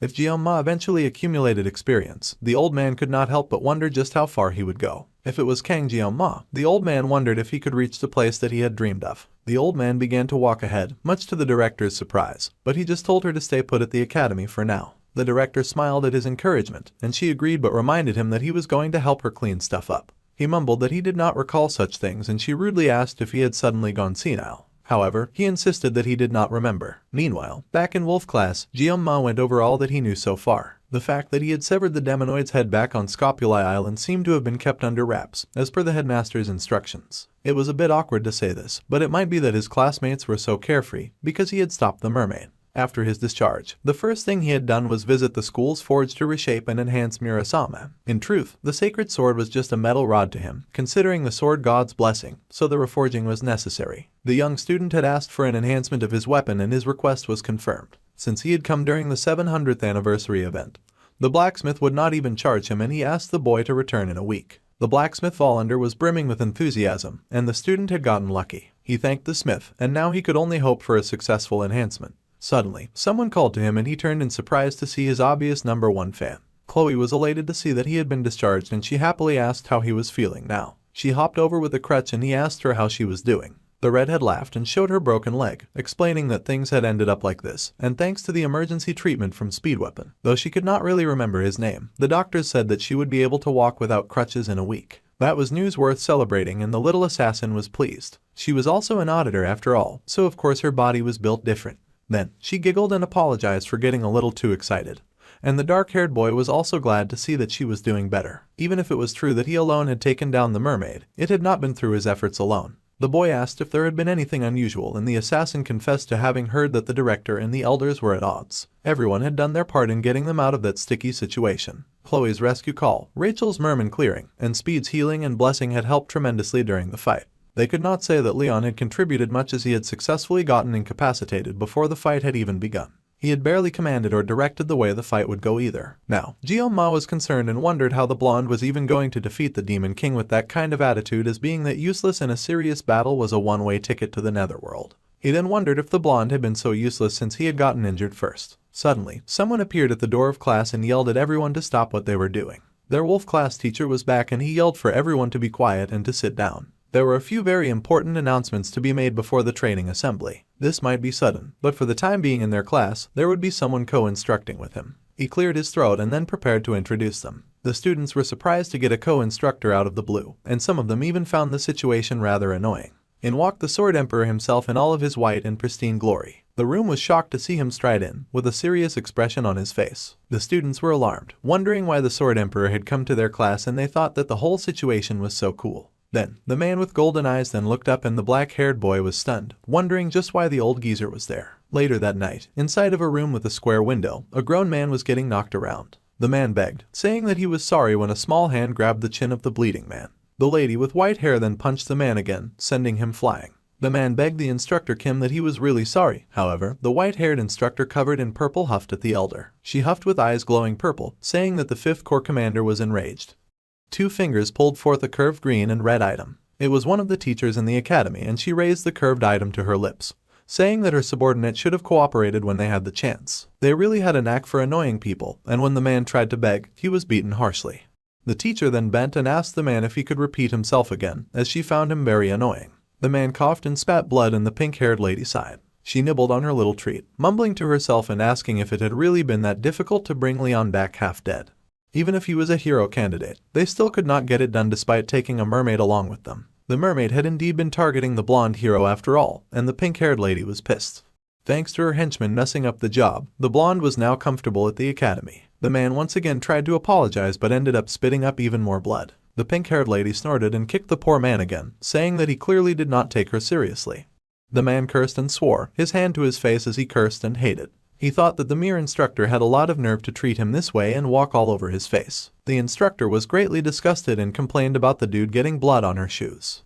She sighed that the whole situation was ridiculous and frankly, it annoyed her. She could not believe that a mermaid of all things had gotten taken down by a bunch of first-year students. The situation was completely unbelievable. Then again, looking at the new students this year, the instructor would not be surprised if they could indeed do anything. The messed up man tried to speak, saying that apparently, the whole beatdown had been done by just one cadet, which made the instructor pause. The pink-haired lady of course suspected Leon. However, the man coughed and said it was not the blonde at all. She could not stand the suspense, so she demanded that her subordinate just spit out his suspicions. The man confessed that the person who took down the mermaid was actually the year's top student, Kang Jeon-ma. The pink-haired lady was surprised to hear that the special admissions student had somehow beaten a whole mermaid. She did not even look like she believed it. However, if that was the situation, then she was powered up. The evil instructor licked her lips, saying that she found the situation quite exciting. Meanwhile, back at the school, most of the students were living normal lives and doing their counting as usual. It was of course the daily run of the low-ranked students, and they chased after their brutish instructor who yelled that he could not hear their counting. They yelled even louder as they ran after him, shouting out their numbers louder and louder. As the students trained, a lone figure sat and watched with a crutch by their side. It was the redhead who sat with a happy smile as she waved at all her suffering classmates. Jeon-ma could not help but look at the girl in jealousy as he would give an arm and a leg to skip physical training class. It was so brutal. The teacher happened to catch him slacking off and yelled at him to go faster and that he was too slow, so the boy panicked and picked up the pace. It was not only their guerrilla instructor with them but the famous sword master as well, and he asked if the poor boy was still hurt from the incident in the midterms. The boy yelled that he was not hurt, and he wondered why the heck someone this important was running along beside him. The Sword Emperor, Siegfried von Nibelung, was a descendant of the first Sword Saint, the right hand of Balor, Joquin, and the Sword Saint, Aaron Nibelung. Siegfried was the man who would later inherit the title of the Sword Saint, a title that was as unique to him as his own name. The Sword Saint would become one of the greatest forces of humanity, and not only that, but during the Second Demon War, he would also become Leon's swordsmanship master. The old man was a character whose importance rapidly increases in the later half of the story. So, the poor background character could not understand why someone that important was now keeping tabs on him when his only desire was to stay in the shadows and out of the plot. He wished the old man would just go back to watching over Leon. The main story, which was gradually going off track, was now completely falling apart. As the Oreo-haired boy thought about it, he realized that the blonde never actually ended up receiving the Sword Saint title. It was a pretty big issue back then. Well, since the hero of the story could not inherit the title anyway, the MC figured that maybe it did not matter in the long run if the story did go a little off track. Barely a minute went by before he took back his words and immediately decided that being hounded by the Sword Emperor was still way too uncomfortable. Glancing at the Sword Emperor, an old man who was running beside them and still making them eat dust, the main character then realized that the old man's form was actually poster-worthy. The man looked so good that his other classmates were impressed too. It was as if they were running together with the man matching his pace. The old man told the young lad that the foundation of any warrior came from physical strength and endurance. No matter how outstanding a talent may be, it was useless if the body could not support it. Conditioning was the foundation which enabled further growth. The old man yelled for the young lad to not cut corners and to keep up. The boy agreed and raced after the old man as fast as he could. And the old man yelled that he could not hear the boy's response. The boy yelled that he definitely understood. The old man was thrilled and smiled, happy with the boy's response. Then, he somehow raced ahead even more and demanded that the young lad keep up with him. There was no way for Kangen to possibly accomplish that. The boy was barely keeping up with his classmates that had started to give him a considerable gap as they ran. Jianma was so confused and wondered if the old man was somehow aging backwards because he had so much strength. From now on, unless it was for field training, the use of personal weapons was strictly prohibited. Suddenly, a sack was shaken out and a bunch of rusty, dusty weapons got shaken out of it. Instead of personal weapons, the students were then asked to pick up one of the weapons in front of them and to master it. The young prodigy was surprised to see that even a sashimi knife had been included in the weapons that the old man had pulled forth. The other students thought that this was rather out of the blue, and one of the students wondered if his weapon was a family heirloom. Then, a student had a question for the Sword Emperor and the man was interested in hearing it. The boy asked if, in the long term, he believed that it would be best to get used to the weapons passed down from their families, and he wanted to know why that was being prohibited. The old man said that it was a good question. It was because the basics were more important than everything else. The more the students relied on high-grade weapons, the more likely they were going to neglect their training. It was easy to mistake the power of a weapon for one's own strength, and that would eventually lead to the very weak user of a very powerful weapon. In that case, it was actually even more important to learn how to use them and make up for any shortcomings. One of the guys grunted that the boy who kept raising his hand was just making a fuss to get attention. However, the old man said that no matter how well armed they were, if their skills were lacking then their weapon would end up being a pearl necklace on a pig's neck. Also, the old man glared with a serious gleam in his eyes as he added that a true master would never blame his equipment.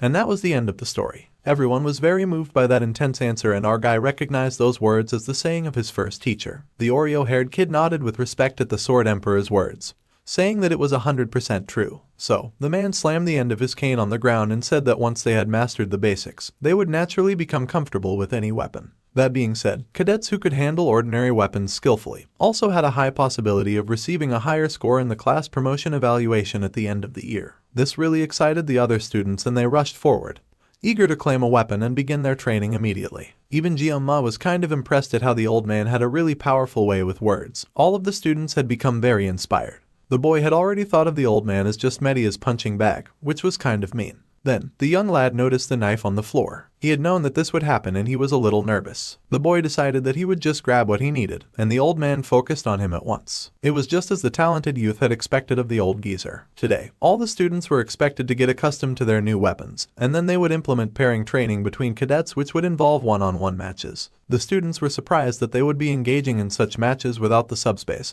and they worried that they would surely get hurt. The old man reminded the cowards that they had enrolled into the academy to grow into warriors worthy of carrying on the legacy of the ancestral hero. A warrior could only truly grow through combat while facing the risk of being defeated. However, if the students pointed their weapons at each other without thinking, then they could easily end up killing each other without even meaning to. So, before pairing, the Sword Emperor planned to personally give them a demonstration of proper sparring. The students were excited that they would get the opportunity to see the Sword Emperor's sword skills live and direct. Another student was excited because they had only watched the display on internet videos. Their brutish teacher then reminded them that he was still there and he told them to be quiet, and there was to be no talking during lessons. Li Wenbin was an educator at the world's top academy for magical students, and in his entire career, his whole life, this had to be the biggest and worst crisis he had ever faced. Even if it was just a demonstration, the poor instructor was somehow expected to face off against the Sword Emperor. Internally, the poor instructor apologized to his mother as it seemed like this was the end of the road for him. The teacher tried to speak up to the Sword Emperor, but a hand raised to stop him.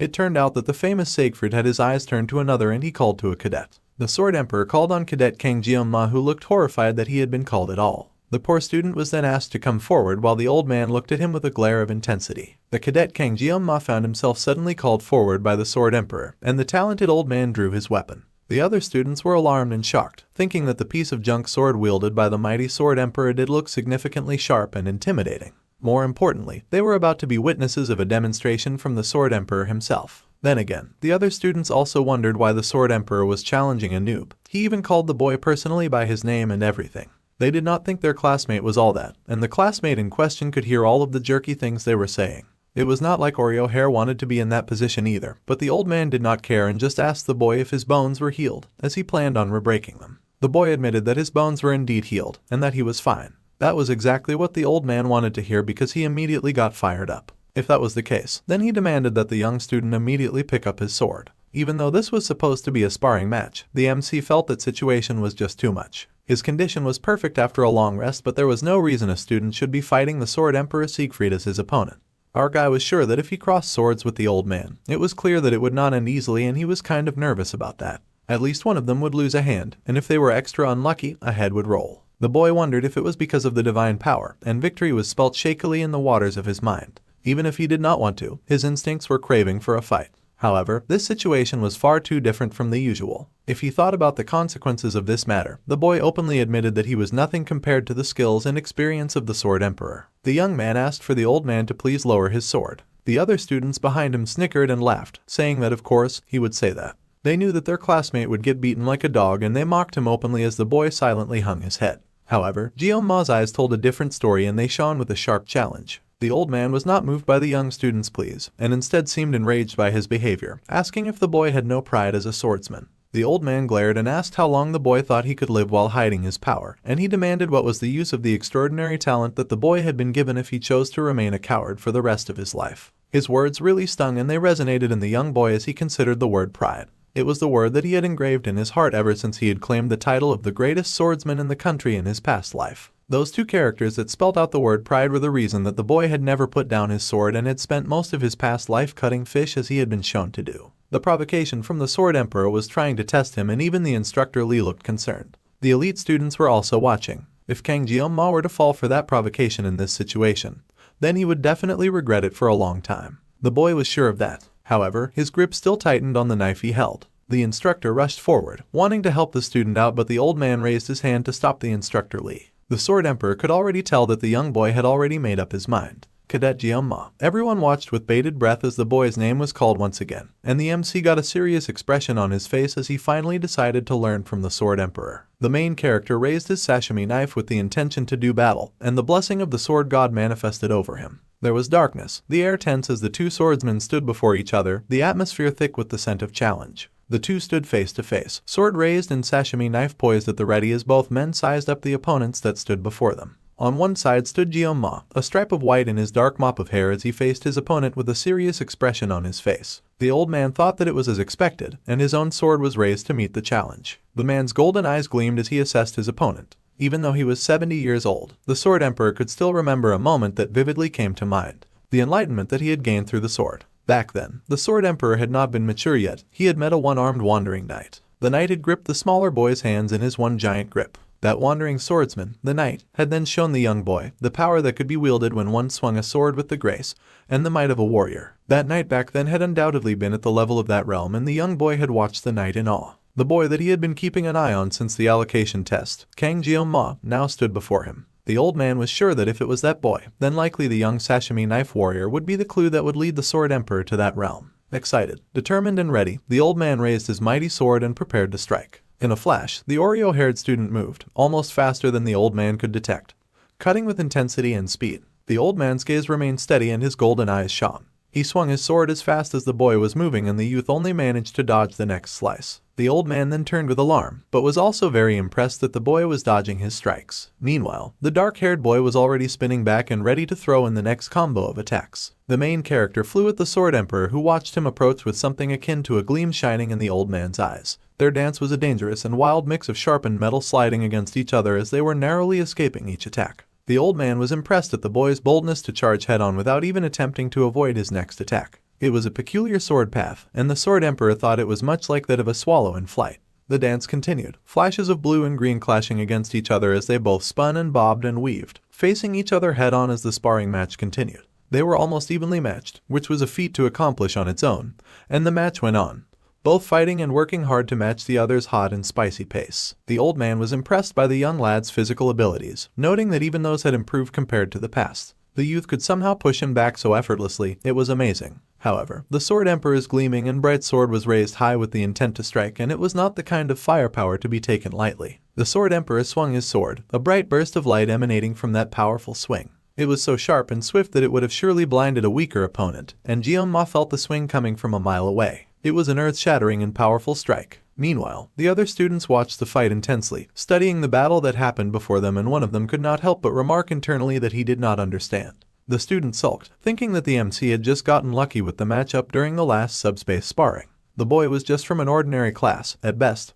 The weak student was the only decent cadet among the special students. However, it was not supposed to matter that he was decent, since the sulking student expected all special students to be weak. So, the student could not understand why the great and famous Sword Emperor cared so much about that one special student. The student watched and scowled, and before the fight began, he hoped that the Sword Emperor would give the Oreo-haired student a proper lesson so that they could see the weak student cry like a baby. Then the students watched as the fight began, and for a moment they were all speechless. The sulking student was confused the longer he stared at them, and the more he stared, the more he thought that both opponents were just standing still, neither of them moving to attack, and he wondered why this was. Meanwhile, Instructor Lee could see everything, and he watched in shock, knowing that the two opponents were in fact not standing still at all. The instructor had doubted the Sword Emperor's words at first, but he was genuinely shocked to see that Kang Jeon-ma was truly exceeding expectations, as they had not expected the young boy to be at such a high level. The instructor had earlier expressed his worry to the Sword Emperor, saying that the headmaster would not like the idea of the old man sparring students, plus the cadets around him could be affected too. However, the old man had just responded, asking the instructor if he really thought that the man would actually cross a real sword with the young boy.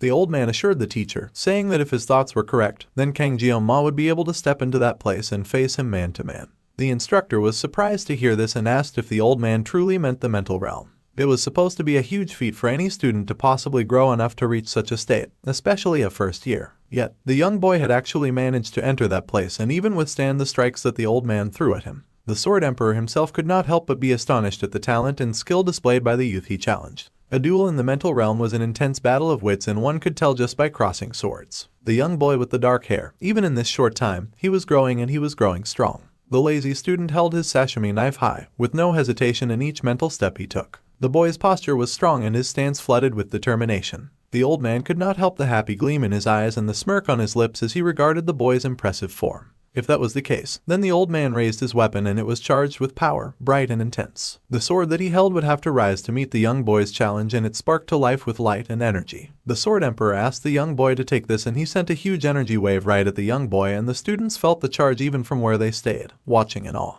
The instructor was alarmed and knew that the blue light was aura. The students stared in shock, and the instructor worried if the two had broken through the mental realm and returned to reality. The old man grinned with his eyes gleaming in glee, and the young boy faced him and challenged with a dark determination in his eyes. This was nothing like what the Sword Emperor had said it would be, and the instructor wished they would stop as soon as possible. The instructor Lee had to stop this before it continued and escalated into something wild, or they would end up seeing bloodshed on the school grounds. There were sparks as both fighters took off and leapt at each other, and the teacher yelled out to the Sword Emperor, begging him to stop. However, someone suddenly showed up and she yelled that the Sword Emperor was crazy. It was the director, and she had popped out of nowhere with a sharp burst of energy, snapping the two fighters out of their intense challenge, and the lady screamed in rage, asking what the crazy old man was doing to his student, and then asking if he had lost his mind.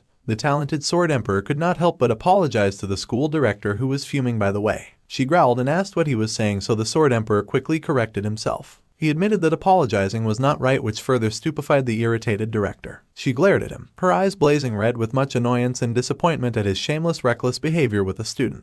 Grabbing him by the collar, she yelled and asked if the old man was in his right mind at all. If he was senile, then it was best for everyone if he just stayed home and rotted. The talented director had worked so very hard to get the old man a spot, and then he pulled a very dangerous stunt with a student. At this point, she was convinced that he was out of his mind. She also asked if he wanted to die. The students had whispered and murmured when the director had shown up to stop the fight, and she was hesitant about causing a scene. The old man admitted that he had not intended to do anything dangerous, and she cursed in frustration at the situation they had found themselves in. Meanwhile, the old man glanced back at the young main character, who was busy sheathing his sashimi knife. The Sword Emperor had actually gone a little further than he had expected to, and he had ended up losing self-control. Without noticing, he had ended up exerting his aura to the fullest in a battle against a student of all things. The director was still yelling out rude insults and asked the talented old man if he was deaf. He groaned and called her by name. Then, he turned to Medea and sincerely apologized for stressing her out so much. The director had not expected that, and she was truly surprised by the apology. In over 50 years, the beautiful lady had never heard an apology fall from the old man's lips, and he said it that day once but twice. It was unnerving. So, the director then asked why the Sword Emperor had engaged in something so foolish earlier that day. He had unleashed the Sword Spirit's blessing on a student, and if it were not for her, something terrible would have surely happened. The old man sighed and admitted that if he had not unleashed the blessing, then he would not have been able to gain the upper hand in the fight.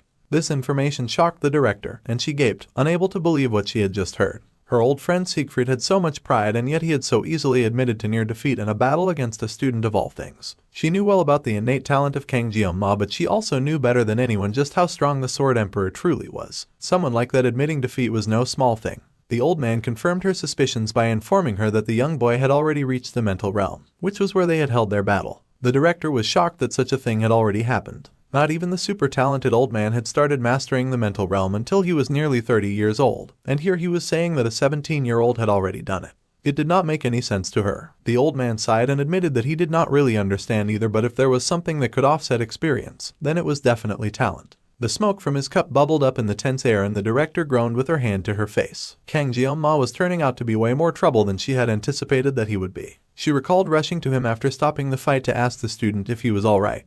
But the boy was surrounded by a deadly aura as he was still getting out of the mental realm. The director had stopped in her tracks, and in that moment, any semblance of dignity as an educator or a 7-star vanished from her. The emotion she had felt towards that boy at that moment had been pure, unadulterated fear. It was a feeling quite similar to the one that she had when she first met the 6th Division commander called Vasan. He had been a towering, terrifying being, and she wondered why she would feel such a thing now when facing a student.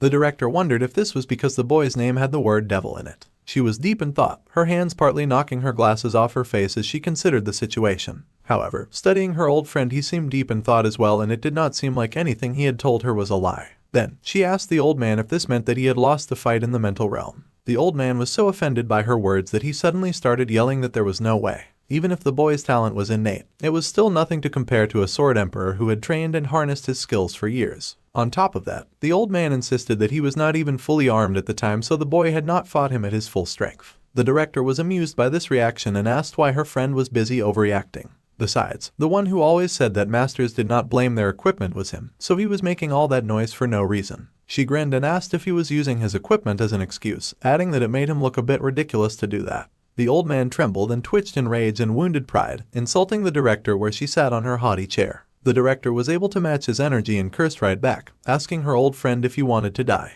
Then they both launched into a nice friendly cursing match between the two of them. Meanwhile, somewhere else, two people sparred against each other. There was a huge flash of light and a rending of the waters and the earth as their weapons met in a huge clash. One figure was the grinning old man, wrapped in the thrill as he did battle with the other figure, which was of course Kang Jeong-ma. Suddenly, a notification bell went off and Jeong-ma's eyes snapped open. The boy had been awoken from a dream and he stared at the roof, dumbfounded and silent.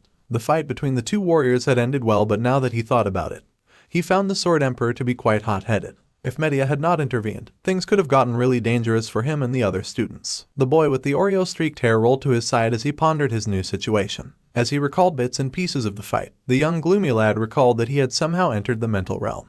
It was strange to actually experience it instead of just playing it as a gamer. The mental realm is an active space that could be activated by the mastery and understanding of one's weapon. It required certain conditions to be met, of course, and only peak masters who had honed a single weapon their entire lives could enter it. Due to this, even in the world miracles blessing him, not even 10 heroes could freely enter the mental realm. Leon, the protagonist who is blessed with the qualities of a hero, needed 3 years of private training just to set foot in it.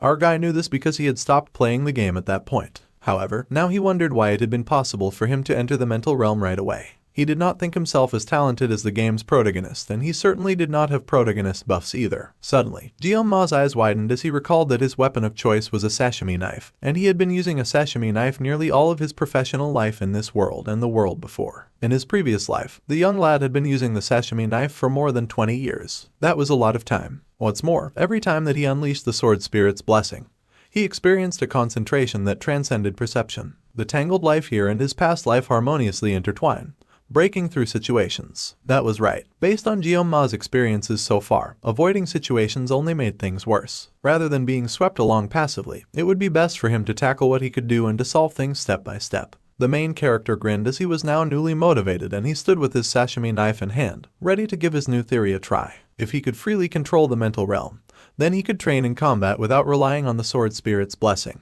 So, Kang Jeonma closed his eyes and concentrated. For a moment it seemed like nothing happened as he tried to slip into the mental realm. The light from his window illuminated the boy who stood at the center with his knife in hand. The more he focused, the more the light seemed to dim, and the boy was transported outside of his physical body to a realm that only his mind could access. It was a realm with translucent buildings and towering structures, the mental realm. The more the main character focused, the more cracks suddenly began to appear over the picture of his focused form. The cracks were red, and a large demanding hand tore through the pure blue realm and reached for the struggling boy. The hand crept up behind the boy who was focused with his eyes closed, and its long fingernail pressed against the young lad's shoulder. Kang Jeonma gripped his sashimi knife tightly, surrounded by a wave of blue with muscles bulging in his arm. The main character was shocked and stared at the sudden transformation in speechless surprise. However, when he tried to adjust his hold on the knife, it started to fade away, much to his shock. Our dude was now transported back to his room just in time to see the knife in his hands turn to dust and fade as well. He could not fathom what on earth had just happened. Meanwhile, in the dark of the night, someone said that the elder had gone too far this time. Indeed, the elder's actions could be seen as a blatant disregard for them. Someone slammed his fist on the table and yelled that it was something they all agreed to. Sending demons was out of the question, as those creatures were clearly their enemies. However, someone insisted that such a thing did not matter. They needed to eliminate the troublemakers as soon as possible. Then, someone had to add again that they needed to investigate the top student called Kang Jeonma. There was a possibility that the top student was also a candidate for the hero. However, they had been sure that the hero candidate was Leon van Reinhardt. Still, the Oreo-haired kid was considered a half-baked brat who could not even properly manifest his blessing. That was barely someone worth looking into, and the old man asked if they had forgotten it already. However, the half-baked brat's swordplay had definitely taken down the genius twins during the class placement exam. What was more, Media was blocking information under the pretense of protecting the student. Everything about our guy was suspicious from start to finish, and they had to admit it. In any case, the hero's fate was unavoidable, and another said that the conclusion was correct. As if that was not enough, the 7 stars were causing trouble. They had to eliminate any possible sprouts quickly before they got in their way. This time their enemies had even brought the Sword Emperor to the academy, a move that the plotters could not stand. Since the academy director happened to be one of the 7 stars, their standing as elders had severely weakened. After Basman was defeated, the public only looked up to the 7 stars while the plotters were treated like outdated relics. Nothing frustrated them more. It was them, the elders, who guided the foolish masses and maintained the balance. Even now, if a hero were to appear, their very existence would once again be threatened.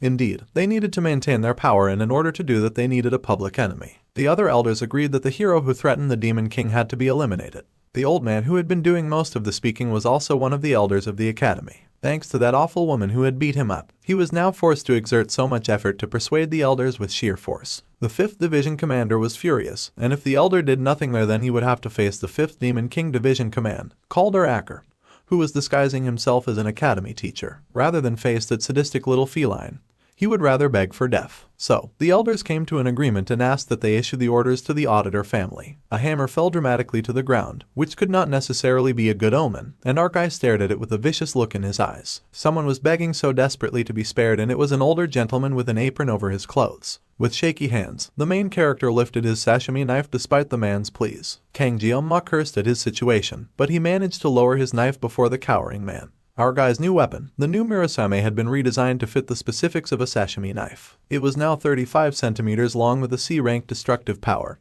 and a range and hardness of E with a high rank potential for growth. Jeong-ma stared at the new sword with immense irritation on his face. The man in charge of working on the sword said that he had been hammering steel for nearly 30 years, but he had never once seen anything like this. To put it simply, it was as if the Murasame sword itself refused to be forged into another shape. Somehow the sword had broken in two, so the blacksmith had hastily melted the metal and reforged the sword, barely managed to give it a proper shape. If any ordinary blacksmith had tried, the metal would have likely ended up a useless lump of metal. The blacksmith insisted that it only took one strike of the hammer and the sword broken apart, insisting that his tale was true. Even with 20 years of experience with knives, our guy could not help but find the craftsmanship impressive. The specifications also somehow aligned perfectly with the blessing, but the hardness of the sword remained E rank. The situation was eerie and peculiar, and the blacksmith worried that he would be blamed for damaging the sword. The working man insisted that the potential of the weapon was good, so if it was reinforced, it would definitely become useful. It was not exactly an apology, but if the main character brought the reinforcement materials, then the blacksmith would not charge him.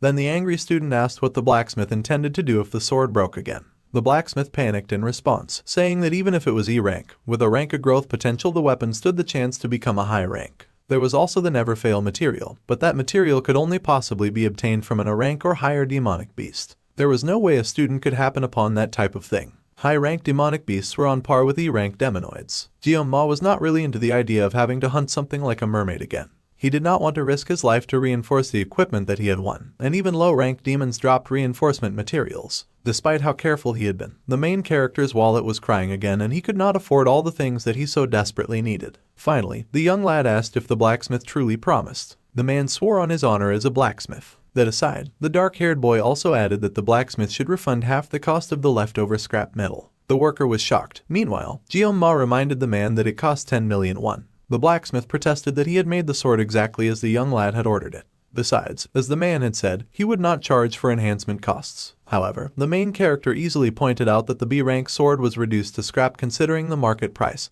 and that seemed fair. The blacksmith was furious and asked what kind of person was our dude for trying to swindle an adult like this. Then Jeong-ma growled that he had been planning on testing the performance of the new weapon anyway, so this worked out perfectly, and he waved the sword threateningly at the blacksmith, much to the man's shock. The man leapt back in horror and quickly began to apologize, begging and saying that he was sorry. The blacksmith begged for 500, saying 500 should be fine. However, the main character was way greedier than that and he asked for 1,000. The blacksmith was horrified and lowered it a little, asking for 800 and no more. The black-haired kid raised his magical sword, and the blacksmith squealed that even the scraps of a B-rank weapon have a different market value. It was hard to buy scraps for the same price as the original amount. However, the young lad looked very dark and deadly as he demanded that the blacksmith hand over what he had come for, with both his eyes and weapon glinting with deadly delight. The blacksmith was horrified to be faced with such a menacing customer. The man screamed and fell on his ass on the floor, finally agreeing to our guy's demands. Later that day, Kang Jeong-ma read through the usual screen explaining the blessing of the sword god. He had a bit of supper as he read through the usual list of abilities and limitations. After obtaining a new weapon, his armament increased and additional options became available. The biggest reason he hesitated to use the sword god's blessing was the excruciating pain, but now the blessing was finally offering to reduce the pain. He needed to level up that skill no matter what. Actually, the young lady had tested that earlier and it went from feeling like he was going to die to being able to breathe. However, the pain was still darn unbearable and it hurt a lot. Still, if just one level reduced it this much, then perhaps after consistent leveling he could use the sword god's blessing without the pain. It seemed armament increased when one obtained a new weapon or enhanced it. Now that midterms were over, he would make weapon enhancement his top priority. As long as the main character went on growing like this with a lot of great determination and hard work, he might finally understand the weird demonic power that he had been given. Maybe then he would even figure out who threw him into this crazy world. The black-haired boy was very lost in his thoughts and was busy munching his salty anchovy when Chloe suddenly showed up and greeted him with concern in her eyes. It had been a while away from his temporarily disabled yandere and he greeted her. The redhead wanted to know what he was doing as he was taking his time with his meal, and the boy admitted that he had lost his appetite while eating. Then, he realized that she had finally taken off the cast and he was rather happy for her. Jeong-ma asked if her body was okay now and the little assassin happily showed off her skills, saying that she still needed crutches but she felt stronger than before. She did not even fall over on one foot. The girl beamed and said that broken bones healed stronger after breaking and mending after all. and the main character did not know how to tell her that bones were not muscles and she should not be so casually breaking them in the first place. Suddenly, the main character leaned in when he noticed something on her face. Pink filters flushed over them as he plucked away a grain of rice from her face. He was surprised to see it, oblivious to Chloe hitting ecstasy, and nearly fainting from the immense satisfaction of having her crush touch her face. The girl's legs did indeed give out and she hit the ground with a squeak to her surprise. The boy stretched out his hand to help her up, asking if she was okay, and the redhead admitted nervously that she had tripped. Suddenly, they both looked back where our guy had been sitting and the little assassin asked about the wrapped-up weapon. He showed it to her and his happy classmate was excited to see his first weapon. She thought that it was very cool. He did not exactly share the sentiment and watched a little anxiously as she handled the weapon. The wrapping slowly started to fall off the sword and the girl's smile was bright as she regarded the pretty blade. It was hard to believe that the sword was E-rank and it looked so adorably good. The young lad smiled sadly at his E-rank sword and Chloe panicked, hurrying to say that was not what she meant and that she meant that for the lowest rank, it was really good.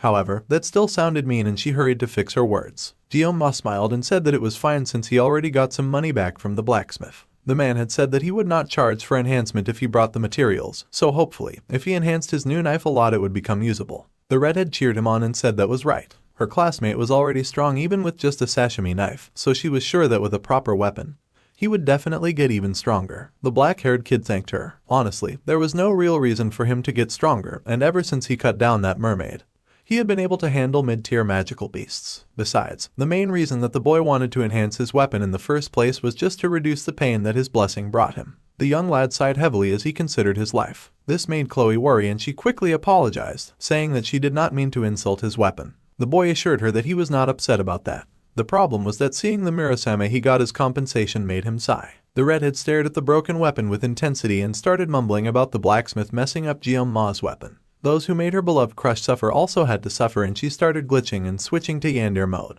She began to pledge to kill all of them, but that would just get in the way of the freebies he was supposed to get. He called her name and the redhead snapped out of it in surprise. She apologized and our guy was speechless because there was no correct way to react to your friend threatening murder and meaning it. Suddenly, Jioma sensed something and got serious. This aura that he felt was strong and he wondered why Chloe did not feel it. The redhead then happily skipped after her crush and asked where he was going. The main character stood and stared darkly at the nearby tree. Then, he kicked the tree and demanded they tell him what they were doing. The poor older brother of the little assassin came rolling out of the tree with a groan. The redheads around him were all the same and the older assassin slid back with an annoyed tongue click about how careless he was. Chloe was surprised to see her brother was still skulking and hanging around. Later, our guy set down his sashimi knife while his yandere friend clung to him like an angry overprotective guard dog as she glared at her brother. Since there was no smell of blood, it seemed Chloe's brother was largely unarmed, and our guy asked if there was something the male redhead wanted from him. This made the older assassin flinch and for a moment there was silence as none of the three spoke. Jioma quickly lost patience with that and said that he already explained it to the other boy before in a way that he could understand. The male turned to glare at the main character, saying that he came looking for him. Yes, but it was not because of their old beef. Then, the dark-haired boy wanted to know why the redhead boy had come then. The redhead muttered that even if he told only Chloe, it was obvious that it would reach the gloomy student's ears. So, it was better for the red boy to just tell them both directly. This was all related of course to Kang Jioma. The red boy adjusted his mask and turned as he announced that the academy's elders had made a request that the Oreo-haired boy be disposed of. The sashimi knife wielder was shocked that the academy's elders had appeared, and of all things they were focusing on him. The little assassin yelled at her brother and asked if the older redhead had come because of that and if he intended to hurt her friend.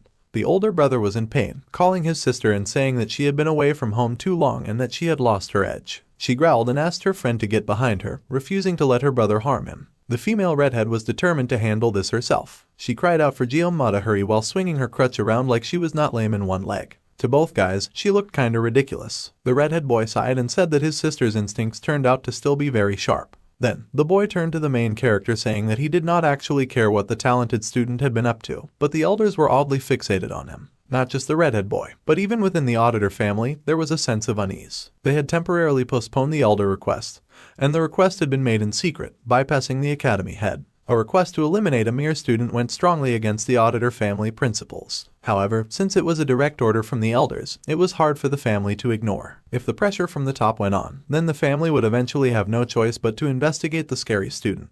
The redhead boy sighed as he rubbed his mask. Whatever the case, his sister was a member of the family, so she needed to know what was going on. The little assassin was surprised to hear this. The boy had come under the pretext of the family's principles, but in the end, he had just been worried about his sister. Our guy could not help but admire that. That was all that the older boy had to say, and he quickly turned to leave before he got even more mushy around them. However, Gyoma called out to Nox and the assassin paused, glancing over his shoulder at the other boy. The gloomy student was wary about the red-headed boy as the last time they had met, the redhead had said something different. However, the older assassin interrupted and muttered that his sister was happiest when she was by the weird student's side. So, the brother would not debate the truth. Even he, her brother, had never seen his sister that happy. The girl was shocked to hear her brother speak in such a soft way. Even the main character was shocked to see Nox openly speak in a soft way. The brother made a request that Gyoma not let Chloe get hurt anymore. This was surprising to Gyoma, and he wondered what the assassin boy was even talking about. It was not like it was his fault that her leg had gotten hurt.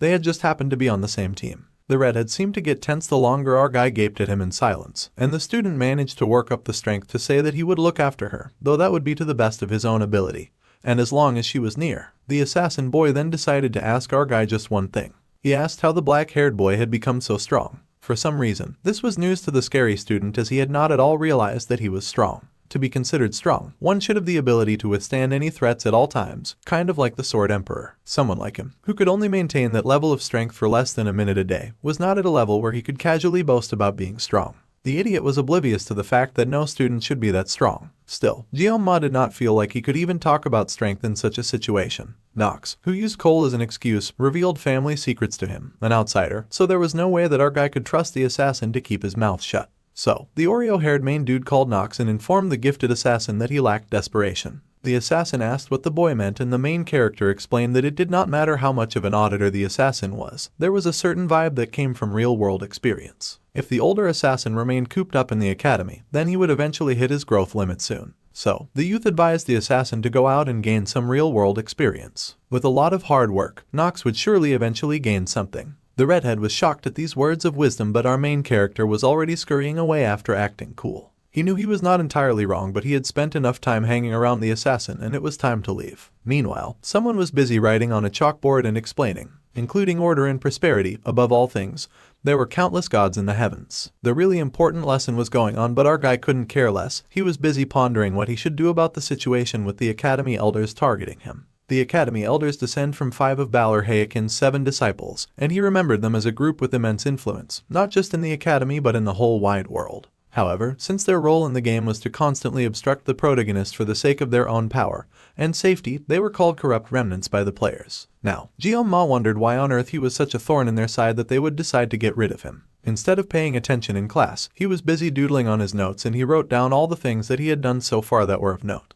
Looking at what he had written, it turned out that the main character had actually caused a lot of trouble. He had wanted to practice peace, safety, and stability, but that was seeming impossible by the day. At this point, it was like he was trying to stand out. Still, no matter what he had done, it made no sense for the elders to target him as he had not done anything bad. He then glanced down at the last point he had written that involved saving Leon during the midterms on Scopuli Island when they had encountered the mermaid. That is when he realized that they were not after him, but the protagonist of the story. Gyoma had just happened to be in the way, and now they wanted to remove that obstacle. No matter how well Media covered it up, the fact that he had been the one to defeat the mermaid must have reached the ears of the highest ranks of noble society. Plus, the fact that they were targeting Leon, the hero candidate, suggested that someone among them, or perhaps all of them, were colluding with demons. Now that was a very serious situation. They did not just try to obstruct the hero, they had tried to kill him. A young student who was just a boy. It was frightening just thinking about it. No matter how corrupt the elders were, this was way too much. They were not supposed to prioritize preserving their own power over the safety of humanity.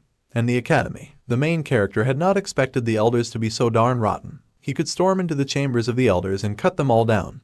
But it was not yet the right time for them to die. When the time came though, the dark-haired boy would not hesitate, and he would surely cut down all of those nasty old men. Meanwhile, the teacher told all the students to take notes, and our dude internally groaned as he was having issues focusing in class. He was too busy focusing on cutting people down. He scribbled a bit more on his notes and figured that he could try some weapon enhancements, and he would have to go to the dungeon to do that. First, he would need to gather a party as the dungeon was too hard to conquer by himself. Chloe would definitely help, and instead of getting a brute like Rachel, he would prefer to team up with someone a bit more strategic. The teacher went on babbling and teaching about future generations while our guy stayed making plans. A wonderful idea came to his mind, and he realized it would be great to get Speed Weapon on his team. He would go and ask the odd boy for help. Later, the main character made his way to the dragon class, and someone cracked their knuckles as they greeted the famous dude. The ugly-looking student grinned, saying that this place was not for lowlifes like him to come and go as he pleased. The MC had almost forgotten that he was still a special student and that discrimination was still a thing. Jeong-ma sighed to see a third-rate extra get in his way. With 20 years of experience in the food industry and customers he had dealt with, someone like the teenage lump before him was just really annoying to deal with. The main character asked the dude not to bother him before he cut off his jaw. The angry brute yelled in anger and surprise. He raised his fist and got ready to swing in rage, and Jeong-ma saw him coming. The big brute was moving way too slowly. Suddenly, his eyes widened as someone jumped in front of him. The big brute got knocked back instantly with a huge hit to the jaw that threw him back. Some of the other students wondered what was going on and if there was a fight. Fortunately, the coast was clear and the big brute lay flat on his back, knocked out cold. The orange-haired hero muttered in annoyance that the brute's jaw was so darn hard that it hurt his hand. The main character had heard of strength mages, but a strength healer was something completely new. Speedweapon groaned and wondered if he had hit the jaw too hard. Then, he happily turned to face our guy, asking if he had come to find him. The healer then asked if they should take the conversation outside. So, they did take the conversation outside and the boys talked. So, it turned out that the black-haired boy needed to form a party as soon as possible. Weapon was happy to help Jeong-ma recruit members and the clear rewards would be split among the rest of the team. In exchange, the dark-haired student got to keep the materials from the magical beasts. That seemed to be the entire agreement. The main character admitted that if he tried to gather a party, it was likely that only Chloe would join him. Bro was really out here underestimating his riz. So, Jeong-ma asked Weapon to help with the dragon class as that would be much easier. The orange-haired healer sipped his drink and agreed that our guy would need at least 4 members to get a dungeon clearance permit. If it were not for the academy rules, someone like the gloomy youth would likely clear 5 or 6 dungeons alone. The black-haired boy wondered where on earth the healer got that confidence in him from, as he did not think he could clear a dungeon alone. The healer laughed and pointed out that the impressive student had taken down a mermaid by himself, and now he was saying that. The healer laughed that being too humble was annoying. Then the main character realized that others seemed to think that he was being modest. The orange-haired kid smiled at our guy and said that it seemed he was doing better now. The dark-haired boy was surprised but admitted that it was thanks to the good treatment. He had rested for a few days and then got better. The healer smiled and agreed to take the boy's offer as he saw no reason to refuse. Plus, he had the feeling that working with the guy would be a fun new experience. Jeong-ma was grateful to Weapon and thanked him. Then, the healer asked if the main character had any dungeons in mind and he immediately replied with a C-rank buffalo dungeon. That was the one in Chiaolin. The orange-haired boy pondered the choice, saying a buffalo dungeon was pretty classic. Then, him, Chloe and the main character made 3, so he asked if our guy had any preferences for the last member. The boy admitted that he would prefer for it to not be Rachel or Leon. The healer laughed that those two would not come anyway. Rachel had been in seclusion since Jeong-ma was hospitalized, and she was practicing in the academy training grounds. Meanwhile, Leon was preparing for upper-grade dungeon raids with 2nd and 3rd-year students. The main character was very pleased to hear that both troublesome students would be too busy to join up with him. Meanwhile, Weapon pondered their other options. Suddenly, he had an idea as there was one person who did come to mind. By now, they were probably already sleeping, which surprised Jeong-ma. He wondered who on earth could be sleeping at this hour, but Speedweapon said that was just how the person was. He tossed the empty can into the bin and said that they needed to go to the cafeteria to buy something first. Later that evening, someone said, "Excuse me." The door was open so they were allowed to enter a traditional Japanese-looking house. The main character was surprised as he had not known that the academy had such a place. Even during his time playing Miracles Blessing M, he had never come here. In his past life, he was a Japanese cuisine chef, but he never actually went to Japan.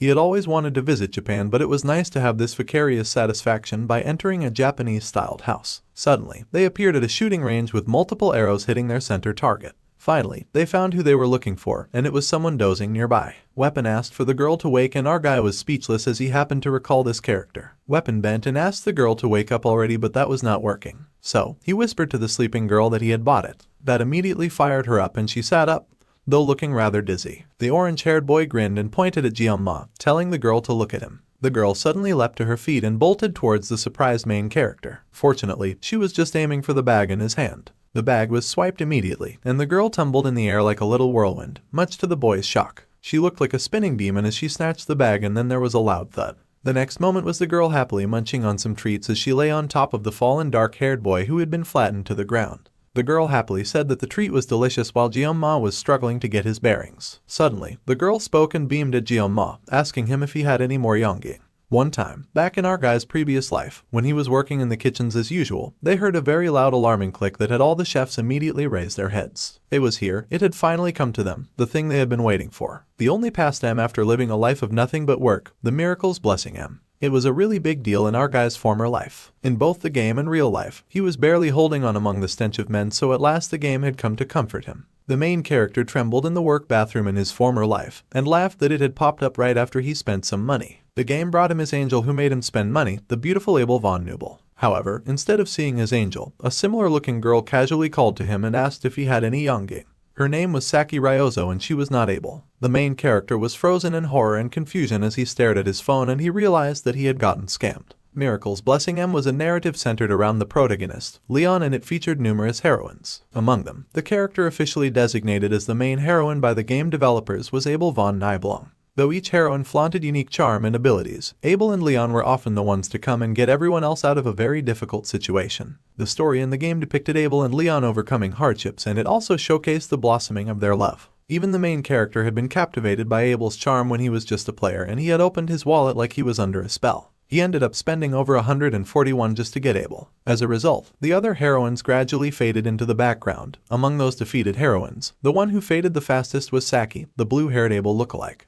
Our guy's first 5-star, the daughter of Jialgun, Saki Ryozo. That just happened to be the girl that he was facing now, and she had just flattened him to the ground, so they were not off to the best start, and she was somehow still asking him about Yongging. The main character was speechless for a while and the girl turned, saying that he looked a bit foolish. So, this girl was the reason that Weapon was so confident. Having used her, our dude was aware that Ryozo was a top-tier DPS among ranged attackers. Though it did not seem like it, she was a skill-based character that was completely different from Leon. Plus, since she barely impacted the main story, her joining the party would not disrupt the plot. Probably, our guy sure hoped that everything would be fine if he teamed up with her. The girl asked her friend Weapon what brought him here and he held some treats to keep her attention. She snatched the treat and asked him to spit out his request, so the orange-haired boy introduced her to Kang Jeon-ma. She must have already heard of Goen-ma, and she mumbled that she did. Well, the dark-haired boy had come to the healer that afternoon, and he saw him getting harassed by some punk earlier. The blue-haired girl asked for them to just get to the point already. Weapon sighed and then admitted that they were recruiting for the Buffalo Dungeon raid next week. The orange-haired boy's explanation is a whole mess, which lived up to his name Speed Weapon. They were to split the clear rewards except the horns. This curious offer made the girl glance at Jeon-ma and then she walked over to him like she wanted to inspect him a bit more. He was the one that fought that one guy back then in the training subspace. She remembered the main character from that time.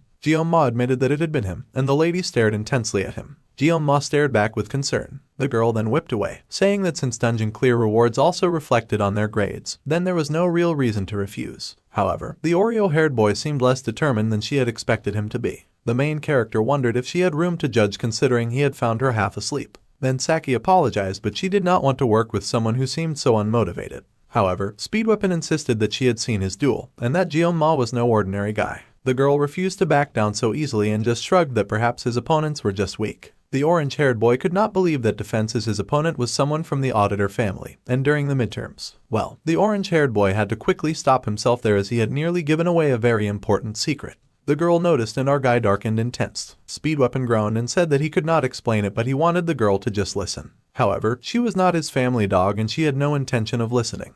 The healer pointed out that the archer had the tendency to drool over Yongjings like a mutt, so she did not have much of an excuse. The girl yelled that the healer had bragged that he was a Yonging expert, and he insisted that was why he had brought some with him in the first place. Meanwhile, the main character was wondering what the healer's deal was. A party member could be greedy or rude, but not both. If she was just gonna cause trouble, our guy did not see a reason to stick around begging someone like her to join them. So, the black-haired boy called to Speed Weapon, saying that the begging was enough. They would go as that kind of uncooperative attitude was poisonous to a party anyway. They would go and find someone better. This immediately offended Saki, who growled and said that she guessed that the dungeon raid was clearly not that urgent after all. The Oreo-haired boy did not know what to say in response to that. The boy then opened his jacket and pulled out one of his small sashimi knives. The two were shocked when he pulled out the knife and it was glowing. Jeon-ma casually sliced the air with his knife and it formed a very clean arc in front of the two who stood before him. The knife flew from his hand, hitting the target in the distance dead center, and he had not even been looking. The girl was shocked to see such a display of strength, and she turned to the gloomy student in shock just as he pulled forth yet another knife. Her eyes widened in alarm as yet another knife flew and once again hit the target dead center, so it had not been a lucky throw the first time. Then, looking extra cool, the Oreo-haired kid asked the lazy archer if she was interested now. The girl was speechless. Shivers traveled through her as she stared at the boy in awe and she was unsure what to say. Later, much later, a door swung open and Saki greeted. The girl looked a little geeky in her glasses and uniform. The rest of her team members had arrived and they noted that she had arrived rather early. Chloe happily greeted the other girl, and the brunette locked eyes with the dark-haired boy. The archer nervously greeted him too, though she was still a little wary of his scary skill. Gyoma also managed to greet her, noting that using his sashimi knife to threaten people worked every time. The healer sat beside his friend and was amazed that she had already gotten the work done, though she mumbled that it was just a few clicks. The permits were now ready, so they were ready to start. The team gathered around in the room and it was time for them to begin. Speedweapon cleared his throat and got busy putting down some notes on the drawing board. The buffalo dungeon housed C-rank demonoid buffaloes, and he drew them so poorly they looked like pigs in disguise. Apparently, the demonoids were nicknamed water buffalo and they had the tendency to charge from a distance, so it was advised that everyone be careful. Close combat against the demonoids would be tough, but they were weak to ranged attacks. They had one really important rule to follow, and that was the one thing that they must never do.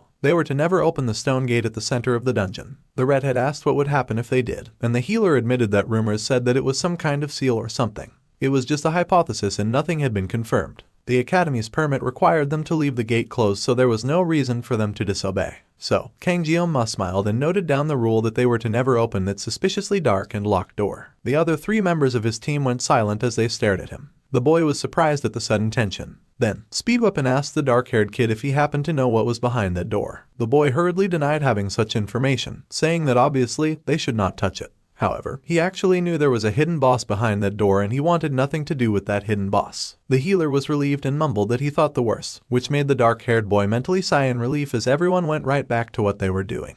The dark locked gate would only open under specific conditions. It was locked by the system now anyway, so he did not have to worry about it. Ignoring that risk, the efficiency of the dungeon that he had picked was unmatched. Then his eyes strayed to the brunette archer who was busy munching on her favorite snack as usual. The gloomy student was surprised to have been caught staring, so he just mentioned his surprise at how much the girl really liked that snack. Saki replied that it was normal for brainy types to need candy. However, Gyoma thought that was rather ironic when the girl could not even form proper sentences. That is when the boy noticed something that he might have forgotten for a bit too long. There was growling coming from Chloe. The Yandir had noticed him staring too long at another woman and she was already pulling out her knife. However, the boy tensed when he noticed something even more important. Even now, as he held his meeting, they were being watched. The boy turned to Chloe, who was fighting to keep her Yandir in check and losing. For now, the main character and his team could only wait, with his eyes shrouded in darkness. The enemy would eventually appear when the time came.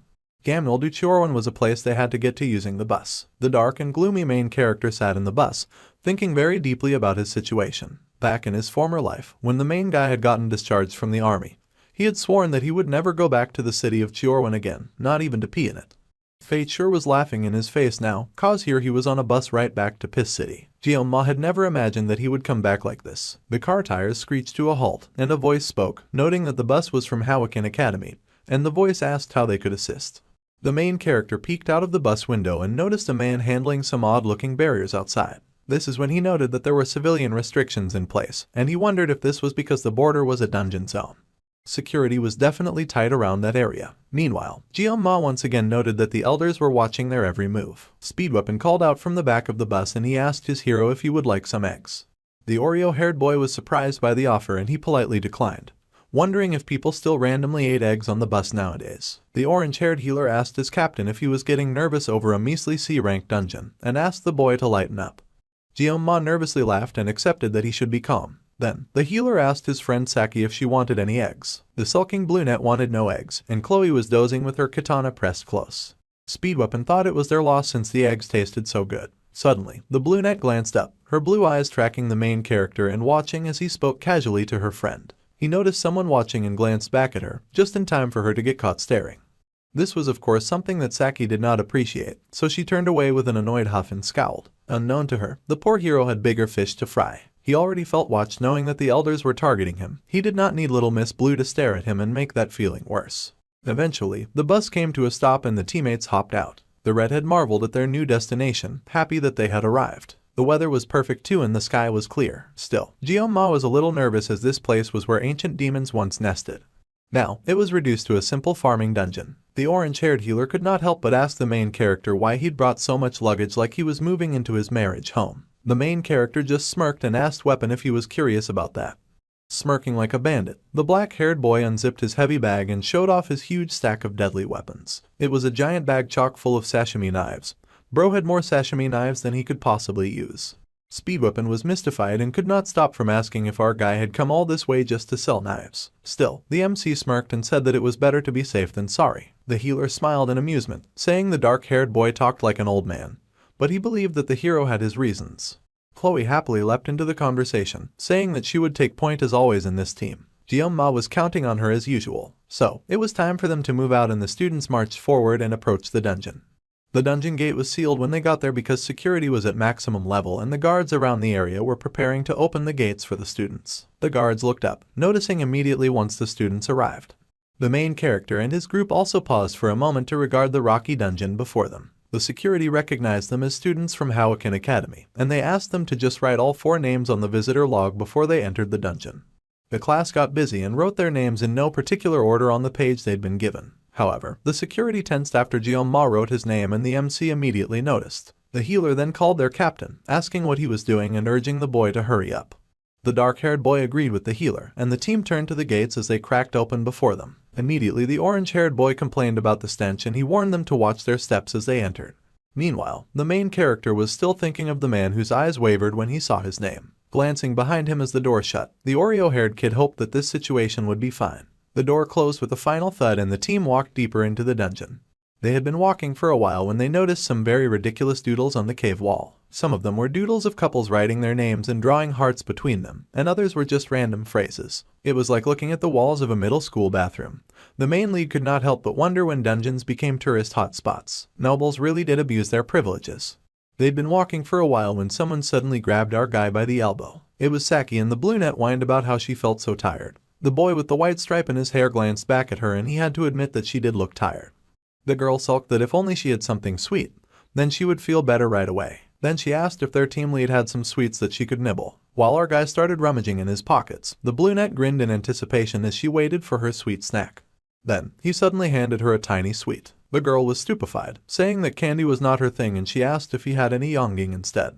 Ma had no intention of dealing with all that and he growled, asking if she thought he was her mum and that she should bring her own snacks if she wanted them so badly. The girl had the cheek to say that she was saving her own snacks for later. Irritated enough, the dark-haired boy turned away with a glare, wishing the girl would focus. The brunette had to settle for the sweet he had given her when the redhead suddenly pulled them to a stop. She had detected 4 monsters coming their way. They were charging from 200 meters away and the team had to get ready to face combat immediately. Speedweapon turned to the girls and reminded them to stick to the plan to minimize the danger that would come from facing the incoming beasts. He then called Chloe and Saki, saying that he would buff them properly so that the girls could fight, and he told them not to let him down. There was a flutter and the Japanese girl yanked the cloth off her giant bow as she readied herself for combat. Ma was admittedly impressed by the formidable weapon. It was an S-grade weapon called the Crimson Bow, and with this, clearing the dungeon would be a breeze. The brunette groaned that it might have been too long since she used her powerful bow, and it was now feeling a little stiff. She ought to take better care of her weapons. The main character wondered if he could really trust her. Suddenly, the brunette said they should wait. Then, she yanked out her favorite sweet snack and took a big munch out of it. She gasped in joy at how absolutely delicious the snack tasted. And the MC wondered again if he could really trust this clown to protect his life. The beasts were already coming and they had no time to spare worrying about things like that. All the members of the team got ready to fight and brace themselves. The hooves of the incoming beasts beat hard against the rocky ground as they approached, and our guy yelled for them to attack. Saki got ready with her bow and Chloe got ready with her menacing glare. Their healer pulled out his recorder and started to play, boosting them all with power buffs. The monster buffalo charged out of the dark, roaring and flapping their tongues. The redhead was the first to greet them, racing out to meet the opponents, while the other members of the team fell behind. The girl took off, launching from the floor, and she charged at the bull before her. The bull roared as it got hit, crying out in pain, and it fell to the rock with a cry of anguish. However, that was just one attacker and the rest of the monster bulls rushed forward. The redhead was slightly irritated by the insistent charge and prepared to take down the rest. She explained that she was going to slow them down up front and reached for her sword. The orange-haired boy yelled for the assassin to abandon that plan and fall back like they had planned. Meanwhile, someone else was sure that she had the monsters right between her eyes. Saki appeared out of nowhere, her hair flowing like a river as she focused on her target and aimed the arrow. The arrow flew from her magically charged bow, wisps of smoke and air dancing around her as it flew. The arrows sailed forward like lights and they flew right at the charging stampede of raging black bulls. Chloe watched in awe as those arrows cut right through the monsters, obliterating them as soon as they made contact. The monsters were torn in colors of red and gold and the little assassin's eyes widened as the beasts fell apart before her. The Japanese girl grinned at her success, thinking that taking the monsters down had gone much easier than she had expected. She even playfully said oops, and then went right back to munching her tasty treat. Our favorite gremlin stared at her for a moment, thinking it would be really bad if they broke all the horns they had come to collect. Still, a victory was a victory and he could not help but smile, impressed at the massive amount of targets that he had taken down. A skilled DPS could not be stopped and the archer was pretty good at what she did. Then again, the horns were for Ma's enhancement materials and he could not afford to lose them just because Saki was so good. Weapon asked if they ought to go even deeper into the dungeon. It seemed like a good call. Suddenly, a piece of rock broke from a formation, alerting them to the charge of one more raging bull that ran independently of the others. It jumped right in the path of the archer as she was munching her sweet treat. It was one of the bulls that had fallen earlier and it was annoying to see it back on its feet. The Japanese girl got ready to run but somehow she stumbled and dropped her weapon. The giant beast loomed over the surprised girl and for a moment it looked like it would be lights out for Saki. The girl raised her arms in preparation for the incoming attack but no harm came to her. The brunette instead opened her eyes to find a marvelous sight. She was held in the arms of the talented student with dark hair. Ma had come to save her life, dispelling the beast with one sharp swish of his sashimi knife. His weapon was so sharp that it sliced the beast clean in two. His face was serious as he regarded his opponent, a halo of awesomeness and cool aura radiating around him. For a moment, Saki found her breath stolen away. The beast fell apart before them, each side crashing down with a heavy thud and great wind swept the girl's hair back. Then, Ma asked if she was okay and the brunette was speechless at first. A blush came upon her cheeks and she hiccuped at how absolutely cool the main character had looked in that moment. Meanwhile, somewhere else, somewhere dangerous, a phone rang. One of the guards that stood outside the dungeon gate picked the call, and just as the MC had feared, he confirmed information that the man he worked for wanted to know.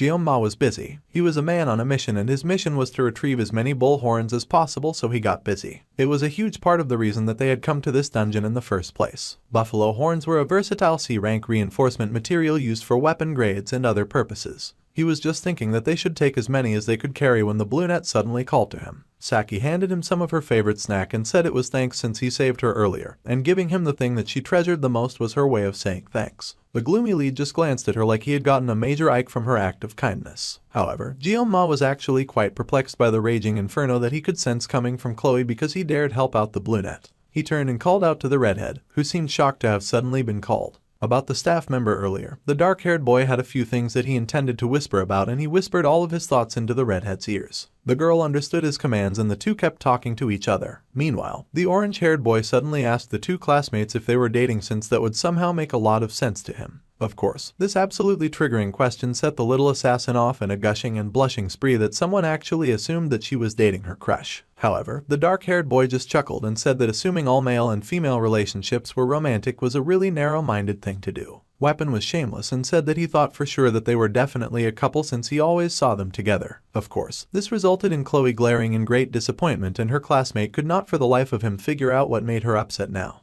By the way, the redhead asked if there were always these few mobs to fight in the dungeon. They had been standing around for a hole and no other monsters had shown up. Suddenly, thanks to Red jinxing the situation, the team heard a really foreboding thud come from deep inside the pit. They went silent for a moment. Then, the healer pointed out that no matter how popular a dungeon was, it was unnatural for it to be this empty. He asked his Japanese friend what she thought and she thought deeply about the situation for a hot minute, agreeing that the buffaloes they fought also seemed a little off. The rest of the team was a little surprised and asked how the buffalo were off. Well, Saki admitted that it looked like the monsters had been running from something. Buffaloes usually did not behave that way, so it did not make any sense to her. Weapon agreed that the monsters were often rather docile and locals could even use them for farming. This meant that something was very wrong. However, Ma thought the truly wrong occurrence was people using demonic buffalo for farming. Clearly, something was wrong with the common folk. Well, there was more than one suspicious thing, but they all hoped that it was likely nothing. No matter what the situation was, they still had a signal and could reach out for help whenever they needed it, so they were sure that the situation was okay. By the way, Ma was curious about how the healer and the archer had come to know each other. Saki proudly boasted that she had topped the written exams, while the healer had placed second.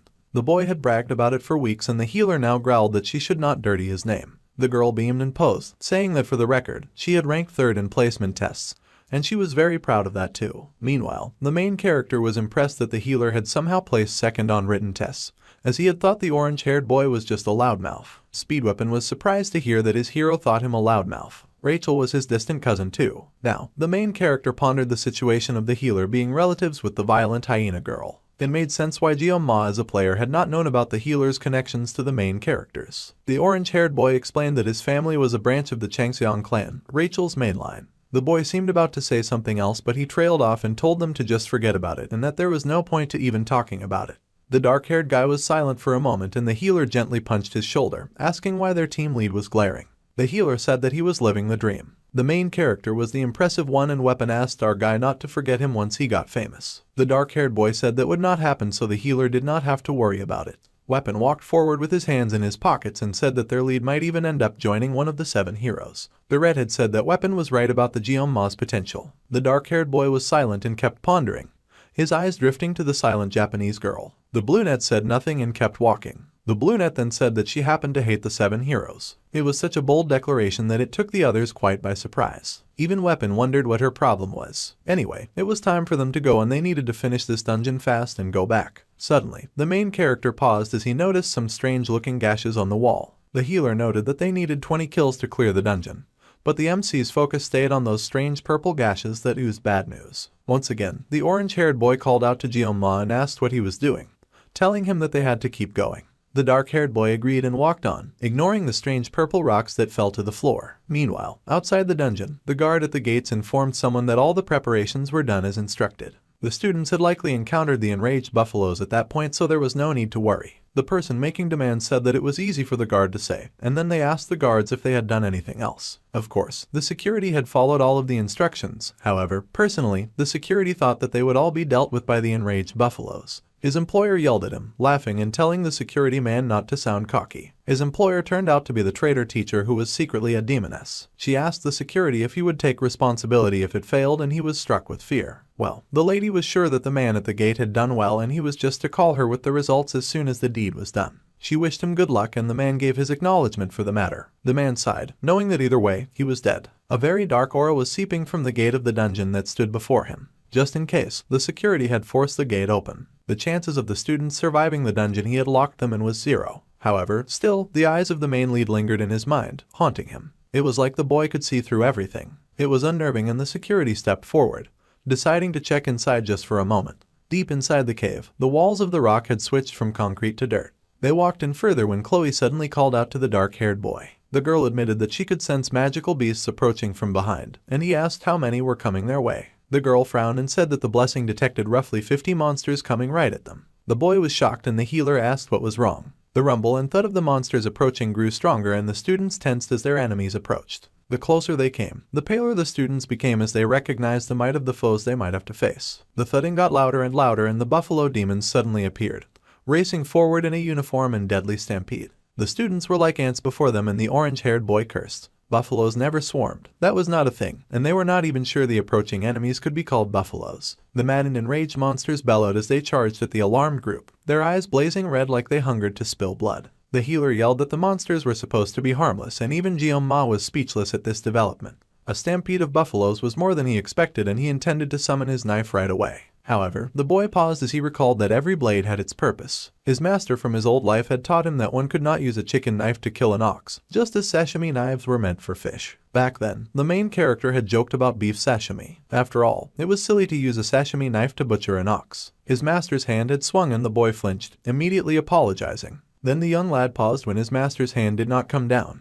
He cracked open his eyes in surprise and saw that the fish had been sliced perfectly like always. His master smiled down at his glorious work and admitted that his student's words were also true. Suddenly, our guy had been reminded of his past, and he laughed nervously as the enemy approached. It looked like they would have to slice cows with a fish knife. Focused, Geomma ordered Chloe to distract the herd. She was not to charge straight in, and she was to move quickly left and right to disrupt their formation. There was no need to attack, as all she needed to do was just to draw their attention. The girl replied that she understood, and the dark-haired boy turned to smile, asking the healer if he was ready. The orange-haired boy was surprised, but he was encouraged by his leader's relaxed posture and said that he was born ready. The Japanese girl could not understand why the dark-haired boy was so calm when facing 50 buffalo, but the leader called to her, much to her surprise. The Oreo-haired boy told her to hold the front and to stop anything that got too close. She was surprised by the order, but she agreed, still wondering why the odd boy was so composed. The healer smiled as he pulled out his recorder, telling the brunette not to be surprised. Saki stared in confusion at the odd group as they readied for battle. A herd of buffalo and a sashimi knife. The main character reminded himself not to overthink.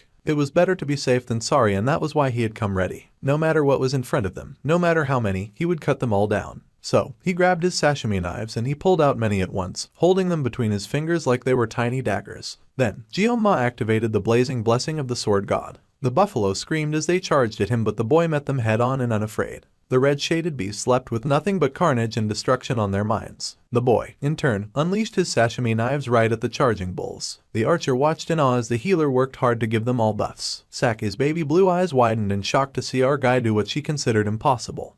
Saki's tasty treat fell to the ground with a splat. It was rare for her to not finish her favorite snack, but the brunette was in awe as she stared at Jeon-ma. The girl thought that he looked crazy as he stood before them bathed in the red light that was the blood of their enemies. The young student stood on their corpses as he faced the danger ahead, unscathed and unbothered. He looked like a dark knight as the shadows danced around him, his dark eyes hooded as he stared into the abyss. The brunette's eyes widened and she was rendered speechless. In a split second, the boy before her had flown forward and he had used his special blessing to wipe out the enemies that had appeared before them. Those charging buffalo had barely stood a chance, especially with the combined attack from Chloe, who used her feline's blessing to launch her own attack. The buffaloes had raged, but they were no match for the redhead's deadly skill, and she made quick work of them using Schrodinger's cat. The young girl had flashed with speed, dancing as she destroyed the enemies that appeared before her. The buffalo were decimated and they fell to their knees in defeat. Of course, Chloe did not fight alone and a shadow followed quickly behind her. It was Jeon-ma, and he launched his own spinning attack, knocking down anyone she missed. The dark demons did not even get the time to process what hit them, because in moments they were torn to ribbons by Jeon-ma with his eyes flashing white. It was a battle unlike any other, with the youth flashing between the beasts as he tore them apart. All of the screaming and roars of pain looked like it had taken place in just a split second. The bulls roared their rage and Jeon-ma hesitated when one got a bit too close. He raised his knives to block the attack, shielding his face from any real harm. The other two in the back were alarmed to see him cornered, and many buffalo raced at him, intending to take him down while he was distracted and alone. They piled together, leaping on each other as their only aim was to crush him. The buffaloes were mad with bloodlust and they created a thick muscular pile, determined to drown him underneath their weight. Saki panicked to see such an attack and she drew her bow, feeling the number of attacks were too much for Jeon-ma to handle on his own. However, before she could even fire her bow, her eyes widened in shock to see a spray of gore. Muscles were torn apart and the enemies before her scattered into a million pieces before their knife-wielding leader. He had torn those buffalo to shreds without even breaking a sweat, and he even looked mildly irritated that he'd had to face them at all. The girl could not help but gasp in a silent prayer of disbelief. She had not realized that they were led by such a monster. Their enemies fell around the area in many pieces, and their conqueror stood over them, valiant and strong. His blades glowed in the darkness and a dark red aura bubbled around him thanks to the crazy feat that he had accomplished. Jeon-ma stared down at the fallen bodies and was busy thinking that he'd gathered all of the materials that he would need. He figured that this number of enemies should do nicely, and he happily scooped up all the horns that he could carry. Thanks to the 40-second painless blessing, he could take down 50 buffalo like it was a breeze. It was a huge blessing, which was about time since his power had felt like a curse for too long. His number one fan, Chloe, was at his side in seconds, happily hailing him and telling him that he had crushed it again that day. Of course, he recognized that he had come this far thanks to the party's help. He smiled and told Chloe that she had done a good job and that they had a clean run. The girl was ecstatic with joy at this compliment, of course. The two classmates were happily babbling as if they were not surrounded by a flood of blood, while the other two normal people gaped at them. The brunette was in awe as she watched the other two discuss. The orange-haired boy beamed at Saki and grinned that he had told her that no surprises could hold them down. The brunette still yelled, asking how she was not supposed to freak out over that. The orange-haired kid grinned and laughed that she was speechless. Of course, the healer had expected that their leader would always find a way to shock them. The archer was still baffled and looked at their leader with confusion, wondering aloud what the boy even was. She didn't think he was normal, and to be frank, neither did Weapon. However, he also had no idea what their leader was. Weapon grinned, thinking that their guy was legendary, and wondered if Jeon-ma would mind about live streaming. The public would not care much. Saki was confused and did not understand what he was talking about. The healer said their leader's name with awe and the brunette was still speechless and confused. She had no idea what was going on. The four continued through the dungeon. They had achieved their aim, so it was now time to casually stroll their way back home. The dungeon's clear condition was 20 buffalo, but their leader had managed to solo twice of that just to show off. Jeon-ma said it didn't matter since he didn't do anything during midterms anyway. The healer grinned and seemed like he wanted to say a few other things to the leader, but he glanced at Saki and suddenly changed his mind. Honestly, they had almost died screaming back there, and the healer jokingly said that the Lion King had almost died the same way. The archer was confused that they had suddenly brought up the Lion King. Then he asked if their leader was being controlled by something else too. Suddenly, Chloe asked their leader why everything had suddenly gone so quiet. It was eerie, and the more they walked, the more it felt like something was off. The pillar-looking thing was suspicious. Suddenly, the archer screamed that they should wait. They all paused when they saw huge dark purple chains hanging from the dungeon gate. They looked deadly as heck and the students stared at them in alarm. It was a gate and the team stared at it in shock. It was chained shut. That was very unusual and it sent chills through the main character. Inside the dungeon, the traitor guard at the gate found the slaughtered bodies of the buffalo that he had unleashed on the children. He could not believe that they had actually managed to defeat the foes that he thought they would die facing. They had actually killed all of the beasts, and the man gulped in fright just seeing that. It was insane. There was 20 billion in debt from Chiorwan land. A few days ago, some woman claiming to be a Hawakan instructor approached the guard. It was the traitor demoness teacher with the purple hair highlights, and she had asked the man to do one thing for her and she would wipe his debt clean. The guard was shocked at this offer. The woman's request was for the guard to tame the buffalo, and then he was to frenzy them with the demon stone that she handed to him. After that, he was to release the frenzied bulls as soon as Kang Jeom-ma showed up. Then he would open the stone gate in the depths. There were a lot of rules, and the guard couldn't tell if he was more shocked by her outfit, or that she'd shown up out of nowhere with a grocery list of requests with an unbelievable offer. The guard could not believe that the witch was sacrificing students. Not happy with being judged, the woman asked if he was uninterested. She was fine with that since she also hated risky bets, and she was fine with just finding someone else who would do the job for her. Unfortunately for the guard, he was desperate and he grabbed her hand in a plea for her not to go. He beamed and said that he would gladly do it and he was happy to help. The woman smirked and said he was doing well for a debt-ridden fool, insulting the poor guy even after he accepted the job. She said that she would call soon and his job was to answer every unknown number. The poor idiot was drooling with joy. His mind only focused on his gambling debts getting eliminated, like he wouldn't end up gambling himself into another hole. Unperturbed, the lady wished him goodbye and he stared at her with surprise and awe. Then he grinned at the offer of 20 billion. He could do so much with that money, and already the idiot was planning on gambling again because fools never change. The man stalked through the dungeon in anger, cursing anything that would get in the way of his 20 billion. He had already planned out how he was going to spend it. Anyway, he had no reason to worry because the stone gates were open and he was sure that there was no way that they would survive what they found inside. Meanwhile, the students found themselves facing that exact gateway. They could not believe it and they wondered if they had entered the stone gate now. Jeom-ma looked around and figured it explained why everything had seemed so easy. They had walked right into a trap. That glare from the guard should have been his tip because it had felt very wrong. The main character should have trusted his gut feeling back then. This gate would only open with the giant's demon stone, and that was a mid-game quest item. Those fragments they had seen earlier were pieces of the giant's mana stone, and the boy had not expected the door to be left open. If he followed the game, then the reward for defeating this level would be pretty good. However, surviving came first. Jeom-ma could see it as he stared at the heavy door before them that was locked with even heavier chains. A single red lion was carved into the supposedly indestructible stone gate. The boy has used all of the 40 seconds of painless blessings while fighting the buffalo, but he hoped Murasama would hold out a little longer. He had to slash the gate and get out before it shattered. That was the plan. A bubbling of purple miasma began before them, with smoke seeping from the ground and the students tensed in alarm. The little assassin called out to their leader and asked what was going on. The team was confused as they did not understand the things around them, but the air felt very dangerous. The rumbling continued and suddenly something manifested before them from the haze of white light.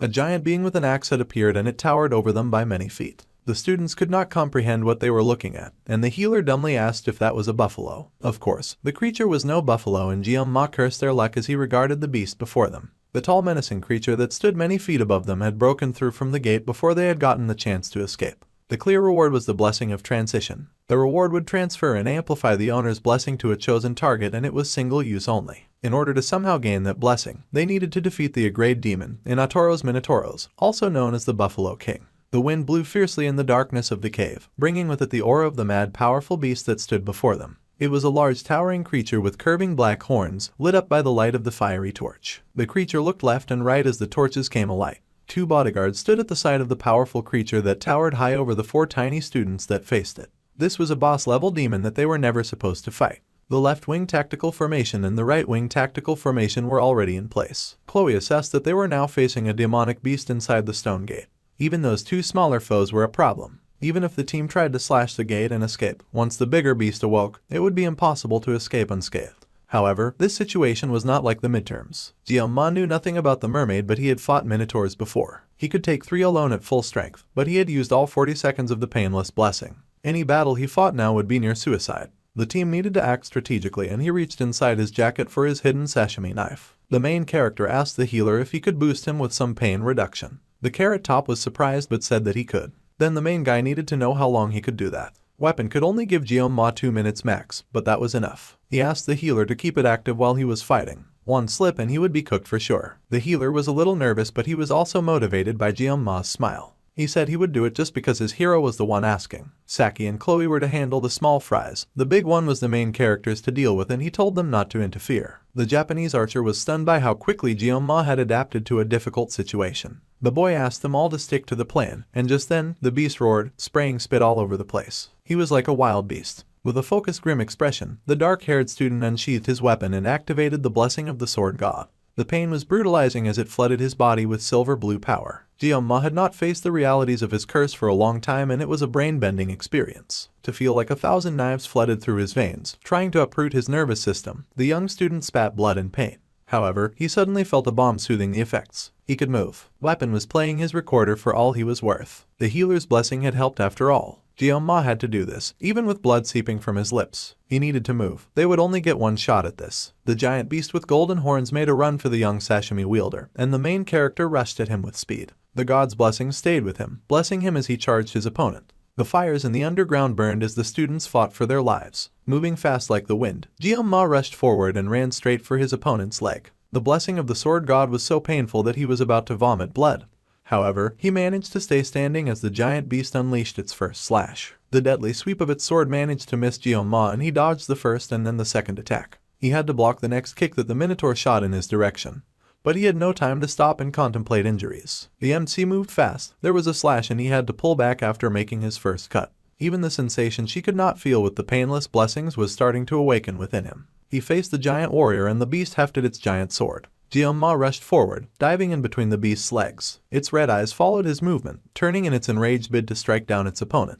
The boy growled and sliced, but the beast moved in counterattack, its blade inches away from the main character's face. Even with the pain bearing down on him with heavy malicious intent, the dark-haired boy realized that he felt free. He raced forward, moving like the wind as his opponent bore down on him with the intent to kill. The giant beast wrecked the landscape each time he swung his sword. He was a powerful creature, a foe worth facing the mighty protagonist. The beast's pectorals bulged as it raised its weapon again. The Oreo-haired boy breathed in the wind. The beast's strike came down like the thunderous clap of lightning and thunder. It burned as it descended, searing anything that dared to stand in his way. Smoke came over the wrecked scene, blocking everything from sight. The beast stood proud in the cloud of its destruction, searching for signs of his opponent's survival. It grinned in malicious victory, red eyes glowing with joy, but paused when it sensed something. A flaw in its attack. Jeonma stood before it, his eyes glowing blue, sashimi knife still in hand. Saki glanced back at the battle happening behind them, thinking it was crazy that a human could even move like that. The small fries they were handling were basically the beast's generals, and the archer leapt into the air with her bow in hand. Muscle control, stance, leveraging kinetic energy, a combat sense that broke the enemy's gentle gravity with minimal movement.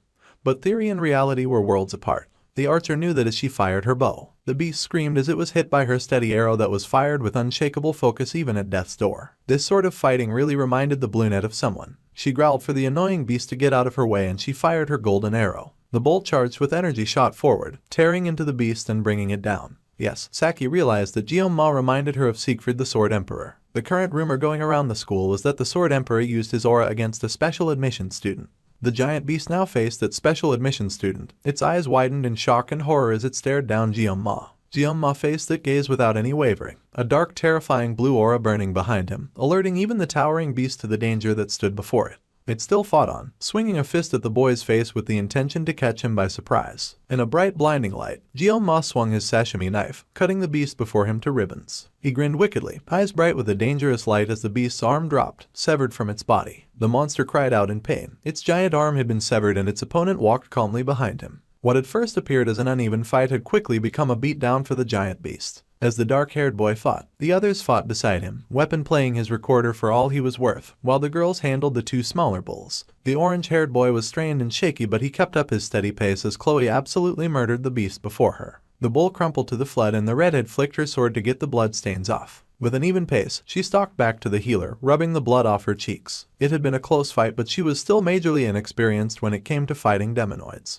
The more human-like the monster was, the more deadlier it was to face. That's why the fishmen could not compare to the bulls they'd been facing. It may vary from person to person, but if a demon acts like a human to that extent, then the redhead worried that her crush would struggle. The giant beast screamed in pain and rage at being cut by the small student, and it gripped its large weapon with its other hand. It hoisted up the battle axe with a roar of battle, casting a dark aura around it. The students were shocked and horrified to see a demonoid with the ability to cast magic. Its veins throbbed in its arm and it gritted its teeth with madness and power. The archer began to sweat as she realized that the creature was burning life force for mana. She could not believe that a demonoid could do something like that. The wind blasted all of them as they watched their impossible opponent stand before them fearlessly and do something that they should not have been able to do. It was hard to even approach because of the rampant magic power, yet even now, Kang Jeong-ma did not back down. Blood began to leak from the healer's lips, but he remembered the instruction not to waver and he kept playing, hoping for a miracle. The orange-haired boy believed in his hero, and the dark-haired boy stared facing the giant bull before him.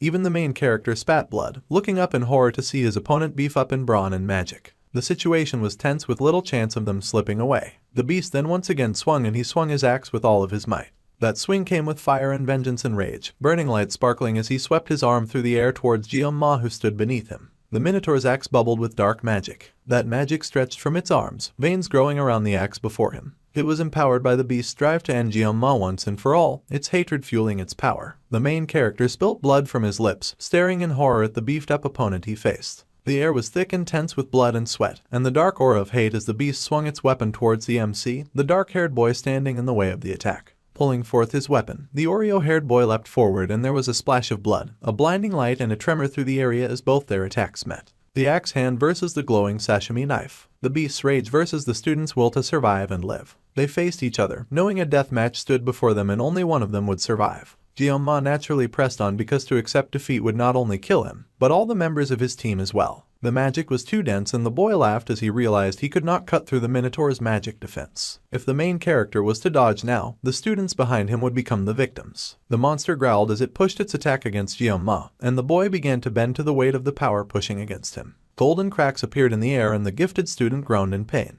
His feet scraped across the hard ground and he realized he was getting pushed back. This was not an easy battle to win and he had already started to lose. He could not accept that. However, before he could come up with a solution, a golden bolt fired from behind him, nailing the beast in the eye. The MC was shocked to receive an assist. He turned and saw the blue archer, her hair sailing in the wind she'd created with her shot. The girl yelled, asking the Oreo-haired youth what he was waiting for now. He was to take the opportunity that she had opened and sliced. Realizing this, Jeong-ma rushed forward with his sword in hand. The beast growled in rage to see the boy get an assist. The dark-haired boy closed his eyes and focused his power. His eyes grew dark with dangerous thorns, a red light glinting in his eyes. Red light danced around the boy in the darkness as yet another aspect of his blessing was activated. There was red on the ground and it was deep and treacherous, painting the scenery with a dark and dangerous foreboding color. The red was like a living, breathing creature and from it something white extended. The red beat like a thumping heart and the white within it grew, forming the pointed end of a dangerous weapon streaked with white and metal and red. A red dangerous aura was coming for Jeong-ma and the dark-haired boy pulled out his long blue knife. It was a blue light that Chloe recognized, and she stared in surprise. The blue light met the red, piercing through, and it would cut cleanly. Jeong-ma, his eyes blacked out with white irises. The monster's eyes widened in shock as the blue light began to cut.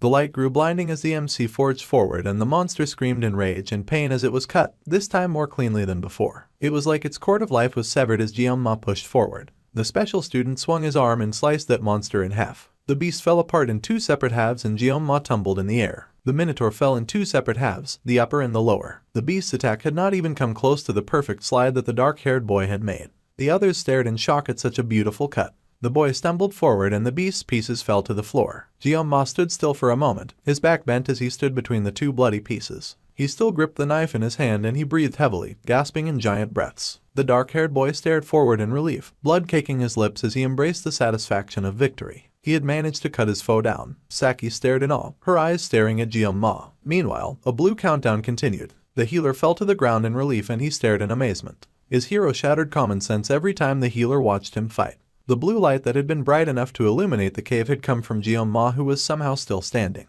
At his age, the dark-haired genius was already manifesting an aura. The orange-haired boy wondered what the boy even was. The healer jumped in shock when Saki placed a hand on his shoulder, scolding her friend and reminding him to breathe. He was still jumpy from their terrifying experience, and the boy looked up at her in surprise. The girl smirked and said that she kind of understood what weapon had meant earlier. The boy was confused and the brunette explained that she meant the legendary incident. The orange-haired boy was surprised that she was bringing that up. Sake smiled as she finally understood why Weapon kept following that guy around. Jeong-ma was pretty impressive. The healer protested that he was doing nothing of the sort, but she just rolled her eyes, saying that the academy rules would not let Kang Jeong-ma transfer to their class that year. The healer's lips were swollen and purple and he stared at his friend in disbelief, asking if she hit her head or got possessed by a demon. The girl just smirked and suggested the other way around. There was, after all, no rule against that one. Now that the healer considered it, he realized there was no rule against it. The brunette smiled and said that was good, because now she felt like tagging along with him too. Kang Jeoma had become someone interesting to them. Meanwhile, the boy in question was really going through it as he tried to catch his breath. Even with Speed Weapon's blessing, rest was unavoidable. At least the main character had managed to survive. Still, fighting without the painless blessing was progress, and this was the first time he'd done it.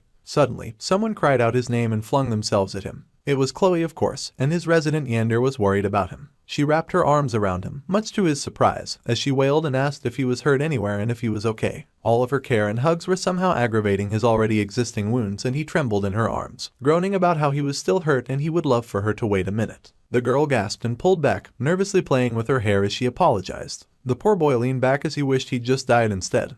The pain he felt now was massive. The boy then blinked as he stared up into the sky and saw a huge system notification. It congratulated the MC, for he had unlocked yet another blessing. Originally, this fight should have been Leon's. The MC had no intention to steal it, especially as the spirit rank was one of the rarest in that world. It was a blessing that only revealed its full potential when combined with another. Jeoma had gained the blessing of transition, which meant that he could transfer an own blessing to a living being or an object. However, the user must make direct physical contact with the target. It was an essential blessing for controlling the dual-natured Bamung. Well, the dark-haired boy had won it now, so he might as well make the best of this. Suddenly, the door to the dungeon opened and the weakened student raised his head. The dark-haired boy reminded Chloe that he had asked for a favor. The girl was surprised, but she immediately agreed to whatever favor he required. The guard peeked inside the dungeon, looking around. He then assessed the situation and stared in horrified disbelief. The poor stupefied guard could not believe the wreckage that lay before his eyes, but before he could process it, Chloe leapt at him and stabbed him in the leg. The guard screamed in pain, crying and wiggling on the floor like a pathetic caterpillar. The assassin warned him to stay still. Her gaze was threatening and the guard cried in fear to see her. Weapon was a bit confused and asked what was going on, so the team lead explained that he had asked the girl to do him a favor earlier. The guard yelled and cursed at the students, asking why they were attacking him and what he had done to them.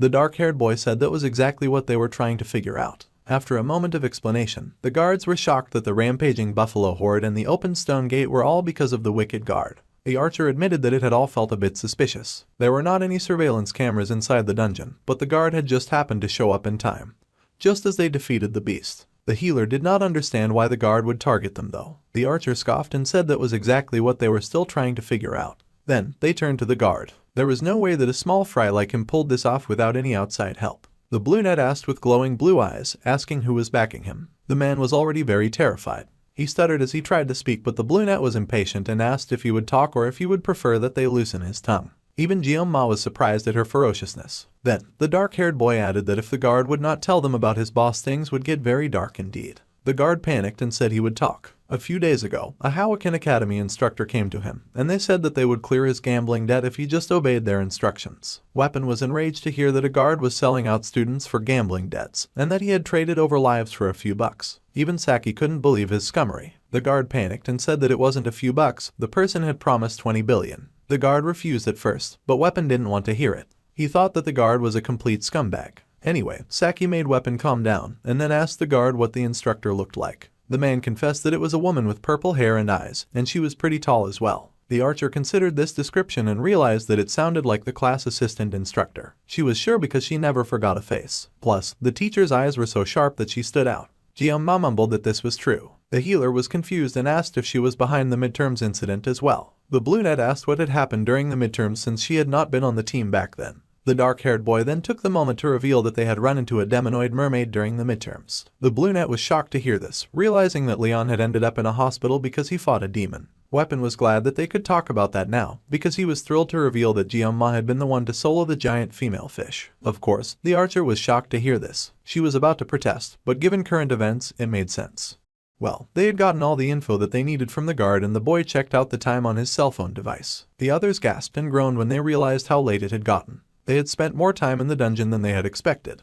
Suddenly there was a tearing sound and blood splashed everywhere. The guard screamed in pain and fear as blood formed on his clothes. A dungeon that was never supposed to open just happened to open. The timing was perfect for erasing someone from existence. The guard panicked and asked what the student meant by that. The dark-haired boy instead turned to his classmate. She was the assassin here, so it was her call. The girl nodded and stepped forward, raising her sword. The sword was pointed at the greedy wicked guard who begged for mercy, but mercy was forfeit when he tried to get them brutally murdered. The guard wished they were joking, but Chloe was going to execute him. He wasn't granted much time to scream as Chloe was done quickly. Hoken Academy's elders and instructors, one of them was targeting Jeon-ma. The boy already had enough trouble on his neck, but now he was enraged. He mentally told the teacher to come at him, because he would erase them all. The Cow King's horn was a giant and admirable golden horn of Minotauros, the boss of the Hidden Water Buffalo dungeon. This horn would guarantee success for weapon enhancement below a rank. Jeon-ma dropped this magnificent item before the blacksmith and asked him to enhance it. The blacksmith was beyond speechless that a special student had successfully attained such an item in the first place. A grade beast material was a hard find, even if the hunter was a student from Hoken Academy, and the man had to admit that the situation was insane. The blacksmith shakily asked the MC if he had somehow obtained high-rank material by taking down the boss by himself. However, Jeon-ma brushed off such a claim by saying that he could not have done it without his team. Besides, while the blacksmith was at it, the boy needed his sashimi sword repaired as well. The blacksmith was absolutely horrified by the ugly state of the sword. He yelled and asked what Jeon-ma had done to his weapon to wreck it like this. The MC did not have time for this and threatened the blacksmith with one word, which had him doubling back immediately and sweetly saying that the boy should take better care of his items. Of course, the student was more worried about his body than his weapon when he was fighting. Well, the blacksmith promised to fix the problem, so now Jeon-ma would leave the materials and the knife to him. As the boy walked away, the smith cursed his fate for ending up like this. He even plotted to make the knife even shorter this time. Then, the boy paused as he remembered something and then asked the blacksmith to use the leftover materials to buy himself a drink. Fear was great, but kindness worked even better and the blacksmith was shocked by the sudden show of favor. Meanwhile, back in class, there was a lot of murmuring among the students. Things had gotten a lot better, but poor Jeon-ma was still facing a bit of residual pain from the sword blessing, and he figured that he should ask Weapon for a bit more healing blessings later. The boy leaned back on his chair, silver streaks falling over his eyes as he sighed. Above him hovered the status board that shone with a bright light. Apparently, some terms had been changed. For better understanding, his physical endurance, mental endurance, and weapon synchronization had all gotten an upgrade. The most noticeable change was the assimilation rate. Unlike other stats, this one jumped dramatically after every major battle. Clearing another dungeon would probably raise it again, and it was going to unlock soon. Unlike the skyrocketing stats, there had not been any new gray hairs since that day. Though his gray hair slowly increased, if his hair became completely white, the main character feared losing it all. Really strong characters tended to go bald after all, and he didn't want to walk around looking like a human egg. With enemies targeting him, Jeon-ma needed to be fully prepared, and he could not let all of this lead to a meaningless death. He also needed to study how to use the blessing of transition. It was quite unfortunate that he'd stolen that from Leon, but he would be drowning in buffs anyway, so he didn't really need it. There was way too much for Jeon-ma to do, so for now, he would focus on recovering from the last fight. The boy groaned as he stretched and flexed his muscles. It had been a hardcore battle. Glancing to his side, he then noticed the celebratory gift, yakan. The treat was apparently too sweet, unbearably sweet to the point of being inedible. For the first time, the main character had achieved the goal of leading his own team and clearing a dungeon. Being targeted for assassination was now just another part of his daily life, but it was not all that bad, because now he finally had two people that he could call his friends. Weapon and Chloe, neither of them played a major role in the main story, and he was not even sure if Chloe considered him a friend or an object of love. The redhead had ended up hospitalized with a fever after the dungeon, so he would have to visit when he had the time. Suddenly, their teacher marched in and barked at all the students to return to their seats. As usual, the renowned sword master was behind him. Jeon-ma idly wondered when the sword master guy would show up when he suddenly got an alert from his phone. The dark-haired boy whipped out his phone and stared in shock as an unknown number messaged him and asked what he was doing. Jeon-ma was surprised and wondered if he had been messaged by mistake. The next message asked the boy to look in front of him. This was a curious respect, but Oreo hair obliged and looked up. Then his eyes widened in shock and horror. The person with the bunny picture as their wallpaper happily waved and grinned with her tongue out. It was Saki with her wave of light blue hair, and she skipped happily into what was supposed to be the wrong class. So, from that day, Cadet Saki Ryojo had been reassigned to their class and there was a shout of shock among the students. The teacher told them to settle down. He said that he hoped that they would all get along, and that announcement was over, so it was time for the class to change into their gear and report to the training grounds in 30 minutes. Then, they were dismissed. The students acknowledged the request and gaped at the girl in awe. They could not believe that the girl was really in their class now. The bald instructor said that Saki had requested the reassignment herself, and the other students asked if the girl was really their classmate now. They even had the shameless audacity to ask what was her type. Ignoring all of them, the girl casually strolled through the class and Jeon-ma watched her in disbelief. He could not comprehend that she would actually come to their class. Among the year's recruits, the girl Saki was considered one of the miracle generation. The top 4 students, Jeon-ma, Abel, Rachel, and Saki, who ranked first, second, third, and fourth were to walk together. The brunette ranked first in academics, but her combat skills were just as sharp. A true balance of brains and bronze. She was also the daughter of Kajimasaki, one of the 7 heroes aka the Absolute Bow. Fun fact, Kajimasaki holds the title of the Prime Minister of Japan in this world. Basically, the brunette was Japan's princess, and in this world, Japan was still a superpower. So, people were losing their minds like they just met a celebrity. Internally, Jeon-ma begged for the brunette not to come over to him or it would be a pain in the behind by 200%.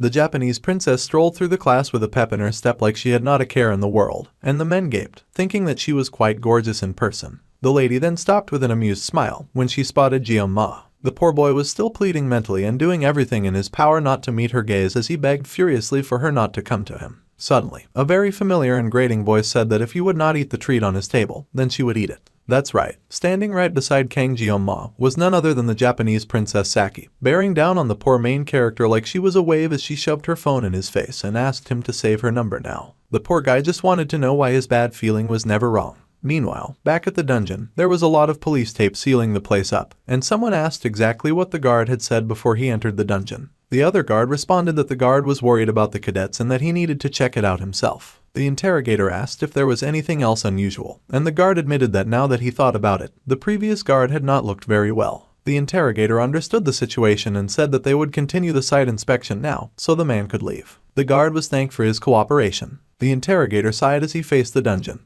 and someone mentioned that it was rather common for people to die in dungeons. However, no matter how bad the accident was, there was always a body left behind. This time though, the interrogator could not forget the sight that he had found within the dungeon. When they had entered the dungeon for the search, they had been left in utter shock. Wide-eyed, they had stared at the numerous bodies of defeated buffalo, a mountain of flesh and blood, piled high with buffalo corpses. Howakan Academy cadets had been here, but this was not the work of mere students. The cadets returned safely, but the staff member who had gone in after them was never found. Not even his body had been retrieved. It was as if the guard had never existed in the first place. The interrogator's partner asked if it was possible that the guard was still inside the stone gate, and they could not rule that out completely, but it was highly unlikely as the stone gate had never opened before. Even so, they could not exactly interrogate Howakan Academy cadets because that place was crawling with nobles. The higher-ups would not ever approve a warrant for them to further investigate the matter, but the partner needed to step away to go easy on himself. The whole cage was driving the surprisingly hot interrogator crazy and he sighed as he smoked. Suddenly, his partner got thrown back and the interrogator stared in shock. A lady approached in thigh-high white boots. Purple energy crackled all over the fallen man who donned glasses and the interrogator stared in horror when he realized that magic had been used. It could only mean that the approaching lady was a demon. Indeed, she was a demon, and it was the happy and wicked purple-haired teacher from the academy. She played with purple magic in her hands and happily greeted the interrogator like this was a normal occurrence. The woman looked human, so the interrogator was taken aback at first. However, his eyes began to spin as an attack was launched right at him. The demon sliced through, moving from one end of the road to another as she sliced right at his neck, putting a very solemn end to the surprisingly hot interrogator. The wicked purple demoness happily greeted the man a goodbye and his head was dispatched from his body, but not before the interrogator noted that the enemy was in fact a human that made a pact with a demon. A person who was half human and half demon, a demi-demon. The demi-demon teacher grinned as she regarded the fallen corpses, saying that it was great that the men were hardworking but she was a hardcore villain as well, and she thought that they were all just a little too slow-witted. The beautiful princess with sparkling blue eyes grinned as she munched on her favorite snack. She even had the audacity to giggle like a little hellion, like she was not the center of attention. Jeon-ma hesitantly called out to her, and the young lady immediately redirected the conversation by asking why he had not been interested in eating the treat that she shared with him. Unfortunately, Jeon-ma was not interested in eating the snack version of diabetes, and he reminded the young princess that she was on the seat of his favorite yandere assassin.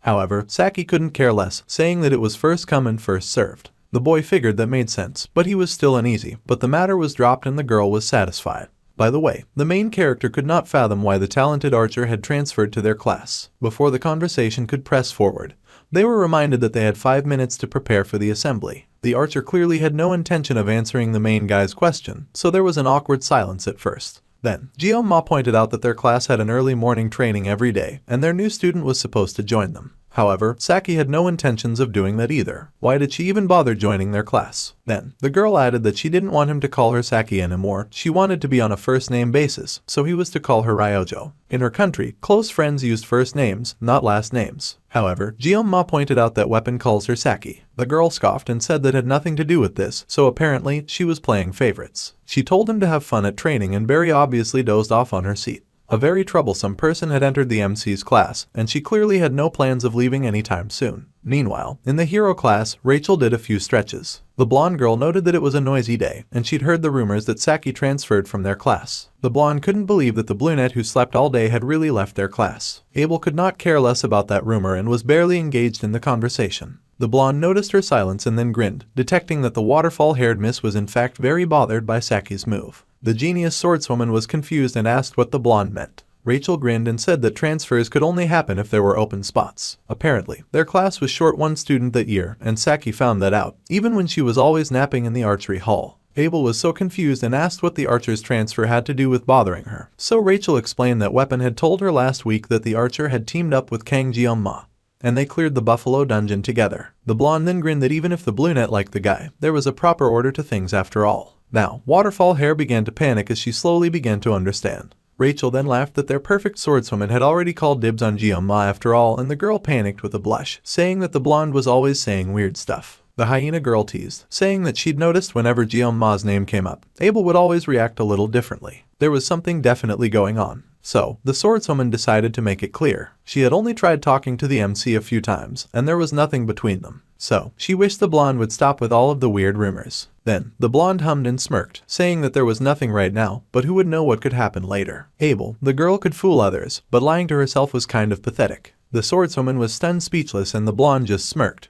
telling her classmate to ponder those words for a bit. It seemed the talented swordswoman would be taking that advice after all. She recalled when her predecessor had explained that she would be temporarily taking an instructor position at the academy. The girl had been annoyed and asked him not to follow her as she was already getting too much attention as it was. However, the old man said that he would be overseeing the first-year students, and the young lady was surprised to hear this. The old man had not forgotten what happened during the midterms. The girl had asked him for help after all. She would not have much of a chance to bump into him after school, so she would not need to worry about him. Now Abel noticed that her grandfather was trying to stay calm, but there was an odd sharp glint in his eyes that was impossible to hide. The swordmaster, who always seemed indifferent, was stepping into the field like this. It could only be because of one person, Kang Jeong-ma. The lady did not know if she should feel threatened or offended. The main character was a prodigy who disregarded status and broke through noble society purely through strength alone. The boy also possessed a ridiculous level of talent, the kind that defied all logic. Even his background was that of a fast-track student. When she had first met him, he had been nothing but a scrawny kid, always sneaking around. Now, Jeong-ma had suddenly grown into a strong and sharp-eyed young man. Honestly, the special student was now starting to shine even more than Leon Reinhardt, who was supposed to be a hero candidate. The special student was walking the hero's path more clearly, yet he never even showed it off. The boy was not the kind to boast about his achievements, and he instead just quietly moved forward. If he had acted cocky even once, then maybe the swordswoman would find it easier to dislike him. Now, she found the current situation rather pathetic as her beautiful features were marred with a frown. She was totally jealous. Abel was jealous now that her grandfather had recognized the main character as well. The high-ranked swordswoman was so ashamed. Now she was recalling this as Rachel grinned wickedly behind her, her eyes shining with mischievous glee. The swordswoman jumped in horror, squealing and asking what the hyena girl was doing sneaking around like that. Rachel also squealed, acting like Abel was wrong for screaming. No matter how it looked, the swordswoman was hell-bent on riding the train that she did not have feelings for Kang Jeong-ma. In fact, she did not even have the time or room to think about him. The blonde then grinned, saying that she was quite relieved that Waterfall Hair had said that out loud, much to the other girl's confusion. See, Abel had now given express permission to any other girl openly interested in Kang Jeong-ma, and Rachel was pleased that she would not have to compete with Abel to get the man that she wanted. The blonde opportunist cackled just like a villain. She was sure that she could easily beat the brat Saki, but things would be easier now that the swordswoman was out of the picture. Abel was taken aback by this response and fidgeted shyly with a pleased blush at the idea of Rachel backing out if she was interested. Then, the hyena grinned, asking if Waterfall Hair was ready to admit her feelings now. At the speed of sound, Abel was right back on the defensive, and she scolded the blonde once again. The rank of a blessing was generally determined by what spirit resided within it. If a guardian spirit was present, it would be a guardian-level blessing. However, if a true spirit was present, it would be considered a spirit level. A student then asked if an ancestor spirit counted as an ancestor-level blessing. Meanwhile, Saki mumbled that her grandfather kept showing up in her dreams lately. Perhaps she'd see him less if she slept in class less. The teacher laughed and explained that ancestors could help to lift weights in the forge, but they did not give blessings. Saki pondered this answer for a few minutes, and then she just dropped right back to sleep. Not even the professor could keep her awake, and once again, Jeong-ma wished the girl was anywhere else. Alright, moving on. The teacher went back to the lecture and Jeong-ma pondered how the girl could possibly sleep so well. It had been 2 days since the brunette had mysteriously shown in their class, and he still did not know why she was there. Especially because all she'd done since getting there was sleep through the entire class, so there was never any time to ask her. Seriously, if the girl was just going to nap anyway, then she could do it in the corner, not next to him. Fortunately, Chloe was still in the hospital, so there had been no issues raised about Saki's choice of seat. Still, the archer covered for him after the dungeon incident, so everything wrapped up without too much trouble. The archer was on another level, way better than weapon. The teacher was still teaching and passing on knowledge to anyone who would bother paying attention. He talked about blessing ranks and how they were classified. There were heroic spirits, true spirits, guardian spirits, and personal spirits. Most cadets in the class probably had a personal spirit blessing. However, the teacher said that there was no reason for the students to feel too much about that. If they were skilled enough, then even a personal spirit blessing could outperform a guardian level one. Plus, spirit level blessings were super rare anyway. Jian-ma wondered if that low-quality pat on the back was somehow supposed to be reassuring. Then again, it was not like the main character had recently snagged one of those rare blessings or anything. Meanwhile, he had indeed snagged the blessing of transition. Another student asked about heroic blessings, and the teacher explained that those blessings were basically considered a legend, even to a professor of blessing studies. Since the dawn of blessing manifestations, only one person had ever awakened it. Of course, that person was none other than the great hero of Origins, Valor Hawakin himself. However, in modern times, there was a rumor that there could be one more person who could do it. The miracle blessing. Unfortunately, this was where their class would come to an end and they would have to finish the story at another time.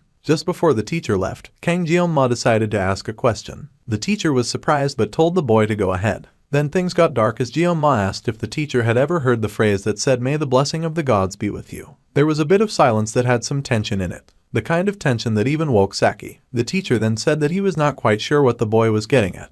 But there was a flaw in what the boy had said. This was intriguing to the main character, and the teacher smiled, saying that there were no gods left in this world. He admired the young student's thirst for knowledge and told the boy to feel free to visit his office anytime. In other words, of all the categories of blessings, the blessing of a god was even more than a legend. Most thought that it was something that no longer existed. The main character was silent as he watched the teacher leave the class. Then, the brunette grinned sneakily at Jeong-ma. He asked if she was done sleeping, and she said probably not. The boy sighed since the girl clearly had no intention of participating in the land of the living. He also needed to get some rest anyway. So, the boy lay his head down for a moment, deciding to rest. Everything went dark, and in the darkness, the letter G appeared. There were words appearing in the dark, like something was trying to communicate, and the boy blinked blearily as he tried to make out the words. Then, his eyes widened in shock and realization. Before Jeong-ma was a planetary-wide display that said the GMO requested a conversation with him. Bro was now floating in what looked like a satellite in outer space, and it seemed like the sword god was trying to make contact, and it was asking if Jeong-ma accepted.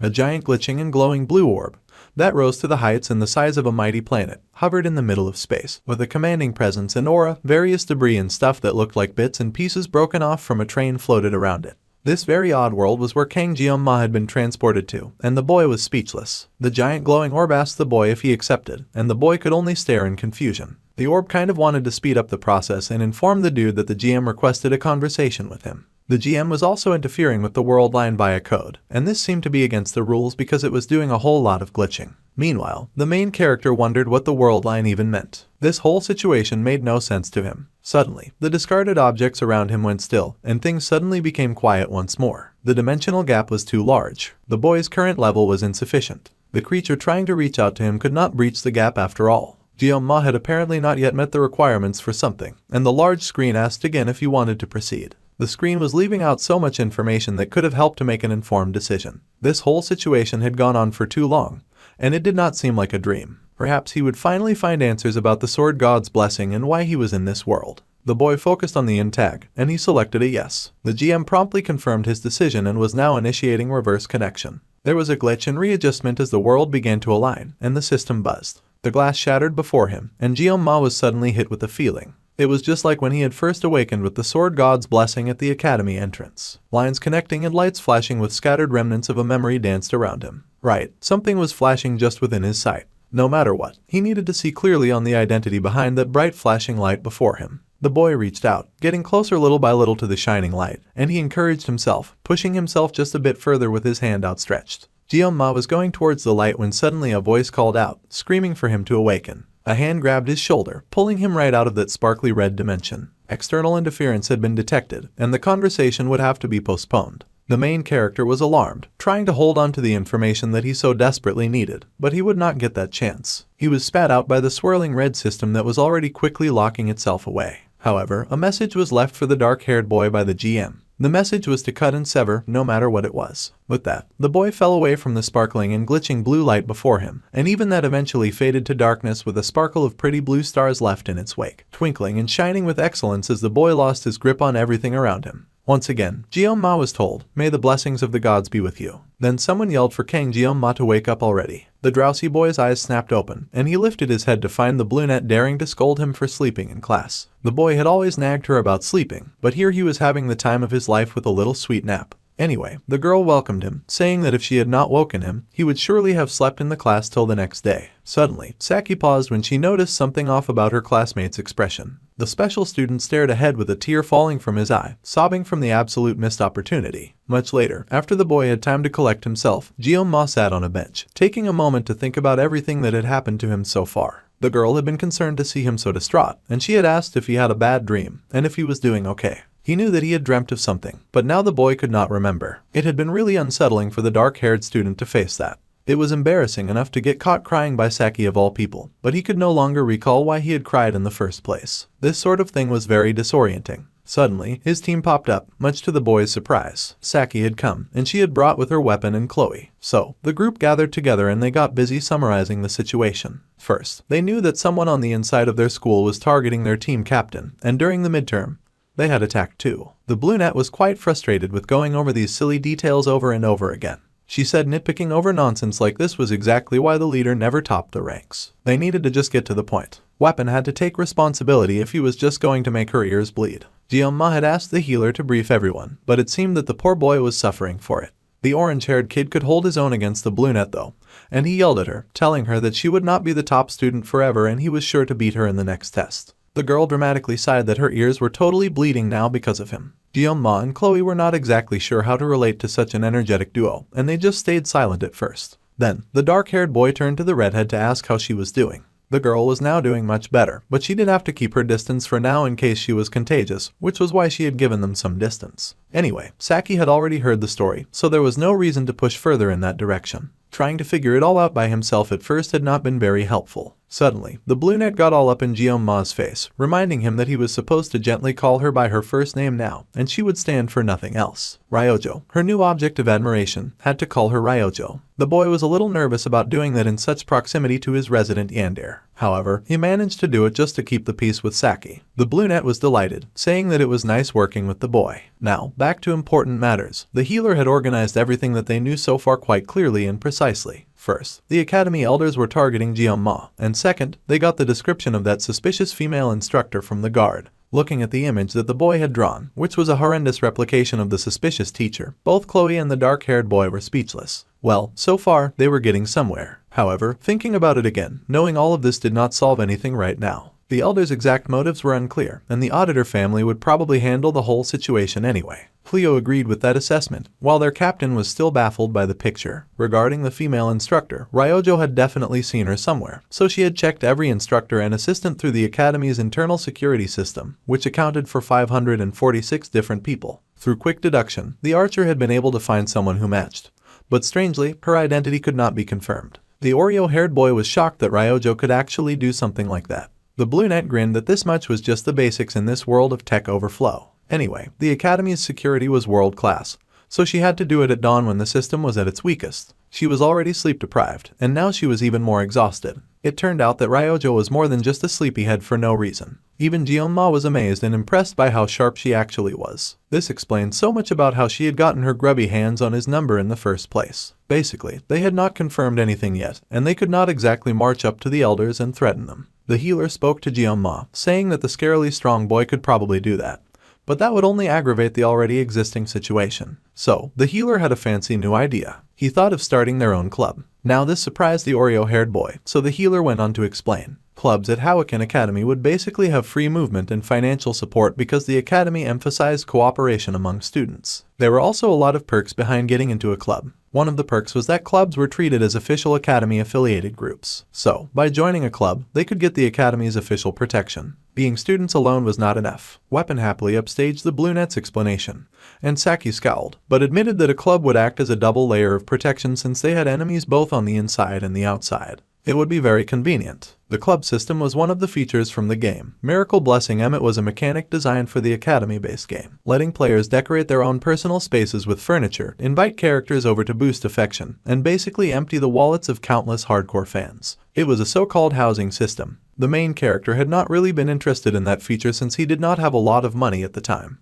He had no idea that such a thing would become useful like this in real life. Then Jioma asked if there were special requirements for making a club. The healer replied that they needed at least 5 members, then they were to submit a club proposal form to the administration office. The main character did a lot of quick calculations in his head and figured out that they were 1 member short. Then, the Oreo-haired boy asked if the other members of the raid team were interested in joining the club. Naturally, Weapon was his #1 fan, and he was more than excited to join in. The healer proudly said that they would not even bring it up if they were not serious. Chloe was also happy to lend her help to Jioma, and Ryojo was also on board. After all, he had saved her life. Plus, every good team needed at least one brainy type after all. As a person gets older, human relationships can sometimes get more calculating. Yet, these people trusted and supported him even though they barely knew each other, and especially in a world obsessed with social status. The Oreo-haired boy expressed his thanks to everyone willing to pitch in to help. Then, to keep up this momentum, they should choose a club name first. Chloe thought for a moment and then came up with the really edgy name called the Memories of Assassination.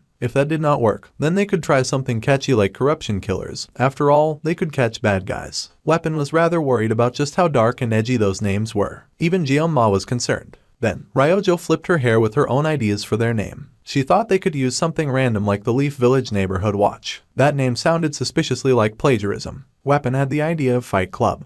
But that was just as ridiculous and twice as suspicious. The redhead still had her ideas of assassination memories that she shortened to the very unflattering ass memo. The team could not make up their mind. So, Jioma got the idea of a travel club. They could clear dungeons and travel around a bit outside the academy, too. The dark-haired boy asked if it was too boring. Surprisingly, the entire team was fine with this idea, and he was greeted with bright and smiling faces. They agreed to be a travel club, and now they had to pick a club advisor. They had to sort this out quickly since they had exams next week. Meanwhile, Jioma was busy panicking over the name and how quickly they had agreed. Without an advisor, they could not even form a club. This was the tricky part since advisors had to be at least professor level, and the redhead asked if they could ask the professor from Blessing Studies. The man was known to be popular and really kind, too. However, now that Weapon thought about it, the man was way too busy, and he doubted that he would agree. They had over 500 academy staff, and only about 30 were professors, narrowing it down to just those teaching first years, and it was only about 10. The school encouraged clubs, but their system was full of contradictions. Then, Ryojo asked their captain if anyone came to mind.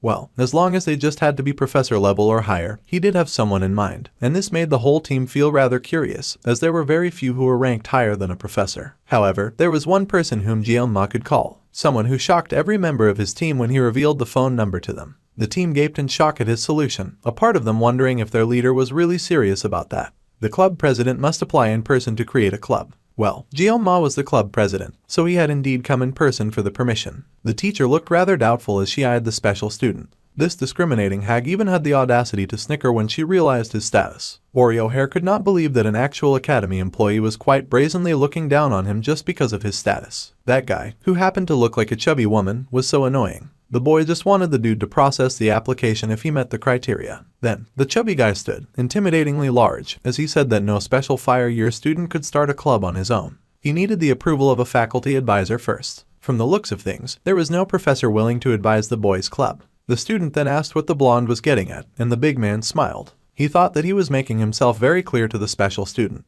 The blonde did not believe that there was any professor at the academy willing to volunteer to advise a club founded by a special admission student. With the boy's background, he should at least be more perceptive of this kind of thing. Meanwhile, Jioma was just thinking that people would indeed never change. The little goodwill that he had left for this place was disappearing quickly, and he would love to solve this conversation in the way that he was most familiar with. However, having worked nearly 20 years in the service industry, the boy had gathered a lot of experience when it came to dealing with disgusting people. He knew that keeping quiet was usually the best solution. However, the boy really wanted to punch that guy. Keeping calm, the young boy fished out his phone and made a call, much to the blonde's surprise. The boy explained that he was currently in the admin office about the club registration, and the blonde was truly amazed at how cleanly the calendar was being made. Jeon-ma then smirked, noticing that the club advisor was nearby and he was even on the way. That was perfect. Then, the boy would be seeing the advisor soon. With that, the call ended, and the blonde yelled, scolding the kid and saying that he had a lot of nerve acting big by making a phone call. The Oreo-haired boy did not have the strength or the time to get into an unnecessary fight and just told the blonde to follow the procedure. His advisor was on their way. The blonde yelled, saying that the boy was being so darn rude, and he yelled to ask just whose backing the special student thought that he had.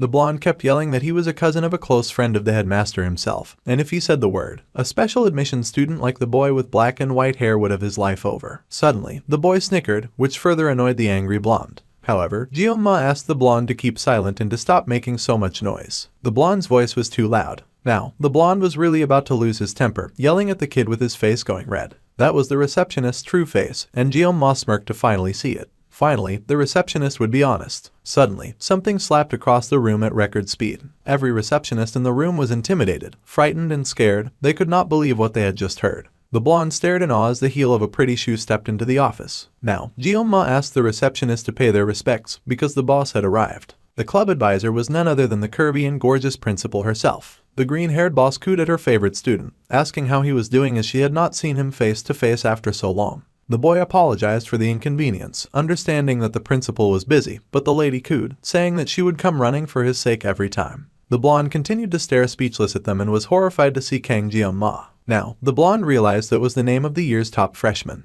The principal told the boy to leave the papers with her and to hurry back to class. After all, his written exams would begin in the next week. The boy then thanked the lady for everything, and one of the receptionists rushed out, providing a chair for the green-haired lady to sit on rather haughtily. The woman was shocked and horrified to see the headmaster, pleading that the whole situation had been just a misunderstanding. However, the woman did not even need to use a blessing to know what the blonde had said. The giant man had mocked the poor boy's background, of all people. He had done that to the student that he and Zeke personally selected. The green-haired lady smiled with a wicked cock of her hair, telling the blonde that she had 5 minutes, and it was time for the blonde to start writing. Now the blonde had no choice but to forcefully resign because of her atrocious behavior. A few minutes later, Jeon-ma was informed that the club application had gone rather smoothly, as long as he found one more member of the club. He was good to go. The boy also guessed that the girl at the office was probably fired. He promised to visit the principal eventually, and she was telling him to come by her office after class. A very suggestive invitation that made him quickly put his phone away. Anyway, the boy soon arrived at his destination, and he found the blacksmith hard at work. The man turned and asked if the boy had come for his gear. If that was the case, then he just had to wait a minute. Now the boy thought that the man finally looked like a real blacksmith. He did not know what the blacksmith really thought of him. But as a former player, he had mixed feelings about the guy. After what had happened recently, the negative side had grown stronger, though honestly, the boy also felt rather bad for the blacksmith as well. It was really hot inside the forge, and he unconsciously pulled at his tie. See, the thing was that Blacksmith Wheelant was one of the main NPCs responsible for almost everything related to equipment upgrades. Due to the nature of K-mobile games, the man was born as a character people, either loved or loathed, for notoriously draining players' wallets. Being a small spender, the main character could not fully relate, but heavy spenders regularly held rituals begging the good plant for luck and praying desperately for Wheelant to bless them just once. Though in reality, most players just called him Scamlant, Doomlant, or even Dicklant. Well, even the boy cursed him when he downgraded his Mirasama from B grade to E grade. Suddenly, the smith asked the boy exactly what he was daydreaming about. The boy was startled as he raised his head, and he mumbled that it was nothing. The smith had just reminded him of someone that he knew. The smith laughed and said that the boy must have been thinking of someone handsome then. Anyway, the man now had the gear for the Oreo-haired boy. This upgrade was perfect. The smith was confident about that. Some special options had even been added as well, and he told the young stunt to check it out. The new and improved Scattered Rain blade of Murasama, the sashimi knife version, with a release boundary. It sparkled in the light and the boy stared in awe at the beauty before him, declaring that the smith was indeed godland, shocking the smith silly. The smith had no idea what the boy was talking about, and he was moving kind of creepy, too. The Painless Blessing has also been significantly improved and would now activate for 50 seconds with a 12-hour cooldown period. When the main character had thought about the dungeons that he had to clear in the future, he had felt like 40 seconds would never be enough. However, 10 seconds extra would make such a hug different. Considering that it would be used in conjunction with the blessings of transition when the level of armament was raised in the future, this was definitely good news. Even though the boy had complained in the past, the Painless Blessing was surprisingly versatile for a spirit blessing. Then, the boy said that Wieland asked him to check some things out. The boy whipped out his knife and saw that the blade had been upgraded to a D rank weapon. After all that effort, the rank had not been raised very high. It was a slight disappointment. But our guy would live with it. He had gone through all that trouble to get materials from an A grade monster, though, and he'd been hoping for at least a C grade. Still, considering that he would be handling aura through the Mirasama frequently, having its hardness increase by 2 grades was definitely encouraging. It shouldn't have to shatter mid-combat anymore, and that was supremely important. Plus, the flashing button partially begging to be pressed, the boy had a weird bad feeling about that. But his finger was drawn to it all the same. He did, in fact, press the big glowing button, and a huge screen popped up immediately, much to the main character's surprise and alarm. The screen that appeared relayed that there had been successful reinforcement, and the weapon's high growth potential. Up to 3 special abilities could now be added. Special abilities require magic stones and can activate at random. Guillaume stared in part awe and part horror, as no one had mentioned anything about magic stones, and now he was faced with 3 very empty power slots. The boy then paused as he recognized yet another element from the game. Meanwhile, a cup went flying into a glass as someone cursed bitterly, shattering the glass in their anger. A man stood now, facing the shattered glass as he panted heavily. He slumped to the floor in defeat, again failing to kill his target. Deep in the depths of despair, the man swung up a bottle and drank deeply to wash away his sorrow. The man then tossed aside the empty bottle and asked his father what he was to do now about this sudden situation. He called to his father, the portrait of a man on the wall, who had no answer and gave no reply. Raymond von Bimhark was his name, and he was one of the 7-star heroes, the one known as the Mad Tiger. However, the man had fallen in battle 40 years ago during the campaign against the 6th Legion commander, Vasman. Society praised the man as a noble hero after his death, but immediately afterwards, countless attempts were made on his son's life, driven by family members hungry to seize their family and their wealth. To survive, the young boy had been forced to harm and poison his heart. Those relatives who plotted assassination against him were instead manipulated to destroy each other, and ultimately the boy was able to escape and restore the family's shaken foundations in his father's absence. At the age of 30, the man had become an elder of the Hawakan army. His mission was to guide this foolish humanity and uphold an absolute ruling class. He had accepted this fate without question. To control the ignorant masses, a common enemy was necessary. Fortunately, the existence of monsters provided humanity with the perfect enemy, lending legitimacy to their authority. They had worked with heroes to fight against the monsters, but unexpected variables always arose. That variable in question was now Lon von Reinhardt, the one hero born with the ability to defeat the Demon King, a capable one chosen by fate. Of course, given the overwhelming gap in power between humans and monsters, the likelihood of Leon truly defeating the Demon King approached 0. The 1st Legion commander, Lycan, was slain by their ancestor, a legendary hero, Balor Hawakan. Such legends were real and had set a precedent so that such events would never happen again.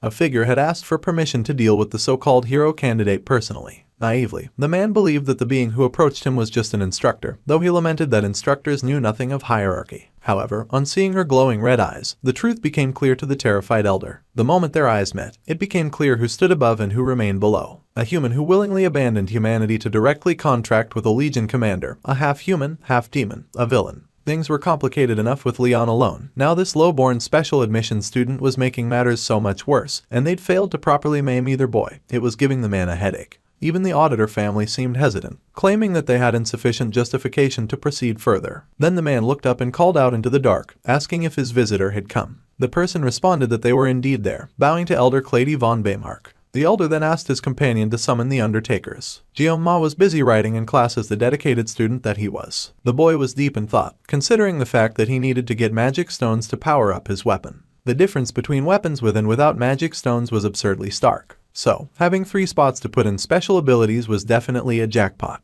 That is, if this was still a game. Magic stones were the kind of thing that only dropped from specified dungeon bosses, and they dropped from a rank or higher demonic beasts, which were practically demonoids in all but name. The fact that he had to deal with demonoids yet again felt like a very unfunny curse, and he wondered if that had to do with the word demon in his name. Meanwhile, Ryoja was by his side sleeping as usual, and he wondered if the girl had stayed up all night long yet again. It had already been a week since they had cleared the Huffalo dungeon with the club members. The key to opening the stone gate in the Buffalo King's territory was also a magic stone, one that came from the colossal beast, Gigant. For some reason, it seems that someone already slayed Gigant and took its stone. Even in the game, the giant Gigant was depicted as so powerful that a single step could shed the earth. Plus, the tall monster was nothing compared to the monsters added in later updates. There was the Basilisk of Corruption, an S-rank monster. There was also the Calamity Beast Manticore, also an S-rank monster. Last but not the least, the S-rank Lick King Dullahan. All of these monsters were natural disasters given form. Ma really had to think about whether that kind of thing was worth risking his life in the name of getting special abilities for his weapon.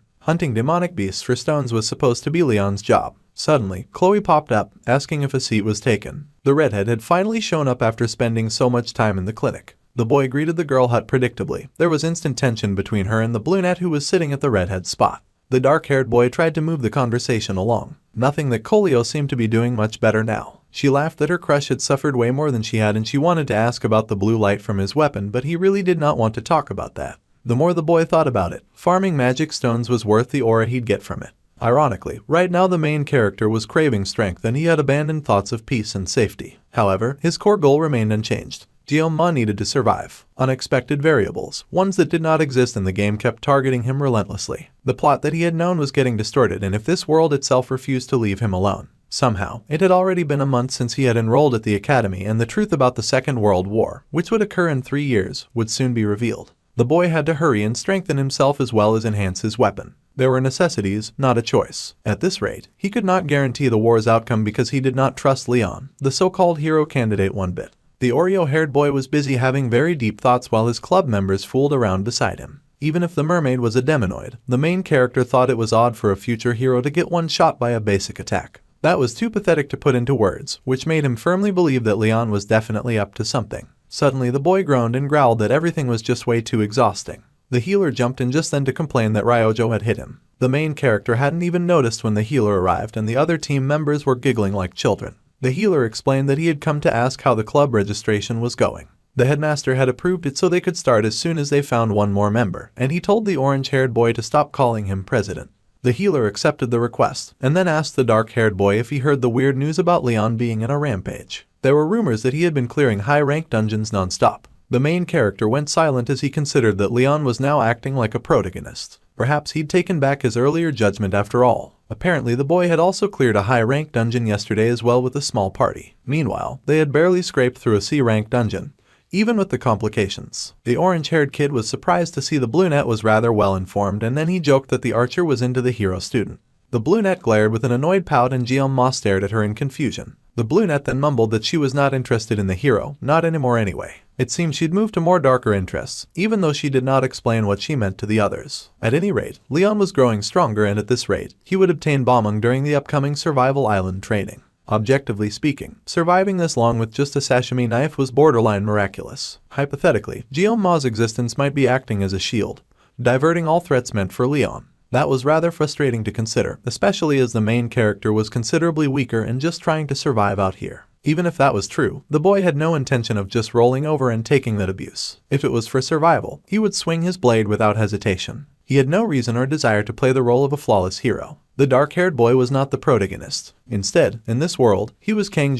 Ma, a background character. He would cut anything, whatever it might be. Ryojo watched him curiously as he mumbled to himself like a complete weirdo. Then she asked if he was into anime cause he was spouting out like he heard them from a game. Meanwhile, a group of people propelled down a nice and long hallway. One of the punks in line spoke to their boss and cheered that they were moving up in the world. Even the Hawaiian Academy elders were calling them now. It was pretty fantastic and they might as well go legit. However, the boss immediately silenced her disrespectful junior. His colleague laughed, saying that he was new so he didn't know any better. Their boss actually hated the elites. This confused the guy as he wondered why they'd taken the job then. Invisible it was, because the payment was too good to refuse. Not even undertakers would bite the hand that fed them. The other guy laughed and admitted that they all had to eat. Plus they even got an advance payment of 100 million per head and they'd get double for completion. It was pretty impressive. Then the boss hissed at them to be quiet and they both agreed to shut up. The maid brought the dangerous people to her employer and the man asked for them to be sent in. Hey, we're all villains. The deputy leader was Jang Tipuk, the grunt was called Perry, and their leader was Ray Shen. The Undertaker Syndicate belonged to the Undertaker-Merry Villain Alliance. They had come quite a long way to meet with the old man from earlier. The man made eye contact with the beautiful bodacious leader of the mercenaries. Then, the old man asked someone to give the mercenaries the package. The package was brought in and the beautiful leader looked through the file. Her target was Kang Ma, an average-looking gothic special student.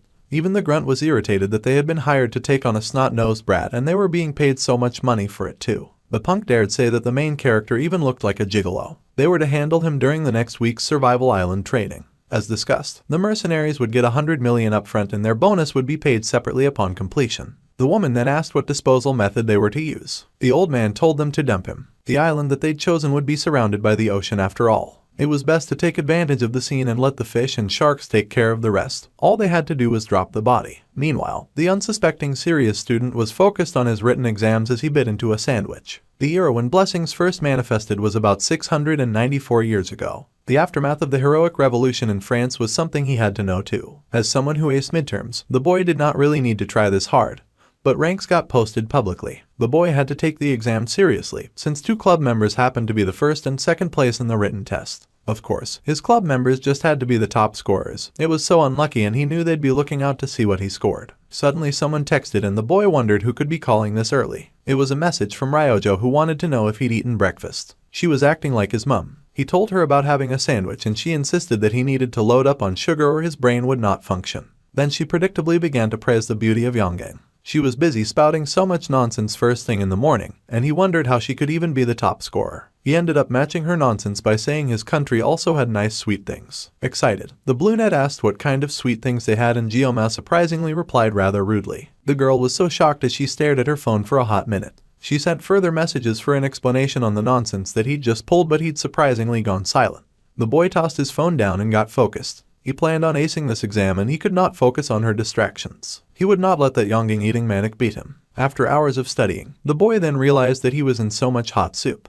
Listening to Weapon and Ryojo chat about all the right answers in the test sounded like listening to an alien language. Chloe was kind and asked the shivering boy how the exam had gone. The boy then mumbled that he had guessed through all 3, which surprised the redhead since those were all essay questions. The boy had somehow managed to scrape by using more knowledge, but he was really going through it in this school trying to ace academics. Chloe thought he was just messing around, but the main character was truly going through it. Hopefully, he had done a bit better than the redhead. Then he asked if she had heard from Nox since he had not heard any updates from the boy. About that, the girl said that her brother actually did call the other day. However, she had been asleep and she had totally missed his call. The boy asked what time the boy had called and that was at 7 in the evening. She had been pulling a lot of all-nighters to study. The girl was a night owl. She had clearly ignored her brother's call on purpose. That was not the kind of energy that Gioma needed right now. The auditor member's constant info was classified, so unless the redhead boy sought him out directly, Chloe would be his only intel source. However, the girl was not the biggest fan of her brother and they seemed rather awkward around each other. The main character thought siblings should at least get along better. Suddenly, the healer screamed that he had studied for days without sleep, but he still was unable to beat the brunette. Ryojo haughtily laughed, saying that it was best for the healer to just acknowledge the very obvious talent gap between them. The girl was confident while the healer was in dismay. Gioma could not help but wonder what the girl would think about him when she found out how much he was struggling. Suddenly, Ryojo rose and hopped over to sit beside them, much to the redhead's still annoyance. She had noticed the two whispering to themselves and she wanted to know what they were talking about. Then the brunette pressed to ask if they were dating or something similar, fishing for loopholes so that she could snatch her prey. The boy wondered if dating and romance was truly the only going on in the minds of teenagers. Meanwhile, Chloe was blushing in the background at this adorable assumption. Well, Gioma rejected the idea immediately, much to the poor redhead's disappointment. They were just friends and it was not what the brunette thought. Then the brunette smiled and then asked why the dark-haired boy always ignored her texts if he did not have a girlfriend. The student groaned, saying that he had only done that one time and she should stop making it look like he always ghosted her. Meanwhile, a very dark and familiar threatening voice echoed behind him and the boy turned in horror to see Chloe's Yander mode had activated. Now, the redhead was violently interested in the fact that her crush and the brunette were texting and she wanted to know exactly what the heck they were texting about. Chloe had just found out that her crush had been texting with her man crush and she was not having it. Her inner Yander popped up and she was flooded with blood-hot rage to find out that those two had been texting each other in private. Gioma was shocked to see this reaction. Chloe had been a tad quieter earlier and now she was suddenly on the edge. He had no idea why the girl was freaking out just because of a text. Weapon was confused by this behavior as he had no idea that the redhead was a Yander. Meanwhile, the brunette was intentionally acting oblivious. She clearly enjoyed stirring the pot, and she was asking why Chloe was suddenly acting so weird. The boy hissed at her to back off a little, but that little jerk had the audacity to shuffle even closer. Ryova did not see what the big deal was. The black-haired boy and the redhead had known each other for a while now, so surely he should know why the redhead was acting up now. Of course he knew. But he also did not trust Ryojo's sudden and really weird interest in the matter, and he wondered just what he was planning. Then Chloe called out his name, her words dripping with murderous intent. The boy had not even given her his number, and here he was exchanging casual pleasantries with a girl he'd only known for a few days. The boy hesitantly had to explain that this was because the redhead's number was confidential in the first place. He could not possibly access Auditor's personal information so casually. Still, the redhead was not having it, and he said that he had promised that he would be her one and only prince. He promised nothing of the sort, by the way, and this was the most that her yandere had ever acted up in public. Things were getting really bad really fast. Meanwhile, Ryoja was cackling and enjoying the show. Gyoma wondered if the brunette knew what a yandere was, or if the girl was just dense. The archer then pretended that she had no idea what yandere meant, despite the fact that she is clearly Japanese and is messing with him on purpose. She was even working very hard to make the situation worse. Fortunately, Speedweapon popped up and grabbed her head. He scolded her for not taking the situation seriously, especially when Gyoma was so clearly uncomfortable with the whole thing. The brunette wailed and whined about getting pushed, growling that she would kill the orange-haired healer. Meanwhile, Weapon was just baffled at the way Xlo was acting. The redhead had even pulled out a knife, which was way different from what had happened last time, and the main character was lost on how to handle this very tense situation. He had been slacking off on his research about yandere because things had been going so well. This was bad, and the redhead advanced. The girl declared that from now on, she would make sure that he would only ever look at her. She was making some really dark promises there, and the boy nervously suggested talking things out first before they did stuff that they would all regret. The girl scratched and leaped right at him, swinging her knife with such violent killing intent. The healer cried out in shock, and even the brunette started taking things a little seriously when Xlo attacked their leader. The girl went on ranting as the Oreo-haired boy dodged, saying that he kept making her so sad. He was always hanging around and flirting with other girls. He would not even look at her. Obviously, that hurt her feelings so much, and Ryoja watched curiously as the knife came flying right at her.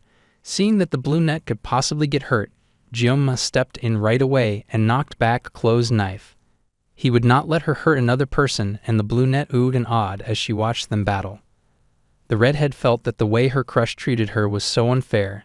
He made time for other girls even though she was always there for him. There was a sudden loud bang, and the others stared in shock. Gyoma had finally taken the bull by the horns, and he pushed the redhead down on the table, pinning her there in a romance lead style. The girl growled for him to let her go, but he held her tight, using all of the power in his big muscular hands. The leader demanded that the resident assassin calm down and listen to the sound of his voice. The girl yelled that she should listen when he did not even want to keep in touch. However, the Oreo-haired boy said that he did want to talk, but he preferred to talk to her face to face. If they talked through a hunk of metal like a phone, it would feel so cold, and their emotions would not properly pass through. The boy had finally remembered his training on how to deal with a yandere, and he was laying it on thick with the sugar-sweet words. He preferred it when things did not sound cold between them, and the girl began to tremble with emotion. Leaning closer to her, it was time to land the finishing blow, and he called her name, holding her close as he thanked her for always thinking about him. The redhead blushed, her heart suddenly beating faster at this gentle embrace.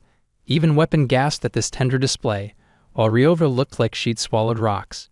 The wicked homewrecker had failed in her mischievous efforts. Now that Gyoma had gone full prince mode, he was laying it on thick. He mentioned that back in the Buffalo Dungeon, he had always ended up relying on her, so he begged her not to be upset. The redhead blushed and cooed and giggled at this high praise coming from her man, who was just relieved that he managed to handle it somehow. The healer then asked their fearless leader if he was okay. Fortunately, Gyoma was pretty cool, and the team asked what they could talk about now.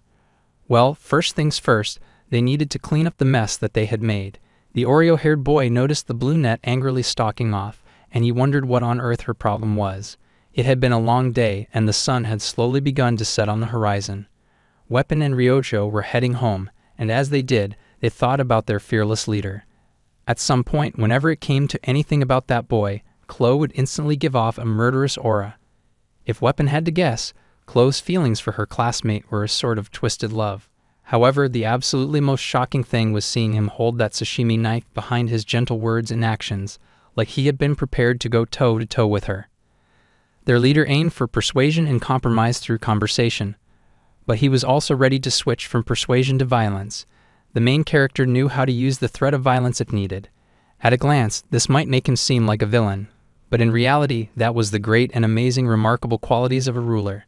The orange-haired boy could not help but admire it, thinking for sure that their leader was destined for greatness. While he was busy fanboying, he noticed that the brunette beside him was sulking. Spivapan was a good friend, so he asked what was going on with her weird mood. Since she wasn't going to give him a proper answer, he asked why she was fiddling with her phone, and she just said that her subscribers were not watching her video, so she was deleting it now. The healer was surprised to hear this. His friend was on NeoTube too. The girl scoffed, saying that it was nothing professional, and she had just created it just for fun. It turned out that she had been the one to write the post on the perfect way to deal with a yandir, and now she was going to erase it and leave poor Giamma high and dry. The healer was speechless when he read the post title, and even more shocked to find that it had over 200,000 views. That seemed like such a waste to delete, but the BlueNet pouted and instead that she did not need it anymore. Well, it was her choice, so he shrugged and took a moment to make fun of the name of her channel. He even laughed at her, even though she then threatened violence. Meanwhile, in the Aukin Academy library, starting next Wednesday, there will be a scheduled deserted island survival training on Avalon Island for 3 days and 2 nights. Going by the name, it sounded like a serious survival camp. However, they could make teams from 1 to 4 people, however they wanted. They even posted an official announcement with all the details to every cadet. So it was more like an event similar to camping or a school trip. Surviving on a deserted island, our guy needed to do all the research he could get his hands on to accomplish that.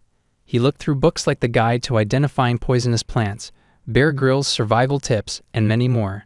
Since it was called a survival test, the Academy would evaluate each cadet's self-sufficiency over the course of a 3-day and 2-night period, although it did not affect their grades. Now that he thought about it, this event had left a pretty lasting impression on him, and he had been just a player back then. That event was part of the main storyline where one would acquire the hilt of Balmung, the main weapon of the protagonist Leon, and then an incident would happen that would spark the feelings between Abel and Leon. That was when the iron wall around Abel would finally crumble, and their romance would blossom into something new. Since Abel and Leon were his favorite couple, Giamma had been really into that event. However, now he found that he was not that jealous of Leon anymore. Since entering the school, all the endless perils had made him even more cynical about love. He had to deal with the fact that the Academy elders were after him, plus there was a mysterious instructor too, and the fact that his club still needed some members, and many more problems that he had to deal with. No matter how pretty the gifted swordswoman was, the main character was not in a situation where he could catch a feeling at all. It did not matter who it was, so love could wait for his next life. As a swordsman, what he was more interested in was the holy demon's sword Balmung. Perhaps it was because he was a swordsman, but he honestly could not help but want the beautiful weapon so badly. Plus, as a former player, he already knew where the weapon was and what it could do. However, finding the scattered Balmung pieces was also a key part of the story's narrative. Even if he knew where all the pieces were, he still would not be able to get them. This was because the condition to obtain Balmung, which chose its own master, was to manifest the blessing of a miracle. This was given to Leon, giving him the quest of saving the world from the Demon King. This weapon was literally designed exclusively for the protagonist. It was like a pie in the sky that he just could not have. Compared to him with his sashimi knife, the difference was just too much. So instead of hurting himself by longing for the impossible, the man decided to instead focus on learning what he would actually need for those 3 days of survival. Avalon Island, likely the place they would be surviving on, was uninhabited with no demonic beasts, already a good sign. The boy hoped that nothing weird would jump out this time, like what happened on Skopuli Island. This time, the director made a special request to have the Sword Emperor join as a guest instructor to lead the underdog class. This was not enough for Giamma, and he needed to do more research. The world's strongest hero guiding first-year students on a camping trip was almost hilarious, and the main story had changed a lot, but at least now he could fulfill his goals safely thanks to that. The boy looked through the books in front of him, seeing if he could find more about Avalon. He had not come to the library just for basic survival info that he could get online. The boy had a purpose, and he was also looking for something on Avalon Island. He wanted to research the place that they would be sent to so that he could learn more about it and create the perfect survival strategy. The island was located in the far western sea, and it was a mystical place where the terrain constantly shifted. In the very center of the island is the ancient Queen's Lake, and among certain tribes, it's called the Land of Beginnings Paradise. Currently, it is uninhabited with no residents. The stuff that he found in the new book was exactly the same as all the other stuff that he knew. The boy groaned and wondered if he would have to search the whole library for more information. Suddenly, someone greeted Giamma, acknowledging that he was here too.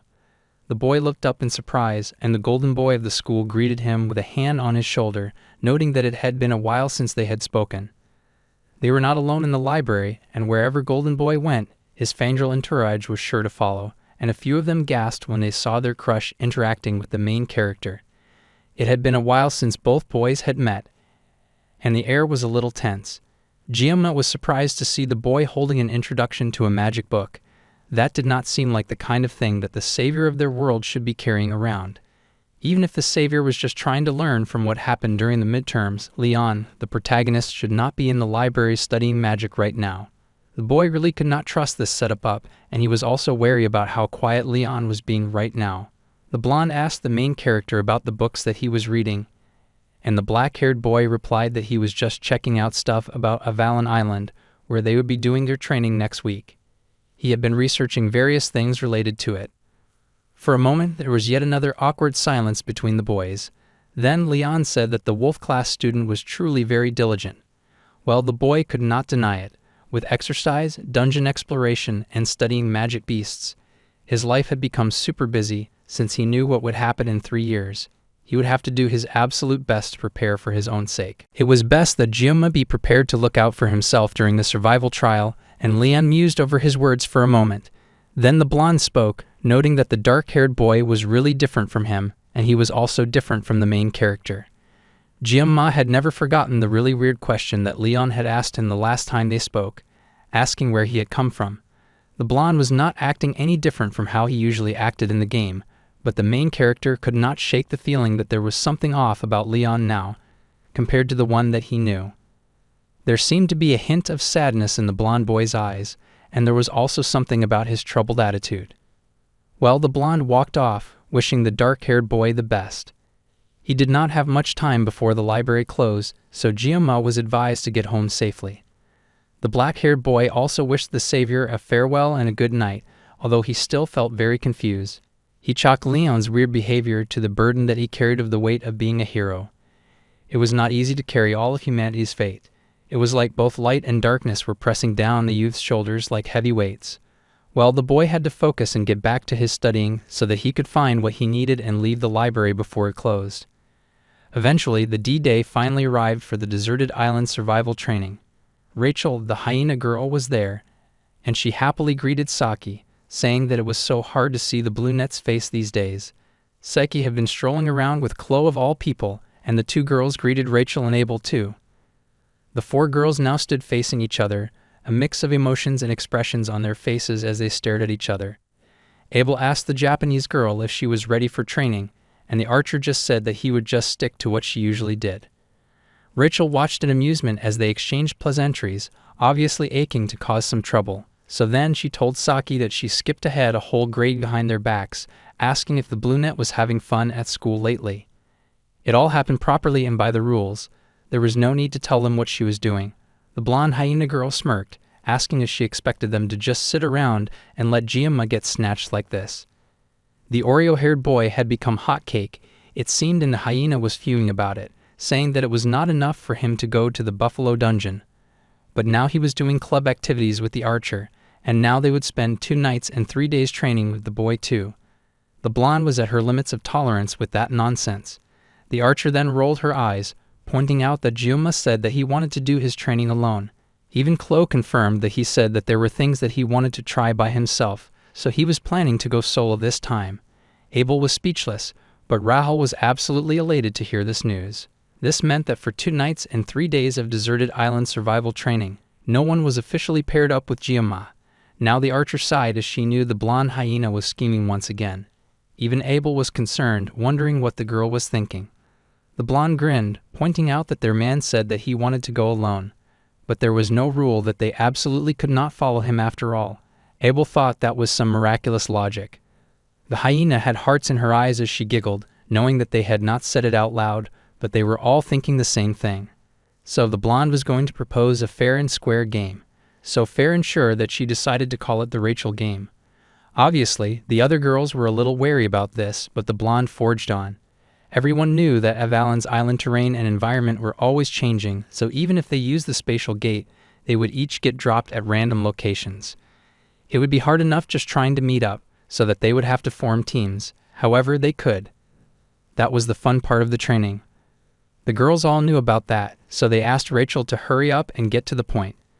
Well, the point was that during the 2 to 3 nights of survival training, whoever found Manhwa first would be counted as the winner, and the remaining 3 would have to give up. What did giving up mean? It meant that they would have to stop chasing him with affection, and the winner would get the chance to monopolize their joint crush. Now this battle immediately caught their attention. The hyena girl explained that if they met up, whether they wanted to team up or stick together, that was up to them. However, it was important not to get in each other's way. This game sounded like a good idea to Chloe, and even Saki agreed that they should take a picture of Manhwa as proof that they found him. The girls were happily getting ready for the challenge. Meanwhile, Miss Abel was panicking because she had not even begun to accept the weird feelings that she had for the main character. Now that she thought about him and the time that they had met, something came into focus for her. The blonde hyena asked the swordswoman if she would be participating in this game. However, the girl with hair like a waterfall steeled her mind and her resolve. With a whip around, she told the others that she did not have the time for silly games and opted out of it. The blonde was fine with that, saying that the trio would play then. Abel walked away from the other girls as they continued their plotting and their planning. Meanwhile, the man whom they were busy plotting about groaned as he acknowledged how exhausted he was. He had been holed up inside the library till it was late at night. However, he had managed to accomplish the things he set out for. He had noted down everything that he needed on his phone at least, and although they were not heading into a demonic beast danger area, the director had advised bringing at least some basic weapons, just in case. The woman was even checking on him, asking if he had carried good clothes, and he laughed at how she was acting like his mother. Though in her case, it was more like she was his grandmother. Anyway, it was time for them to leave, but he paused when he noticed a figure with purple hair in the distance. The guard that they had interrogated in the bull cave had confessed that the person who hired him was someone with purple hair and purple eyes, a female instructor who was fairly tall. The main character could not even begin to guess at her intentions, but if she was after him, then this deserted island survival training would be the perfect opportunity. If she tried to take advantage of the mysterious nature of the island, where the terrain constantly changed, it would also make the cleanup very, very easy. Of course, the same thing kind of applied to him as well. Manhwa was not comfortable with the idea of using his knife powers on a person, however, he could not let himself just die either. Come to think of it, Speedwhipan had drawn a sketch before. The sketch had been kind of lame, and the main character cursed, knowing that there was no way he would be able to find her with art that lame. There were so many purple-haired trainers scattered around the school. The boy then sighed heavily, resigning himself to his fate, when someone suddenly called out to him. It was the swordmaster, dressed in a casual Hawaiian shirt, and he noted that the boy had been slacking in his training recently. The Sword Emperor reminded the young lad that with great talent came lots of hard work, and then the results would not just be added, but they would multiply as well. The man also reminded the boy that his body could only handle so much, and it was also important to prioritize rest and enjoy the training. Manhwa thanked him for the advice, partly baffled by the motivational speech, but wished the Sword Emperor luck as he went out to catch big fish. The Sword Emperor cleared his throat, very awkwardly saying goodbye to his newest obsession. And the main character smiled nervously, thinking of how the old man was so hip. The girl with the waterfall hair also stared at him, and his eyes were immediately drawn to her. She said nothing and just walked off, looking upset for a reason that he could not identify. Everyone seemed to be acting weird that day. Then he smiled, knowing that Abel would get his boyfriend soon, so he really hoped that she would cheer up. Just then he felt a presence beside him and whirled around fast enough to flick the forehead of the brunette archer before she could jump him. She squealed in pain. Ryojo sulked and cried, saying that she was just bored and trying to mess with him, so she had no idea why he would just attack her out of nowhere. He had felt something sneaking up before him, so he had done it without thinking. It was her fault for trying to scare a targeted man. The brunette cried that her head was not a drum and she had really come all the way just to wish him good luck in the upcoming training. She was upset at how badly her attempt to be cute had gone, and she angrily stalked off, leaving Manhwa even more confused than before. The main character really could not sleep much these days because the brunette was always hanging around him in class. If he did not react at least this much, she would get even more restless and keep pacing around like crazy. Manhwa was not sure what part of him caught her interest, but Ryojo was technically still a heroine, He figured that it would probably be for the best not to get closer than he had to. With all the weird interactions over, the spatial gate to Avalon Island was now activating. All the students were told to be careful and to have an enjoyable time. This time, the main character just wanted to find what he was looking for and to get through this event quietly without any trouble. Thus, all students were given the blessings of the hero as they embarked on their training. Stepping into that new world, Jiome's eyes widened at the first thing he saw. He had landed in a world painted in the hues of pink, blue, and purples. It looked straight up like a pride flag with colored waters and a bright purple light. It had been a year since the main character had fallen into this world, and he stepped forward now, his eyes raised as he looked in front of him. Now it finally felt like he had entered a fantasy world for the first time. The sacred land of Avalon was beautiful, especially the Tree of Beginnings, Yggdrasil. Well, the girls had also landed, and they decided that they would save the sightseeing for much later. The deserted island survival training had begun, and Kang Jiama was very excited to see if he could find his new blessing. The games had begun. Jiama had taken a photo of Avalon Island's map back at the library, and then he had marked the location where he could get the blessing of regeneration. After comparing his memories of when he played the game to the map itself, he realized that the blessing's location was near the lake at the island's center. It seemed to be near some rocks. This meant that he would need to get close to the world's trees lakeside, and he would have to cross both the rocky area and the forest area. Well, there were still 3 days left, so he was sure that he could handle it. Also, the academy did not just send them there to play around. All the students had been given missions to find orbs hidden all around the island. In short, it was just like a treasure hunt that people did on field trips. The more orbs they found, the better their grades. Apparently, the orbs could even be used to enhance the materials, so he would try to grab some while he could. First off, following Bear Grylls' book, it was time to check on his survival gear. Then the boy whipped out said survival gear, which was a 50-centimeter long mesh sheet with a dangerously dark blade. He bought that from the hiking section at a supermarket. It would help him clean and log while he was out there. The main character bought that gear especially for this training, since he would have to save the 50 seconds of the painless blessing, so he should get used to using another weapon first. The boy swung the mesh sheet with fiery power. The grip was great, but the weapon still felt kind of awkward. He decided that he would use it in emergencies like the Sashimi knife. Then the boy suddenly spotted a really cute, adorable white bunny peeking at him. Instead of being moved by its cuteness, Jioma got the idea of using the animal as target practice to help get used to his blade. Plus, he'd need the food anyway. Suddenly, the rabbit stood up, and Jioma found out that the little bunny was a huge scam. It was a surprising shock, but it wasn't like he couldn't handle a serious threat. He had taken down the Cow King after all, so a little rabbit should not be too hard, so he got ready and charged, choosing to do this hunt without the sword god's blessing. He really needed to test that machete after all. The bunny saw him coming, staring deep into his eyes as it suddenly reflected the image of Abel. It turns out that Abel had also discovered a very adorable, and though confused, she had the right reaction towards it. She waved to the little creature, thinking that it was much too cute to eat, and she wondered where its mama had gone. The sweet girl tried to give the rabbit a little pat, but it immediately bit her. The ungrateful ingredient then skipped away, and Abel got reasonably upset. It seemed she had changed her mind about not using that bunny for food, and she grabbed her sword as she raced after it. This would work out well because now she could test her special training results against one little rabbit. The rabbit was surprisingly fast, though, and it even smirked at her as she gave chase. That was not all in her head at all. The rabbit had definitely gotten faster, and she growled, wondering how dare the rabbit look down on her. So the creature had been hiding its true abilities after all, just like that one guy that she was pretending that she did not like. Well, no matter how fast the bunny was, in front of Nibelung's sword, it was no match. She was the Sword Emperor's granddaughter, and she would not be defeated by a bunny. Waterfall Hare almost got it when something strange happened, and the terrain had changed all of a sudden. The girl found herself splashing into water, the mean bunny leaping out of sight. It was truly embarrassing. She was the Sword Emperor's granddaughter, the true heir to the Nibelung bloodline. She was Abel von Nibelung. Yet she found herself sinking into a whirlpool, the rabbit looking back at her with scorn. In the rabbit's place, she saw Kang Jiama, and the Nibelung hare sank deeper into the water. Meanwhile, Jioma was busy fighting against that giant rabbit monster. He had worked out so much, but without a blessing, he was starting to realize that he was rather pathetic.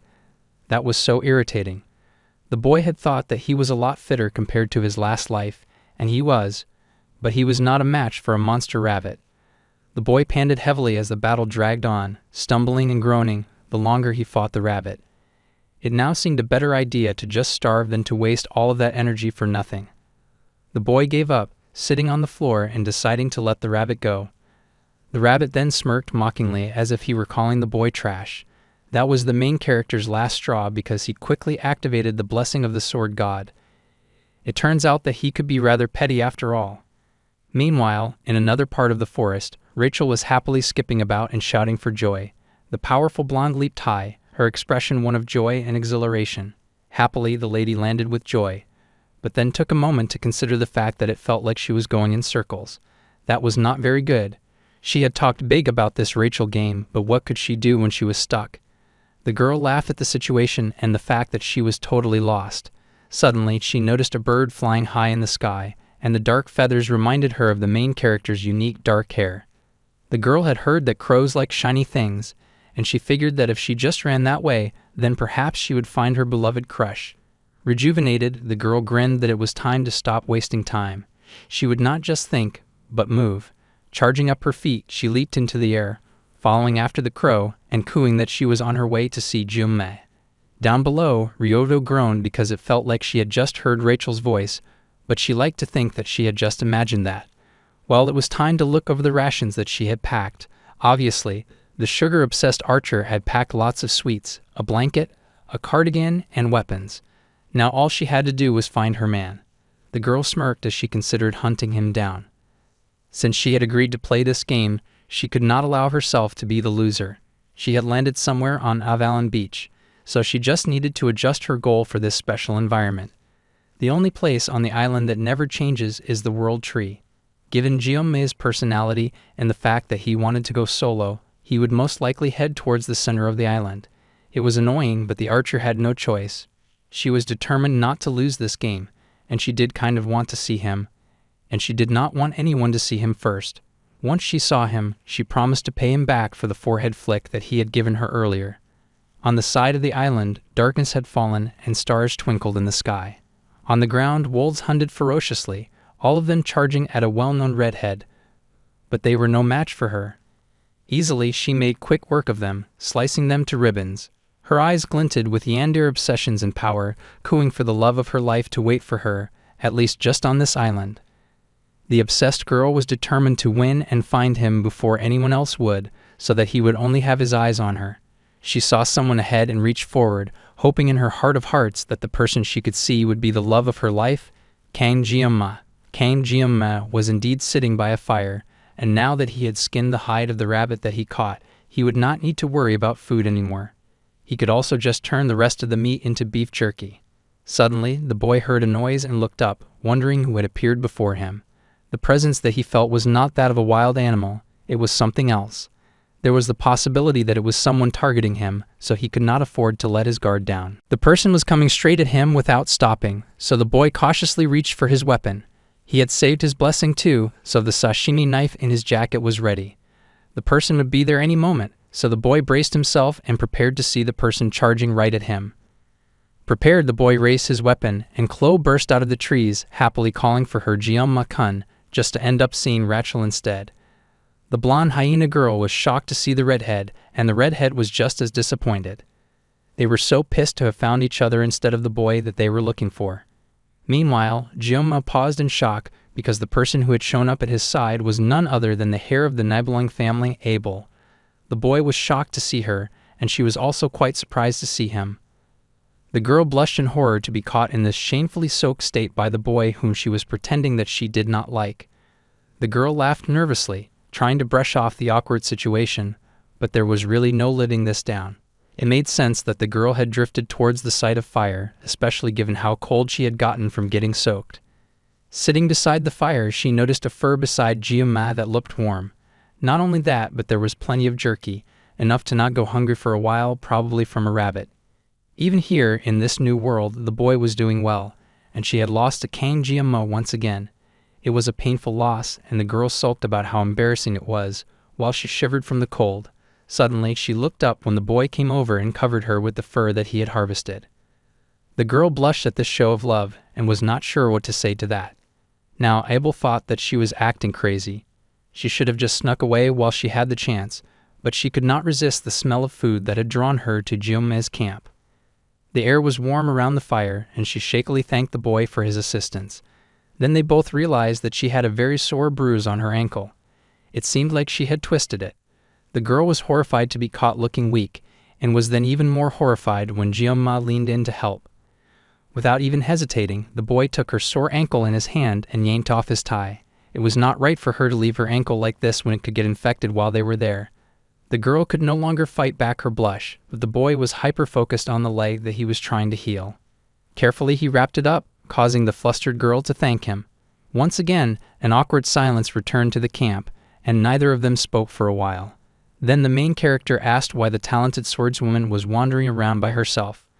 The girl did not have the gall to admit that this happened because of Rachel's really stupid game that she had unconsciously been playing. She blushed that she had something that she wanted to do too, and she was more comfortable when she was alone. The boy nodded, taking her words for truth, and even saying that she was a lot like him. The girl blushed because she recalled how casually she had opted out of the game when she had ended up being the one to win. She recalled that she just had to take a picture to prove her victory, and very shakily raised the phone. Abel was just a shy lover girl after all, and she somehow did manage to point the camera in the right direction, and then she actually posted her victory. The other girls nearly lost their minds at this development.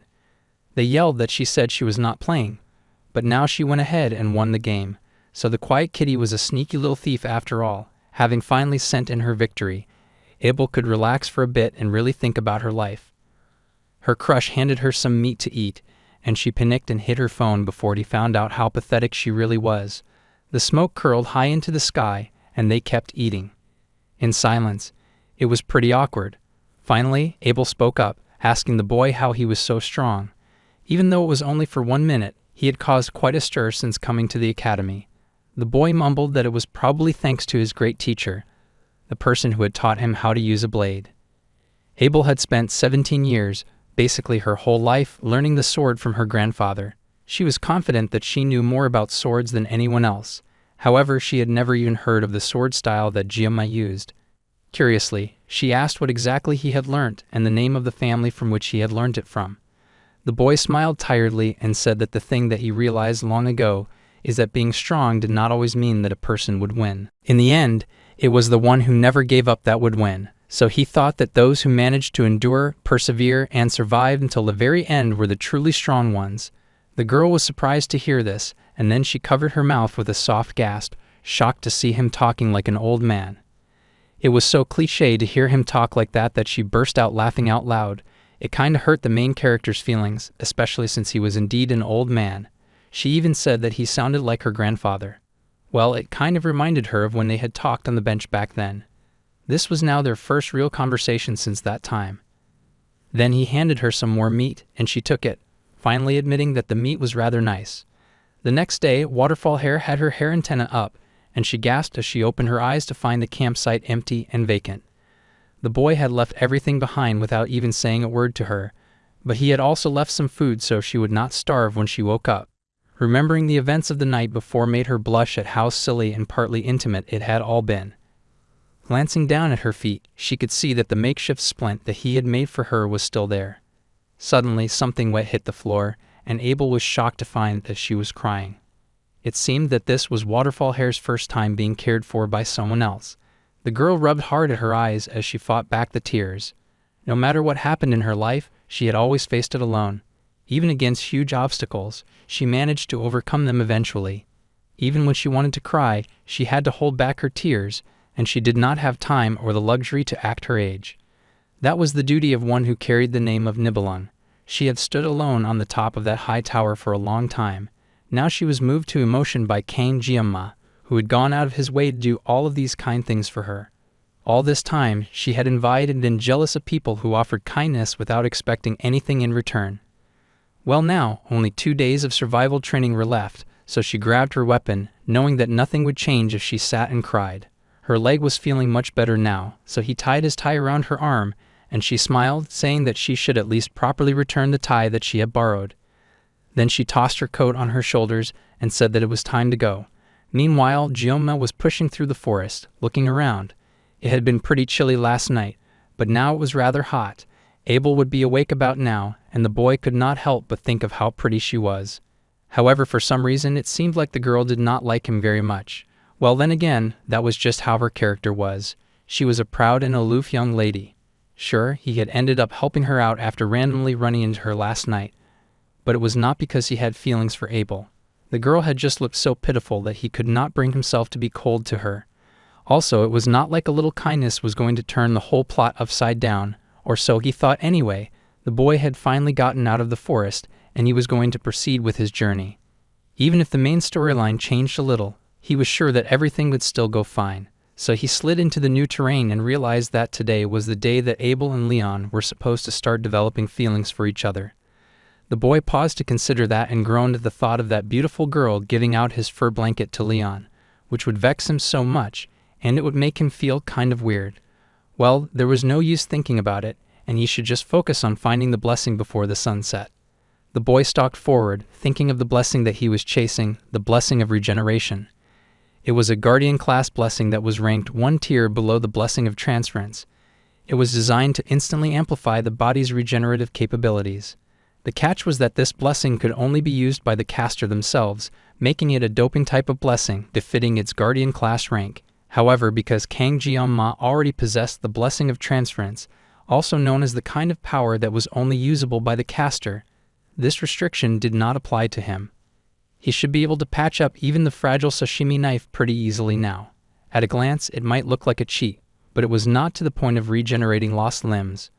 It was just a blessing that would accelerate the healing of wounds. Besides, this blessing was treated as a hidden bonus even in the game, so it doesn't particularly affect Leon's growth. Since the blonde would end up growing incredibly strong later on, he would have to make sure to get it no matter what. The boy was doing a lot of climbing, and he groaned because this looked nothing like the game's graphics. In the game, it was supposed to be on some kind of rock, but he had ended up searching until sundown. That totally sucked. However, it had paid off in the end because finally he had found it. The blessing of regeneration, hidden inside some suspicious-looking rocks at the bottom of a valley. He wondered what that shining light was over there when the blessing should be hidden. He went closer to inspect it and was surprised to see a gigantic orb as a freebie. He had come all the way for the blessing just to get an orb as a bonus. That seemed like good luck to him. Things were finally starting to look up for Gyoma, and it felt like his luck was finally turning around. Things had been rough so far, but he was going to go grab the orb first and have a look around, since he was so crow-like that he could not resist going after something shiny. He really hoped that he could finally get the blessing before it got dark. Just then, the old webs and ropes holding the orb suddenly snapped, and the boy paused in confusion, wondering what the heck was happening. Suddenly, he heard a voice behind him, someone who said that they had not expected the boy to come this far deep. The person assumed that the main character had not come here for a sightseeing tour of the World Tree. It was Leon, and he looked mad and scary. He asked if Gyoma had really come to a place like this just to find the orb. The main character was shocked to see the hero with glowing blue eyes. The blonde looked threatening as he asked the black-haired boy if he had come here for another reason. The main character stood confident, saying that he had seen the orb from a distance and he had come to get it, that was all. The blonde decided to test that theory. It could not be helped after all. He yanked out his sword and told the dark-haired boy to try and take it, a very bizarre thing to happen. Leon said that he would let Gyoma have the orb if he could beat him. Leon, the day that he was born, half of the world smiled with him. Gyoma had found it, the hero's proof, that beautiful white feather and the glowing sword of blue. Two boys faced each other now, both standing at that empty place as the sun slowly rose behind them. Now Gyoma wondered what had gone wrong and why his beloved hero was acting weird. He thought that the valiant blonde savior of the world should be with Abel right now, making romance, as this was supposed to be a turning point in the story. However, now the boy worried that he might have accidentally stolen the event from Leon. So nothing happened between them all night long. However, even if the hero knew that, fighting over that would be a bit ridiculous, wouldn't it? However, Leon was not smiling at all. He swung the deadly weapon that he held, a deep slash behind him to show that he meant business. He'd have found Balmung, and the main character's eyes widened in shock. However, he wondered what sort of condition this was. He understood that it was not complete, but still. The world's worst and most sinister demon sword was Balmung. The blue gem embedded in its center was a catalyst that granted holy power to the holy demon sword Balmon to neutralize its magic. The ether gem was the power used to neutralize that magic. However, since Balmon itself was based on magic power, even if it was neutralized with an ether gem, it was still greatly affected by the user's character. That was why in the game, Balmon could become either a demon sword or a holy sword depending on the player's choices. Now Giomma worries about Leon's state of mind. The boy said that, anyway, the main character could just think of this interaction as nothing more than just a sparring match. The blonde could not even use the mental realm right now, so this was insane, and the dark-haired boy had to ask if the boy was truly serious right now. The blonde just replied that he was not good at lying. He was dead serious. The blonde stalked forward, and the main character feared that the hero was trying to use him as a stepping stone to grow stronger after getting Balmon. The boy kind of understood where Leon was coming from, but it was just a guess. One thing was for sure, the orb was just an excuse. The blonde apologized, saying that he did not have much time, so he would just go ahead and start the fight. With no hesitation, Leon leaped forward, swinging his sword. Suddenly, the perspective shifted, and we were back with Rachel, who was groaning with annoyance. The orange-haired healer was with her now, and he asked why she was busy yelling like that. The girl groaned that she was just trying to find Giomma, but she ran into Weapon, of all people. Weapon was also not excited about running into her either, and she blamed him for having no sense of direction. He was always busy bragging while following her around. The boy then yelled and asked if she was searching for Giomma. She was so predictable, and she did not hesitate to admit that. The orange-haired boy was baffled by her shamelessness, wondering if she was interested in their leader or something. The brunette asked why the healer would think that, and the boy said it was completely obvious. Until just a month ago, all she did was nap in the archery range, but now, whenever their team leader came up, she got all active and different. Also, she really hated doing anything complicated or tedious, but now she was suddenly doing a lot of extra stuff without anyone asking. He knew her well enough to know that this behavior was plain weird. The girl paused, and the healer froze, wondering if he had said too much. He ended up smacking his nose on her head, and he told her not to stop so suddenly like that. Suddenly, the brunette called to her friend and slowly turned with a nervous blush on her cheeks, asking if her feelings were truly that obvious. He had never seen her like this before, and he asked suddenly if she was possessed or maybe under some kind of mind control. She punched him in anger because now he was just talking nonsense. However, they paused when they heard a strange sound and saw blackbirds dancing and flapping in the air. Weapon thought it could be an earthquake, but Ryota knew that it was different. This was instead the power of someone she knew well, Kane Giomma. The boy had the audacity to whip out his machete in a serious fight, and to no one's surprise, it was immediately cut to ribbons. Kang Giomma was tense, knowing that things were more serious and more insane than he expected. The blonde demanded why the black-haired boy was not fighting back. Even if the boy knew that Leon would miss on purpose, there was no reason not to take this fight seriously. Then the hero said that the black-haired boy clearly had no respect for him at all. Honestly, the black-haired man just could not react as he did not expect the blonde to actually swing Balmon. The boy could not just get dragged into some fight when he did not even know what on earth was going on. He had hesitated because if he had tried to use his blessing, he might have accidentally cut him down. Then the blonde called out to Kang Giomma, and the main character knew that if he did not fight back, he might end up losing his head. Leon was the protagonist of this story, and he demanded that his opponent grab his weapon, especially since this was going to happen sooner or later anyway. The protagonist was also the holder of the blessing of the miracle. Facing a monster like the protagonist without using his blessing was simply absurd. It was time for him to get rid of the naive thought of facing Leon in a casual way. So the boy summoned up the blessing of the sword god. The two clashed in that empty place, power meeting power as they began their dance for dominance. The two very fine and very talented young men clashed in a battle of wit and power. Giomma found himself leaping backwards, but Leon was hot on his tail. Leon slashed that mighty sword, and Giomma was absolutely shocked when his sashimi knife fell. However, the blonde did not relent and slashed again in an attack that the black-haired boy barely dodged. The blonde's slashes were relentless, and he would not stop or waver as he swung his weapon like he aimed to kill a monster. Fortunately, the main character had come with his bag of knives, and he reached for another knife to resume the battle. Neither of them was joking around anymore, and they were going to fight this battle seriously. A dance of powerful slashes swung around the golden protagonist, and he raced forward again, charging at his enemy. The sashimi knife wielder was shocked again at how fast the blonde was moving, and the golden boy swung his sword with killing intent. Gyoma panicked for a hot second, and the beams in the surrounding area were cut clean. The golden hero's power was no joke. That guy was on fire, and he even sliced the main character's knife bag in half. Gyoma just managed to dodge the attack, and he just managed to run fast enough to get out of Leon's crazy long range. The Black Mane raced away, realizing that the hero was now on a whole different level from when they had encountered each other during the midterms.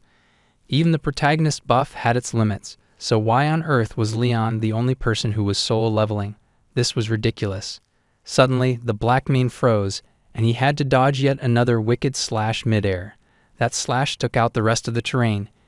It was so deadly that it shredded rocks, it shredded the ground, and it probably shredded the air too. The sword in Leon's hand sparked and puffed, and the golden hero panted heavily as he fought. Kang Gyama stepped forward from the smoke, his weapon glinting as he did not run away anymore. He confronted the blonde, calling out his name and asking him why he was going so far. The blonde stared at his opponent, staring at the other boy in silence for a moment. Then he raised his head and mumbled about the world. On his shoulders rested the absolutely heavy burden of saving the world. Those heavy words, those heavy demands, they weighed on him like the pressure of a dark red sea. If it were him, he would surely be the one who was able to bring happiness to everyone in this world. The hero laughed at those words, gripping his sword as it lit up once again, saying that now Gyoma should be able to understand. With this, the hero fired up his power, saying that the main character would finally know between them, between the absolute power that Leon held and the fragile knives that Gyoma wielded, they would finally know who was who. The blonde looked crazed as he flared up his powerful weapon. But Gyoma did not faint nor cower at the power that the boy displayed. Instead, he raced forward, he dove into the slash of Leon's sword and responded with a slash of his own. Wind and rocks flew as the two faced each other for real this time, with the final swing of their swords. A piece of the hero's weapon crumbled, and he thought of those words that had said that they believed in him. Both boys stayed frozen in the poses of their final slashes for a moment, and a white feather danced around Leon as he stared emptily forward. He was thinking of the words of his father. However, those expectations were just too far out of reach for him. The boy lowered his sword as he looked into the sky, thinking tiredly that someone else should have been chosen instead of him. The boy in front of him, who quietly sheathed his sword, was Kang Gyama. The battleground had been completely leveled by the ultimate display of fighting skill that both boys had shown. The black-haired boy carefully sheathed his shining sword with a very definite clack, but when he turned around, the blonde boy was gone. It was an unexpected duel, but the black-haired boy figured that the hero wanted to use the duel as a way to help him grow as a hero and strengthen himself. Unfortunately, Gyoma did not plan on losing to anyone. Besides, the blonde had not even come at him in a way that would let the boy end it easily. Plus, the black-haired boy had wasted so many really good sashimi knives. If he had made one wrong move in that battle, he truly would have been dead. The black-haired boy had tried his best not to target Leon, but thanks to that, he had ended up dodging all over the place. Even so, the blonde's growth was at a level that was quite fitting for the protagonist. Also, the main character thought that he might have sliced Bauman quite a bit, and he felt bad about it. As long as Leon could get it repaired and could collect more parts later, reaching its final form should not be a problem. Gyoma was, in fact, very pleased that at least he had not cut the hero, so everything should be going pretty well. The main character was delusional enough to believe that everything was going great, and he snatched up the ore. He had also found the blessing, so he happily grabbed that too. A new message popped up, congratulating Gyoma for acquiring a new blessing. The blessing of regeneration. The boy hurried to test out his ability right away and quickly sliced his arm. Sure enough, his arm healed back just fine, like the wound had never even been there. The effect was pretty solid, and the young lad was impressed. Still, he was quite glad that he had gotten what he wanted. He had fought a very tough battle. Later that evening, smoke rose into the air as Gyoma warmed himself by the campfire. He wondered now, thinking of the things that had happened, and he wondered what that fight had been about. If it was not about Abel, then why had Leon said things like this was going to happen sooner or later? Things had gotten so tense that the main character could not even question it. He wondered what the hero had meant. Leon was in existence in this world, but the black-haired boy wondered what exactly Leon was.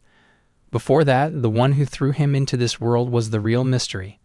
For now, the man should just do what he needs to do. Even in his last life, he had a fiery personality. He had been holding it back a lot lately, but he could never ignore injustice. Often, the main character got into a lot of fights with rude customers, but he never backed down. That was just his own weird sense of justice. At first, Gyunma had tried not to really interfere with the main storyline, but before he knew it, protecting himself became his top priority. Even though his actions were just to get a blessing that would not change the main plot, today he even ended up fighting Leon. Now he was under threat of assassination as well, and his life was really on the line. If things went on like this, it might get to the point where he would have to cut down a person. Not just monsters but human beings as well. The boy fell silent as he considered that system, and then he sighed rather tiredly, wondering if he was really okay living like this. Then he wondered if he needed to learn to take things a little easily. Suddenly, someone showed up, scolding him for talking too much and saying that he should just act a bit more like himself. The boy was surprised to see Ryojo, and he stared in shock for a moment. However, when he blinked, she was gone, and now he was shocked that he was even hallucinating the girl. If Ryoga were here, she would probably just nag him just like that. This made him then wonder what the others were up to. He had gone alone so that he could find the blessing of regeneration, but now he wondered what they were doing. The others were also just chilling near their own campsites. Ryojo was ignoring Weapon, and the blonde was busy messing around with the redhead. Meanwhile, Waterfall Hair was busy taking a dip in a nearby pool. Now Gyunma smiled as he considered his friends. It sounded rather cheesy. The night passed, and the boy fell asleep beside the fire in a really uncomfortable-looking position. On the grass, there was movement, and a bunch of really horrible-looking men suddenly showed up. They seemed to be stalking the boy, and they grinned maliciously now that they had found him. Right, it was the assassins who had been hired to kill him, and one of them fired off a weapon in the boy's general direction. Gyunma was startled awake when he sensed that death was coming, and he managed to leap out of the way before his head got taken off, though he did get scratched by the flying weapon. The boy grunted in pain at the sudden attack, confused and angry. The assassins, on the other hand, were rather amused by Gyunma's dodging skills, finding it hard to believe that he was just a student. One of them even joked that they would recruit the boy instead. However, the lady told her colleague, Perik, to keep silent. Gyunma paused when he noticed Lei Shen. She was the known leader of the assassin group known as the Undertakers, and later she would become the first half-demon that Leon would ever face. Originally, she was the daughter of a noble, but after her family's betrayal, she was kicked out and became a contract killer. Her hatred only grew with time, and eventually, she became a villain and was defeated by Leon, a character doomed to tragedy. Still, the black-haired boy could not say that he felt any sympathy towards a killer who gave up her humanity. Now he was facing that killer as she was trying to take his life. Her men goaded him, asking him what his deal was. They held back, but he should not have dodged their attacks so easily. Even they knew that it was not normal for a student to be able to move like that. Plus, someone that young should not be able to make a face that serious in a life-or-death situation. Perik really and truly wanted to scout Gyunma for real. He could tell that the dark-haired boy was hot stuff. Even the lady hesitated a little and asked the young boy what organization he was from. The boy was silent as he wondered how he was supposed to respond when hitmen were asking him strange questions. It seems those jerks did not truly believe that he was a cadet. The other bandit goaded and coaxed, telling the boy that he was about to die, but they thought that he had some really great guts. It was the first time that the captain had shown any interest in their prey. Even the vice captain agreed. Judging by the boy's moves, he was clearly not just an average teenager. The man had thought that being the top freshman meant that he was just some go-getter. Though it was not perfect, the boy had cuts everywhere, and they'd only just met. Gyunma was tense about how these guys were talking about him like he was fresh meat in the market. This feeling was coursing through him. He knew that the people after him had sent these assassins. This meant that whoever was behind this had to at least be an elder. After all, who else would have access to the corpse disposal squad? The squad was now truly alarmed that he knew their name. Perik growled and asked who Gyunma was working for, because there was no way that he knew all of this information about them so casually. The girl he was with easily stopped his rage. It seemed like the boy knew about them. The boy growled that he did know about them, and he had no respect for butchers who just went about killing people for money. The vice president seethed to hear this, knowing that the boy had just said the thing that their captain hated to hear the most. Gyunma stepped forward, taunting them, asking if they were that pressed that they did not like getting called butchers by a scholarship cadet. just because she used to be a noble. Now those words really triggered the captain when this boy suddenly knew her deepest, darkest secret. The vice captain raged and prepared to punch Gyuma, but in that breath, he immediately activated the sword god's blessing. So the young student easily dodged the punch, leaving the vice captain shocked. The vice captain growled, annoyed that the dark-haired boy kept hopping around and dodging like a rat.